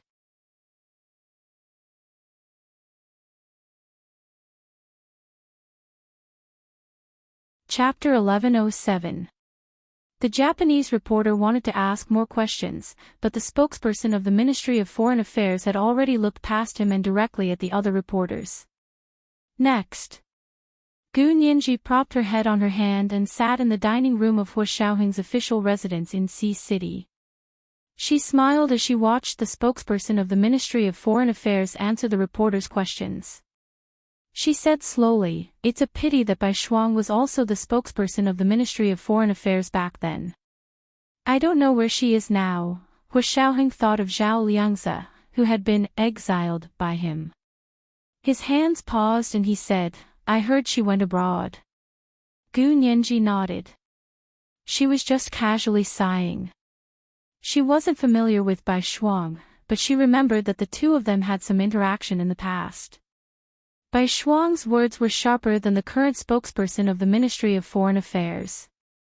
Gu Nianji liked Bai Shuang's style more. After the two of them finished lunch, Hu Xiaoheng stood up and said, "You pack your things. We'll take a private plane back to the imperial capital in the afternoon." Gu Nianji agreed and asked, "What about Miss Song?" "She will stay here for a while to do scientific research." Hu Xiaoheng curled his lips and turned to leave the dining room. Their private plane arrived at the imperial capital airport at 6:00 in the evening. As soon as they got off the plane, General Ji actually personally came to pick them up. Of course, Hong Kongwan was also escorted back. He had been unconscious the entire way, so it was easy to transport and there wouldn't be any problems. As soon as General Ji saw Hu Xiaoheng, he quickly looked him up and down. After confirming that he was really fine, he sighed and said, "You can even escape the wonders of nature. You are indeed a lucky general of our army." Hu Xiaoheng, Gu Nianji was almost twitching from trying to hold back her laughter. She lowered her head and hurriedly wanted to slip away first. Unexpectedly, General Ji also saw her. He coughed and said, "Nianji, you didn't listen to me and secretly ran to Sea City. Xiaoheng, you must punish her." Hu Xiaoheng, Gu Nianji stopped in her tracks and corrected General Ji with embarrassment. "I didn't sneak away. I'm going in an above-board manner. Openly." "Then why did Director Song stay in Sea City to study the wonders of nature, but you ran back alone?" General Ji deliberately argued with Gu Nianji. Gu Nianji said confidently, "I'm just a temporary assistant to Director Song. The uncanny workmanship of nature is a profound knowledge that I, as a temporary worker, don't understand. Therefore, Director Song asked me to come back. She also asked the doctoral students and postdocs in her institute to go to Sea City to be her official assistants." General Ji glared at Gu Nianji for a while before laughing. Fine. I can't outtalk you. I finally understand why Speaker Long insisted that you go to the Senate. Your eloquence can only flourish in the Senate." Gu Nianji spread her hands in a serious manner and said, "General Ji, I like the law. As for the parliament, I'm just a legal advisor. I don't understand politics." "I don't understand either." General Ji grinned. "Let's go back. Both of you are coming with me to the Senate. Speaker Long is going to announce the name of the elected Prime Minister tonight." Gu Nianji was also shocked. "The results aren't out yet." It was already 2 days away from the polling for the interim election. Hu Xiaoheng was also surprised, but he didn't show it on his face like Gu Nianji. He followed General Ji to the car and asked calmly, "Was there a problem with the vote counting?" General Ji pointed at the car calmly. "Let's talk in the car." The three of them got in the car, and Gu Nianji automatically sat next to the driver. General Ji and Hu Xiaoheng sat in the back and talked. The Special Operations Forces did a great job again this time. General Ji laughed. Yin Shixiang monitored the election and discovered some voting fraud. Then he removed the radish and brought out the mud. He discovered the voting fraud from the previous round. After comparing the two, Speaker Long decided to postpone the announcement of the winner and instructed that the votes from the 2 rounds must be recalculated. Gu Nianji also heard it from the front seat, but she didn't feel anything. She didn't get along with the previous 2 prime ministers anyway. If it was still Tan Dongbang this time, her entry into the Senate would probably be difficult. Even if she could enter, she didn't want to. It was meaningless and she didn't want to fight to the death with such a person. However, Hu Xiaoheng knew that it was because they found the 4 lines of AI programming language. During the last election, Hong Kongquan took advantage of Hu Xiaoheng's absence and used the election as an excuse to send people to take over the central control room. Then he took the opportunity to insert the 4 lines of AI programming language into their surveillance system. So there must have been fraud in the last election. General Ji tapped his hand on his knee and was very curious. I wonder who won this time. Gu Nianji pouted and looked at the old dark army green flight jacket she was wearing. She didn't really want to wear that to attend such a big event at the Senate. She shifted in the front seat and fidgeted. Hu Xiaoheng glanced at her and said to General Ji, Chief, what time will the winner be announced tonight? General Ji looked at his watch. It's scheduled for 8 p.m. There are still 2 hours. Hu Xiaoheng stretched his long legs. Let's go back to the official residence first and hand Hong Kongquan over to Zhou Qiyuan before going to the Senate. Otherwise, I won't be able to rest easy. General Ji nodded. That's good. I didn't think it through. Remember not to let Hong Kongquan escape again this time. Hu Xiaoheng smiled lightly. He hasn't woken up since he fell into my hands. How can he escape? There was no need to break his legs. Just let him lie there. General Ji laughed loudly. Why is Hong Kongquan's body so weak? He can't even make it through a long flight. Gu Nianji lowered her head and smiled. She was secretly happy. She could go back and change her clothes. The private car drove into the Special Operations Forces headquarters in the imperial capital. The guards at the door excitedly saluted Hu Xiaoheng. Hello, Chief. Although they hadn't seen each other for only a few days, everyone missed him very much. He was their pillar of strength. Hu Xiaoheng raised his hand. Thank you for your hard work. The car drove into the headquarters of the Special Operations Forces, and Hu Xiaoheng first handed Hong Kongquan over to Zhou Qiyuan. He reminded him, we lost a colleague this time before we managed to catch him. Remember not to let him escape again. There are still many mysteries about him. It's not time for him to die yet. Don't worry, Chief. I will personally guard him. Zhou Qiyuan stood at attention and saluted. Hu Xiaoheng patted him on the shoulder to show that he trusted him. Gu Nianji returned to Hu Xiaoheng's official residence alone and entered her room. She first went to the bathroom to take a quick shower.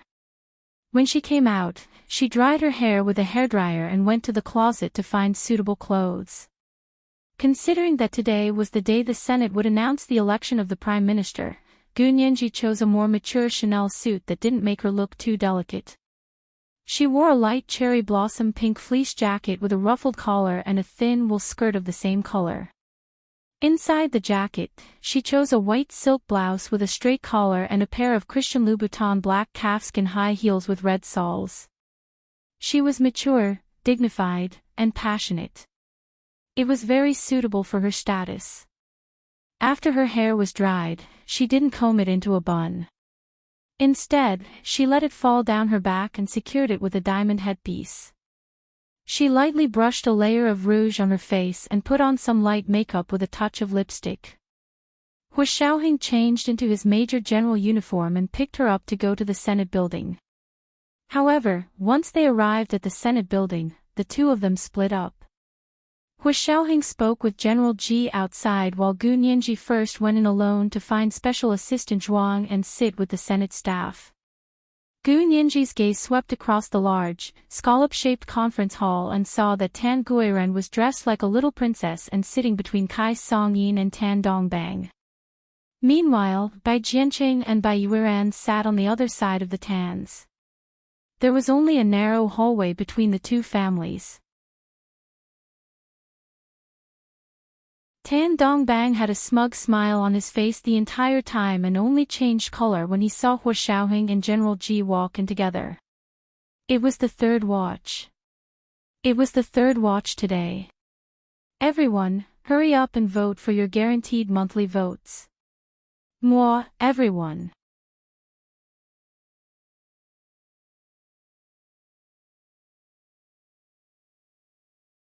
Chapter 1108. Tan Dongbang's expression changed very quickly, and he instantly regained his cheerful expression. He nodded politely at General Ji and Hua Xiaoheng who had just entered. General Ji and Hua Xiaoheng both nodded in return. They didn't seem displeased at all. Tan Dongbang breathed a sigh of relief and told himself to stay calm and not panic. Kai Songyin saw Hua Xiaoheng walk in and quickly nudged Tan Guiren. She pouted at Hua Xiaoheng and whispered, "Look, he really did break up with that little orphan girl." Tan Guiren turned her head and saw that Hua Xiaoheng's gaze seemed to be on her. She immediately blushed and lowered her eyes to whisper, "Mommy, don't talk about Miss Gu like that. Although Miss Gu doesn't have parents, she's very capable on her own." Thinking about how Gu Nianji had let her parents go and didn't sue them, she had a good impression of Gu Nianji. Moreover, Gu Nianji had broken up with Hua Xiaoheng, so Tan Guiren no longer had any negative feelings towards Gu Nianji. On the contrary, she sympathized with her. He had grown up being doted on by his parents, so he was much happier than Gu Nianji, who was living under someone else's roof. When a person thinks that he is lucky and others are unlucky, he will be more tolerant of people and things. Kai Songyin patted Tan Guiren's head kindly. "Little darling, you're just too kind and kind. In your eyes, are there no bad people in this world?" Tan Guiren thought about it seriously and said, "There are." "Oh. There are bad people in our little darling's eyes." Kai Songyin was both curious and amused. What kind of people are bad people in little darling's eyes? "The person who kidnapped me in New York last time," Tan Guiren said quietly after a moment of silence. Tan Guiren couldn't help but shiver when she recalled those days where she didn't see the light of day. The smile on Kai Songyin's face faded bit by bit. Her heart ached as she held Tan Guiren's hand and comforted her quietly. "Little darling, don't think about it anymore. No one else in the world knows what happened to you in New York. Everyone who knows is no longer in this world." Tan Guiren was shocked. "What?" "But Major General Hua and the others knew. They personally came to save me." Kai Songyin choked. Her eyelids drooped as she snorted in disdain. "That's different. He only brought people to rescue you, but he doesn't know what happened during the month you were kidnapped." Pausing, Kai Songyin moved closer to Tan Guiren's ear and whispered in a voice that only the two of them could hear, "Mommy has been holding back from saying this. You have to remember that although you were kidnapped for a month, no one touched you. You're still a virgin. Do you understand?" Kai Songyin didn't want to agitate Tan Guiren, so she avoided talking about it. But she had to say it now, because once Tan Guiren got married, this matter couldn't be avoided. Tan Guiren was just about to say, "I was." Kai Songyin continued, "It doesn't matter if your testicles are gone. Mommy knows a very skilled surgeon who can repair your testicles. She can even perform tightening surgery for you. When you get married, your husband can guarantee that he won't feel any difference." Tan Guiren's face flushed immediately. She smiled wryly at Kai Songyin. "Mommy, so that's what you're worried about? I'm telling you, I'm really still a virgin. Although I was kidnapped for a month, one of the kidnappers treated me quite well." Kai Songyin couldn't believe her ears. "What? You're really still. In her eyes, her daughter was beautiful and had a great figure. The kidnappers would be blind not to touch her. In the minds of most people, as long as a kidnapped woman wasn't particularly ugly, she usually couldn't escape being raped. Even if there were some lucky ones, most of them were rescued in a timely manner. So regardless of whether you were really raped or not, in some people's minds, you were no longer chaste. Of course, Tan Guiren didn't understand this kind of general opinion. She only stubbornly said, I really didn't. I'm still a virgin. If you don't believe me, we can go to the hospital tomorrow for a checkup. Kai Songyin finally believed her and couldn't help but be overjoyed. She held Tan Guiren's hand and said, My little darling is truly blessed. One who survives a disaster is bound to have good fortune. You'll definitely marry well. Hua Xiaoheng might be blind, but other people aren't. Tan Guiren shyly hung her head, feeling a bit lost. Really? Did she really have the fortune and opportunity to marry someone better than Major General Hua? The mother and daughter were whispering to each other, so no one noticed the tiny beads of sweat seeping out of Tan Dongbang's forehead. Tan Dongbang had already wiped it several times with a handkerchief, but he still couldn't stop sweating. His heart was pounding like something was about to happen. He originally thought he could still turn the tables this time, but seeing that Hua Xiaoheng had actually returned unscathed, he suddenly felt that he wasn't so sure anymore. Soon, it was 8:00 sharp. The time was up. The large conference hall quieted down.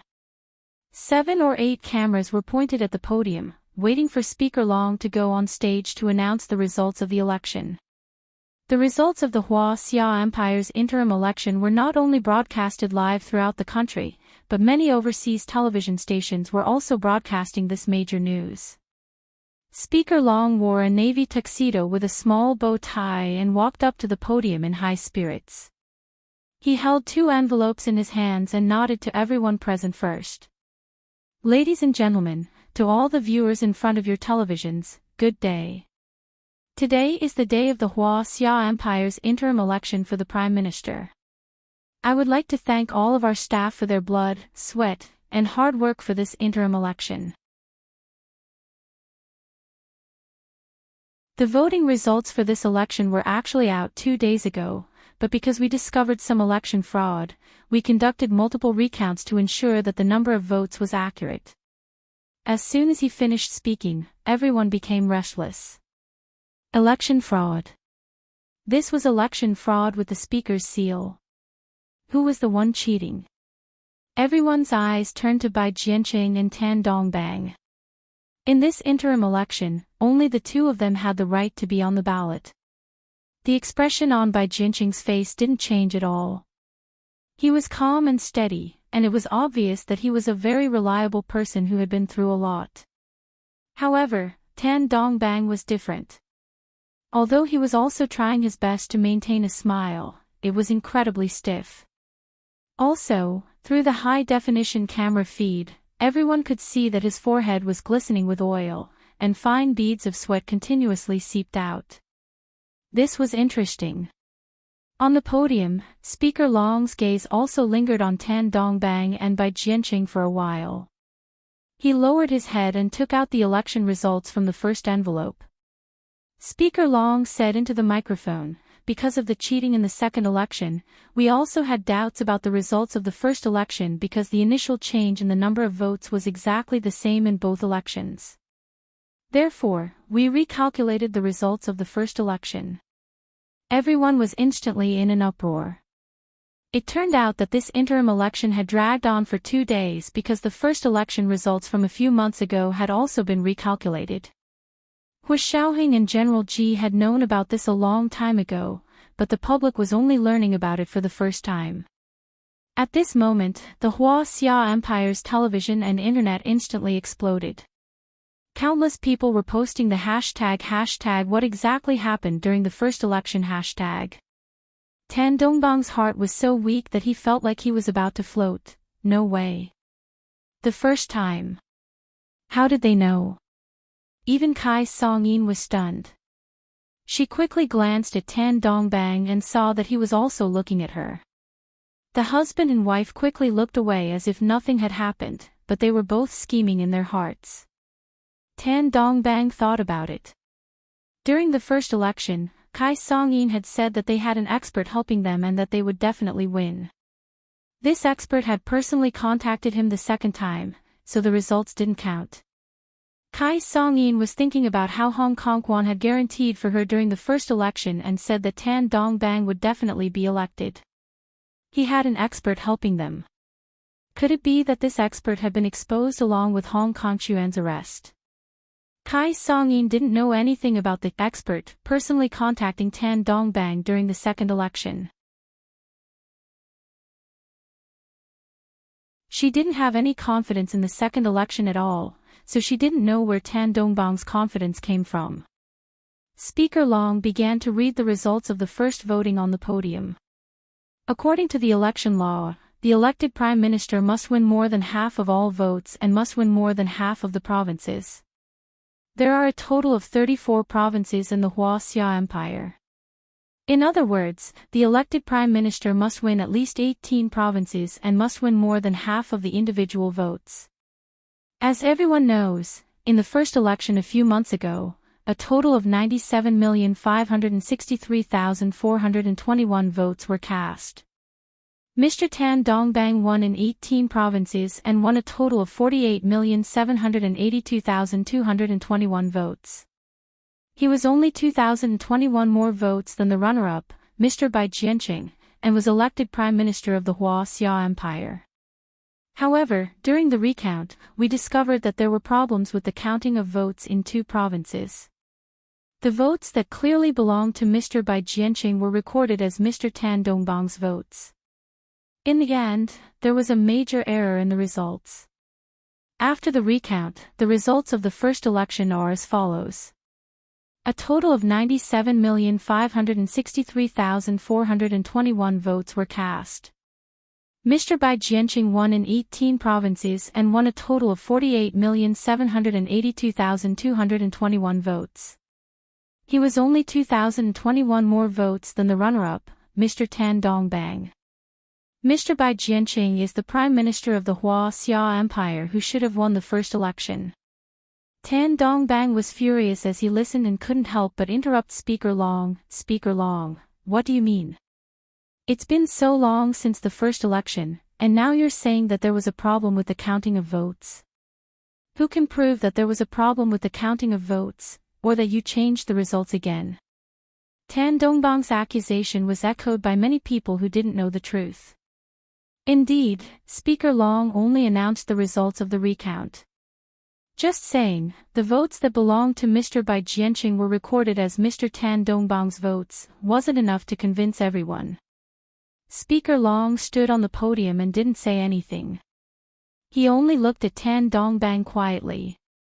The large conference hall was completely silent. Even the faint hum of the central air conditioner seemed to have disappeared. This was the first night watch.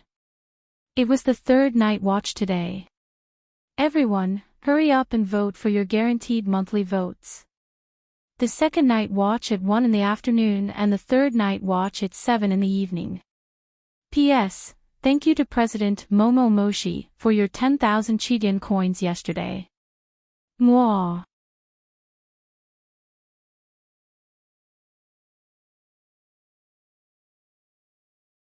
Chapter 1109. Speaker Long's gaze was calm and leisurely. His calm expression even contained a trace of compassion that made Tan Dongbang tremble.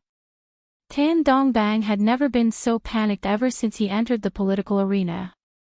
He had always been calm and collected, gentle and refined.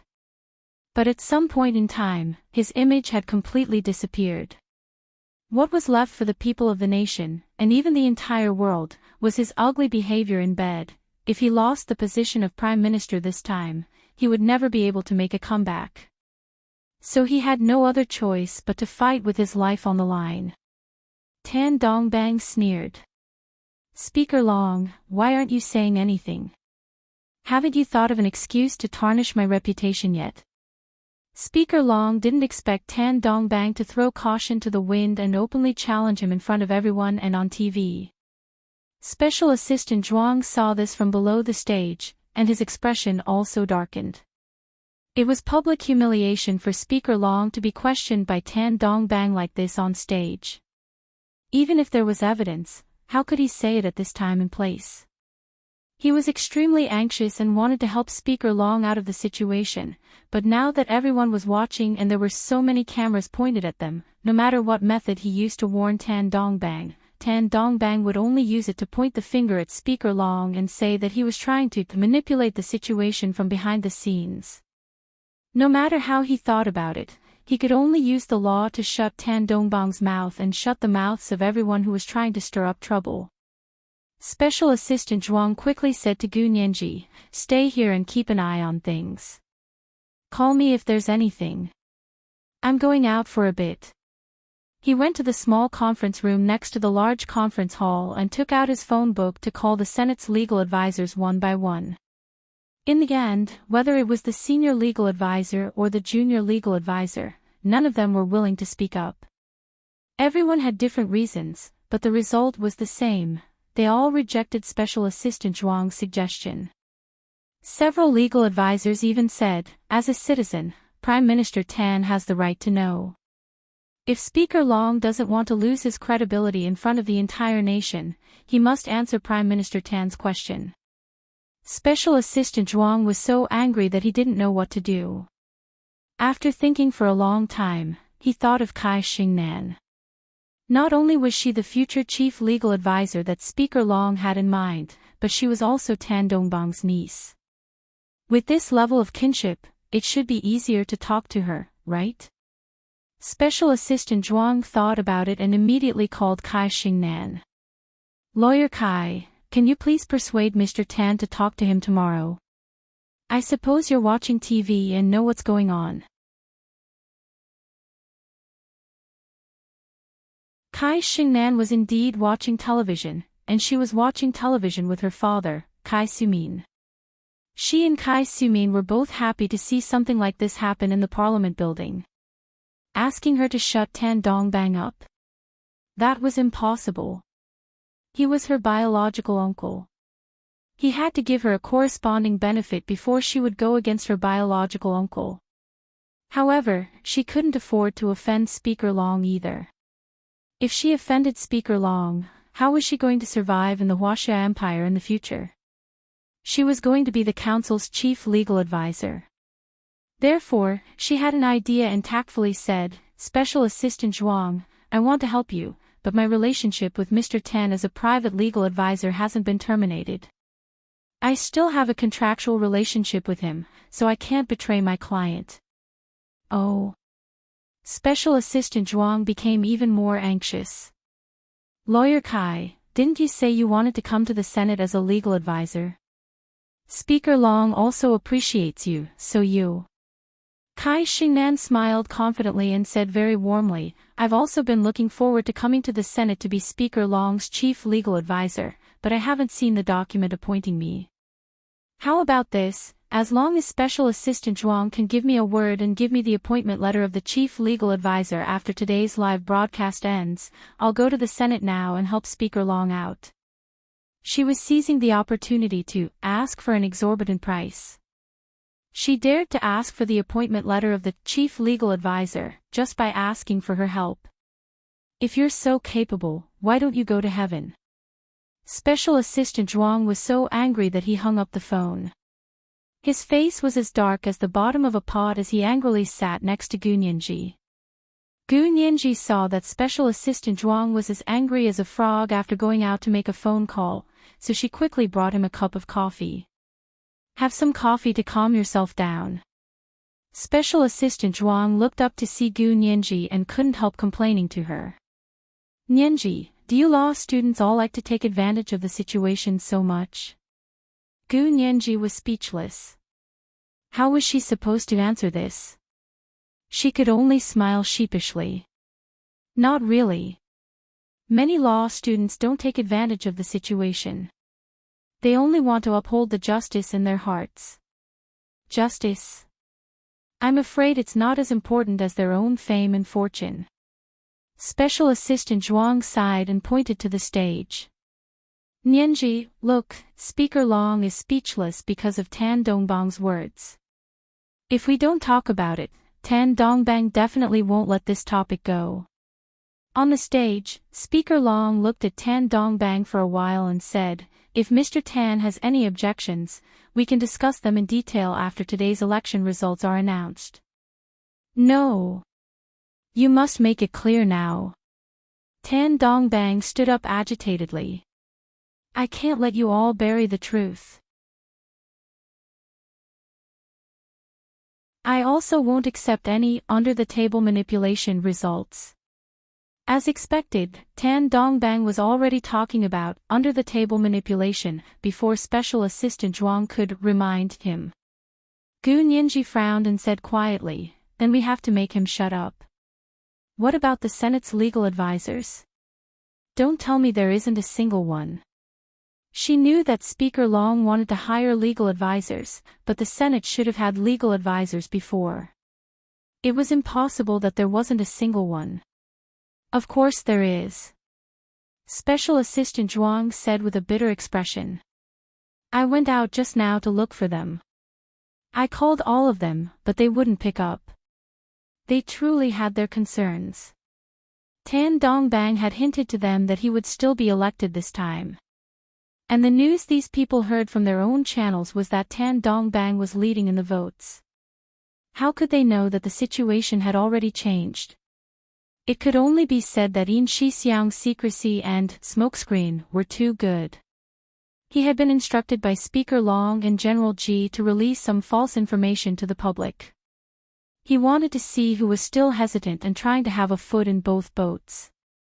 These people had no principles or bottom lines, so they were exactly the kind of people Speaker Long wanted to remove from the Senate. Gu Nianji listened to Special Assistant Zhuang's complaints and hesitated before volunteering with a red face. Special Assistant Zhuang, if you think it's possible, do you need me to come on stage and help Speaker Long out? You? Special Assistant Zhuang looked at Gu Nianji with surprise. Nianji, it's not that I'm looking down on you, but this matter requires very advanced legal knowledge and political literacy to resolve. Only knowing the law and only knowing politics won't be able to help Speaker Long out.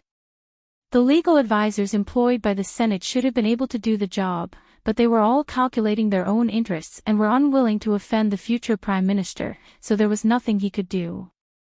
Special Assistant Zhuang didn't study law. At that moment, he even wanted to call Special Assistant Yang, who was on leave, over to help Speaker Long out. However, Gu Nianji could tell that Speaker Long didn't need anyone to help him out. He clearly had a card up his sleeve. However, she had to admit that Tan Dongbang's actions were a bit outrageous. Speaker Long's awkward appearance on the podium made Gu Nianji feel pity for him. Also, she was worried about what if Tan Dongbang made a comeback. Although the possibility was very low, who knew? You couldn't guess the minds of the voters. You wouldn't understand no matter how you tried. Gu Nianji also felt uneasy when she thought about the results of the American election this time. No, she couldn't give Tan Dongbang a chance to make a comeback. Even if he did, she had to suppress him. Gu Nianji grabbed Special Assistant Zhuang's arm. Let me go. Even if I say something wrong, you can go up and help him out again. Just say I'm an intern. It's fine even if I say something wrong. Can you really do it? Special Assistant Zhuang was tempted because he really had no other choice. Perhaps Speaker Long truly admired Gu Nianji and was grooming her as his successor. Special Assistant Zhuang swore that as long as Gu Nianji completely suppressed Tan Dongbang this time, he would definitely recommend Gu Nianji to Speaker Long to be the chief legal advisor. As for those experienced legal advisors and Kai Xingnan, the great American lawyer who only knew how to curry favor, they all had to step aside. Gu Nianji stood up with a serious expression. I can't let him be arrogant anymore. I'm going to attack him. It was the second watch. It was the third watch. Everyone, hurry up and vote for your guaranteed monthly votes. It was 7:00 in the evening, the third watch. P.S. There was originally a large section that I hadn't written, but seeing that the update time was up, I didn't want everyone to wait too long, so I posted it first. You can see Nianji attacking Prime Minister Tan at the third watch moi.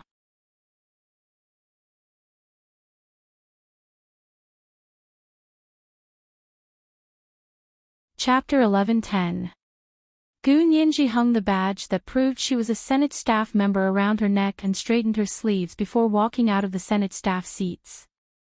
The military police responsible for maintaining order were all Hua Xiaoheng and the Special Operations Forces personnel. They were slightly surprised to see Gu Nianji but didn't act like they were familiar with her. They blocked her way in a businesslike manner and said, "You can't go up to the podium as you please." Gu Nianji showed him her badge with a smile. "I'm Speaker Long's staff member. I have something to say to Speaker Long." The person walked closer to check Gu Nianji's badge.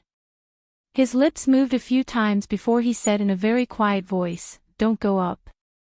It's very troublesome." Gu Nianji blinked at the person to indicate it was fine.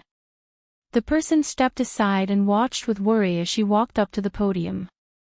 Gu Nianji walked to Speaker Long's side and acutely sensed that Speaker Long was actually very nervous. Thinking about it carefully, it was obvious that Tan Dongbang was shameless and wasn't afraid no matter how much trouble he caused, but Speaker Long could lose his political career if he wasn't careful. Even if Hua Xiaoheng was standing there, he probably wouldn't be the least bit nervous, right? Gu Nianji's mind quickly turned and she already thought of a countermeasure. She discovered that she wasn't nervous at all in this kind of situation. It was as if she was born here and belonged on this stage.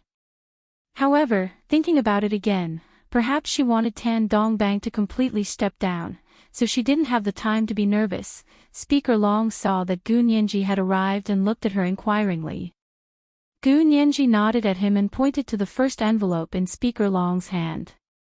It was the one that Speaker Long had just announced about the recount of Tan Dongbang's votes in the first election.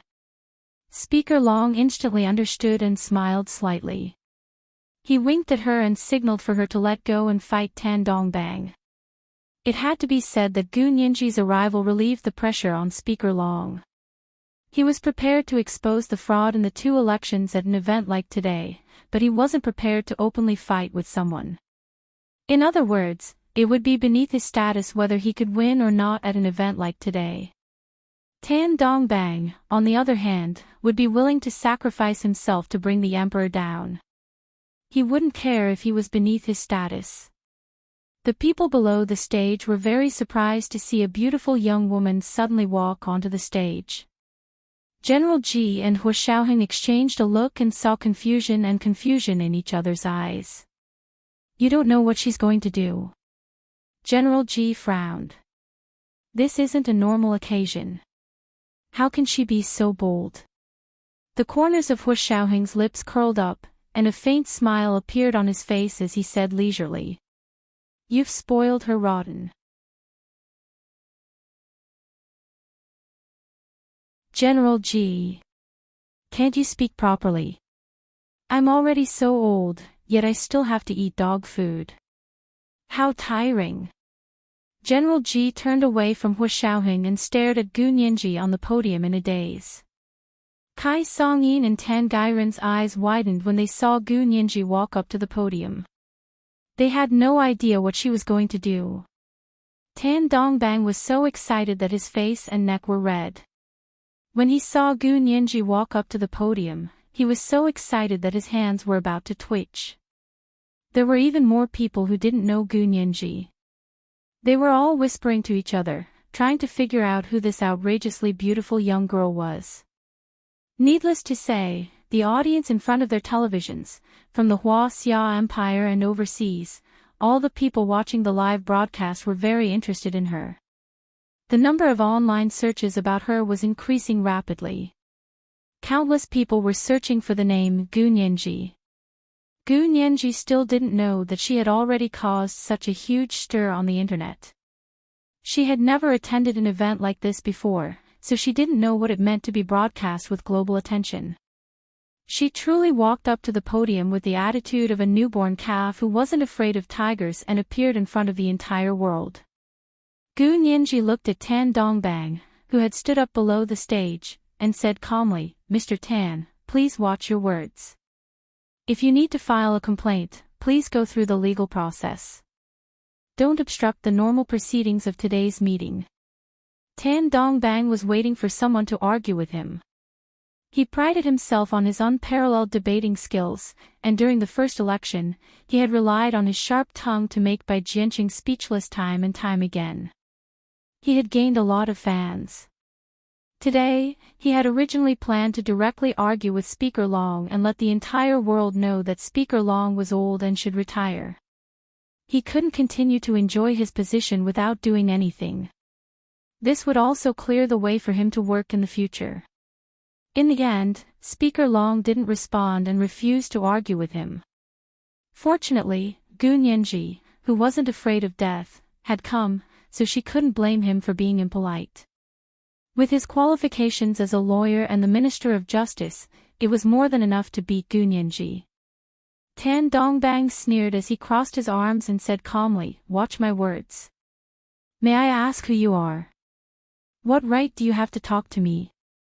Gu Nianji's eyes curved, and her youthful voice was a bit soft, like malt candy made during the New Year. It was so sweet and soft, but it stuck to the teeth. She said calmly, "I am a staff member of the Senate, and I am responsible for maintaining the normal proceedings of the General Assembly. Mr. Tan, everyone is equal before the law. You are the Prime Minister elected by the people, and you are supposed to serve the people. However, you act all high and mighty in front of a staff member like me, and you don't even want to talk to me properly. I think the voters who voted for you will be very disappointed in you if they see you like this." She calmly changed the topic to the voters Tan Dongbang cared about the most. She wanted to completely suppress Tan Dongbang's arrogance. Because if she didn't do this, Tan Dongbang wouldn't treat her as an equal to talk to. If Tan Dongbang continued to maintain his high and mighty attitude, the audience would subjectively think that Tan Dongbang was more qualified than Gu Nianji and was more reasonable. As the saying went, it wasn't the louder one spoke, but in politics, sometimes people would think you were reasonable if you spoke louder. Gu Nianji wouldn't give Tan Dongbang that opportunity. Tan Dongbang immediately reacted and composed himself. He coughed and said, "Fine then, I won't lower myself to your level. What I want is Speaker Long's attitude, and it has nothing to do with you. You can leave." Gu Nianji shook her head and smiled wholeheartedly. "Mr. Tan, you are not my superior, so you have no right to order me to do or not do anything. I have already reminded you twice, and this is the third time. Please watch your words and don't break the law, and especially don't obstruct the established procedures of the General Assembly." Tan Dongbang didn't expect Gu Nianji to stay on the podium and refuse to leave. He was also angry. "Didn't you want me to watch my words?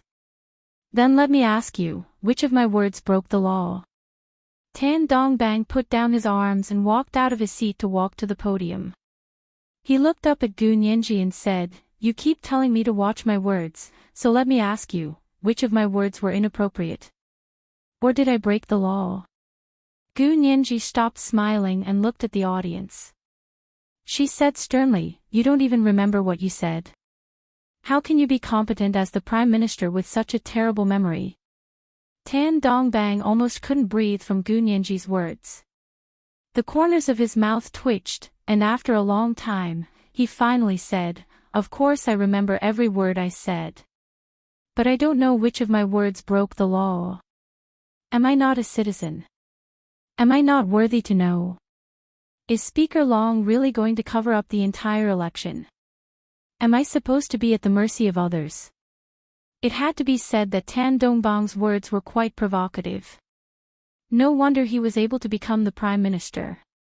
Gu Nianji smiled faintly as she listened to Tan Dongbang's string of parallelism.